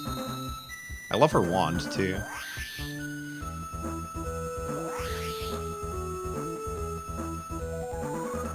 So I won't stop time when we kill Ghaleon here, if we do. I stop it on the after the credits roll and all that jazz, just because I don't know what I want to use for timing yet. So there's actually gameplay after we beat the boss here too. The game is not over when we kill Ghaleon.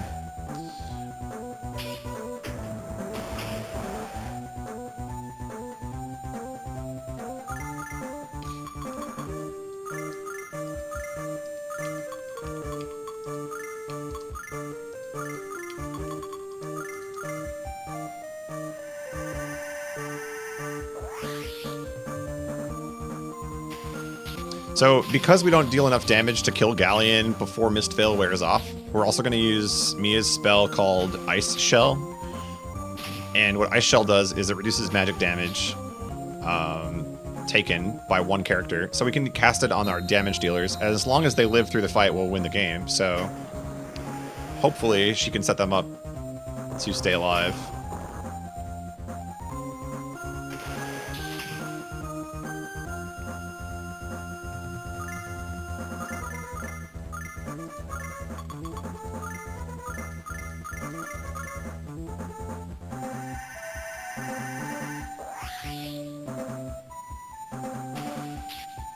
This is the part of the run where you can spam PogChamp or whatever in chat now, by the way.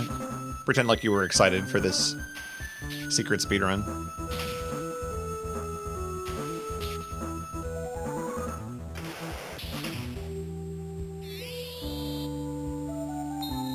He's got some cool animations for his attacks.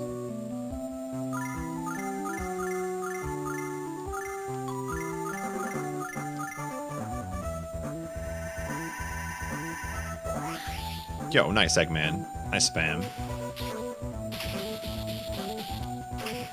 Yo, Rudy's having a good time. Thanks for sticking it out, everybody. Appreciate you watching this run number 1. Alright, I think we are in there like swimwear, as I probably would say.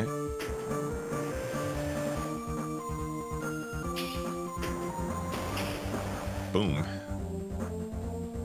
Okay, don't wipe my party, please. I will cry. He's gonna wipe my party, isn't he? You big meanie. Oh no. Oh, yes. Okay. If you're gonna res somebody, you might as well res him. Yeah.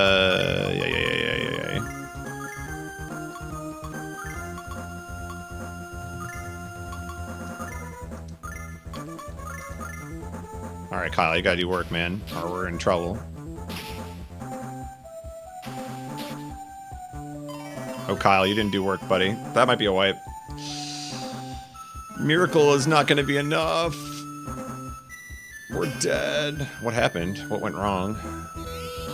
Why was my damage too low? Okay, well, if he's gonna single target. This will wipe everybody but Nash, I think. We were very, very dead. We can get lucky here if Null decides to res the right person. She did not. That's not lucky. Never lucky.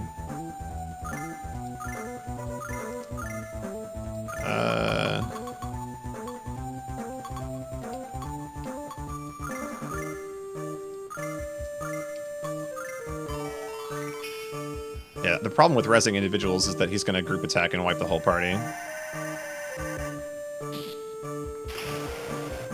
Ah, I think that was my last hit. I think I'm dead.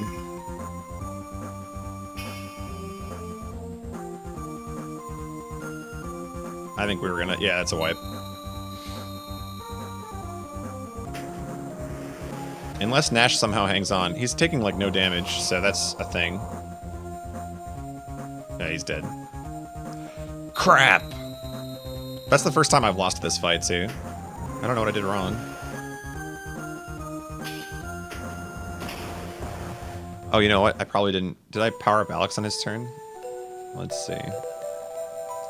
Try it again. I probably just attacked on turn 1, and that's not good.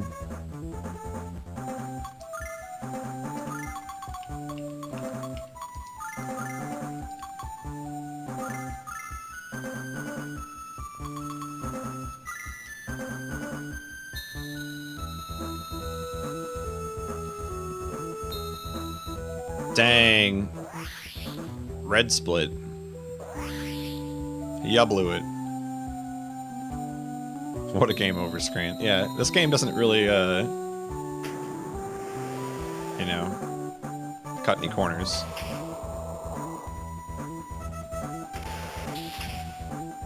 Yeah, fortunately this game just lets you retry, so hopefully things go better.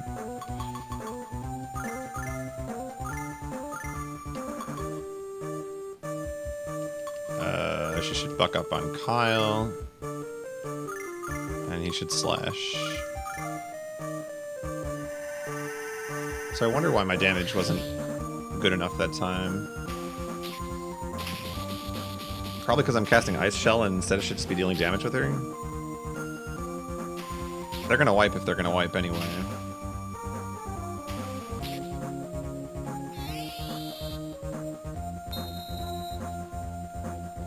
I'm gonna try attacking with her this time and see if that does it.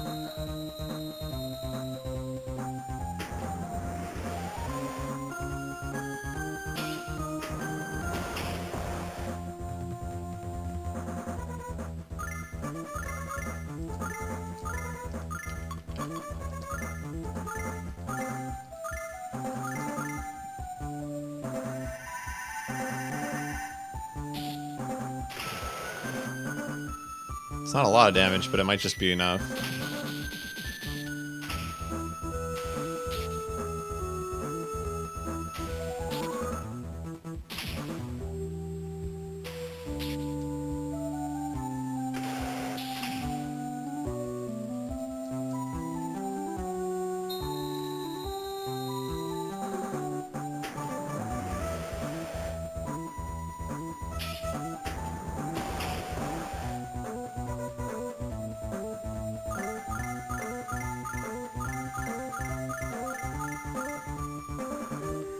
Yeah, this is an Ubisoft game, believe it or not.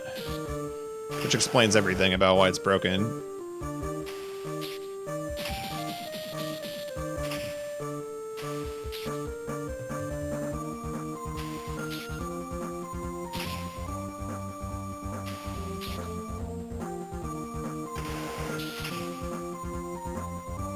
Okay, I think we're gonna live through this attack.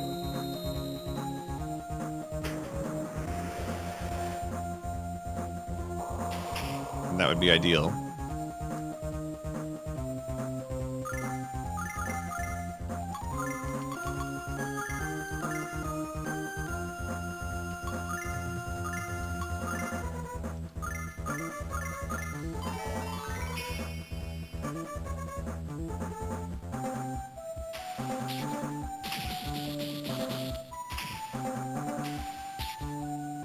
There it is. Alright, so timing doesn't stop there, though.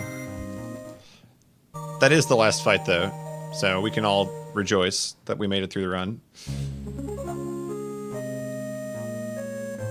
Yes. 354. 354. Nope. So what happens now is we defeat him, and then I still have control, as you can see there. And you're supposed to talk to everybody there, and they're all going to be emotional and stuff, but you can just skip it by loading the staircase to get this cutscene. She says if you come near her, she's going to kill you. And, you know, like, you can't mess with the goddess's power or whatever. But she's still somewhat possessed or something, so Alex is going to prove to her that he loves her, and, you know, he wants her to stay a human and not return to be a goddess or whatever.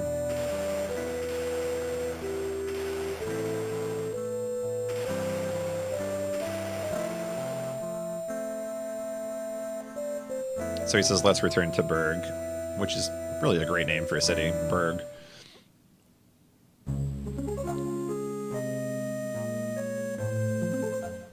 And for some reason it does that. I don't know, like, that. Why did it change the color of the scene for 2 seconds? I don't know. It shreds his Dragon Master gear. And she accepts. Oh, look at that. It's adorable.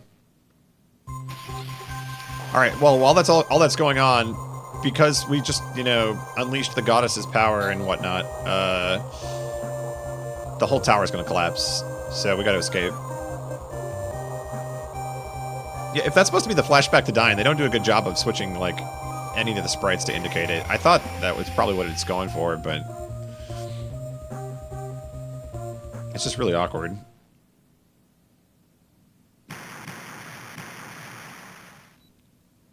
Alright, so the thing collapses, and Alex and Lunar are nowhere to be found. Everybody else escaped. They're pretty sad about it. And then, you know, suddenly green grass everywhere. And they're back home.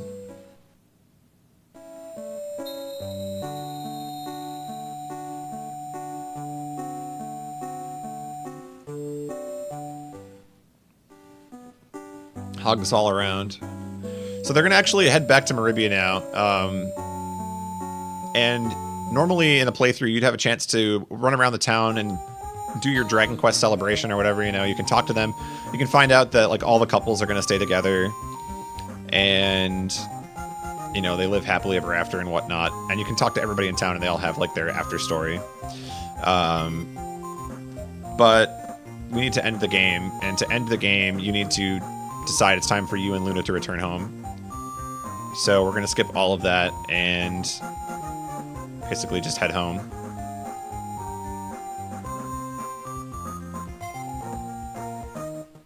Get blocked by one more NPC, because that didn't happen like 50 times this run.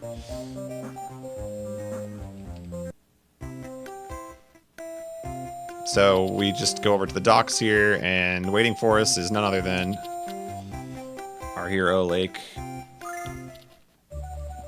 aka Dine. And Lunar Legend song plays. And US timing would be right about now. So just under 3:58. Pretty happy with that. Yeah. Huge improvement. Final level, I believe level 34 on the characters. 34, 35, something like that.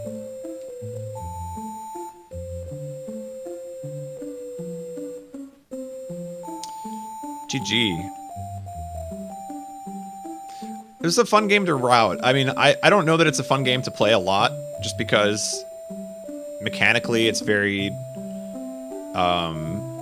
easy, I guess is the right word. Like, a lot of it, you know, I want to refine it a little bit. Like, it's fun to route it. So I do want to refine it, but I don't think it's the kind of game I want to play a lot of. So it was just a lot of fun to have a project to route. And kind of everything that I did here, to my knowledge, is stuff that I found on my own, either through reading guides or whatnot, you know. But as far as I know, there wasn't a speedrun of this game, or at least one that was publicly available. So it was just really fun to just route something and see what it was like. I do want to look into more stuff, though, because I think we can probably, using some of the things Rudy's told me, we can reroute some of the boss fights and stuff, and maybe the early game will go faster. Lake was Undine. Nice. Very good one. Thank you for the GGs, by the way. This song's kind of nice.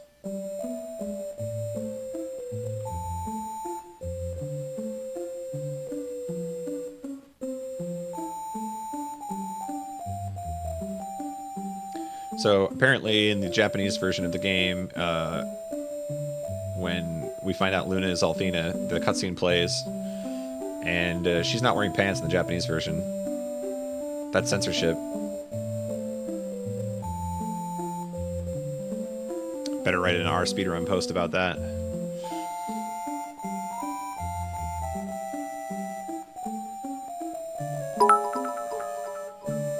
Yo, thanks for the cheer 500. Were you farming bits the entire time? How'd you get 500 bits? Thanks, bud. It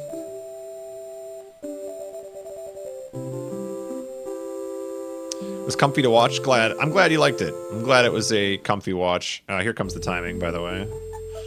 So they're back at the grave again, and even after all that happened, he just can't walk away from that dang grave. There. And then for some reason at the end of the run they play the creepy music like, you know, bad things are about to happen still, or so. I don't know. Lunar Legend. What a video game.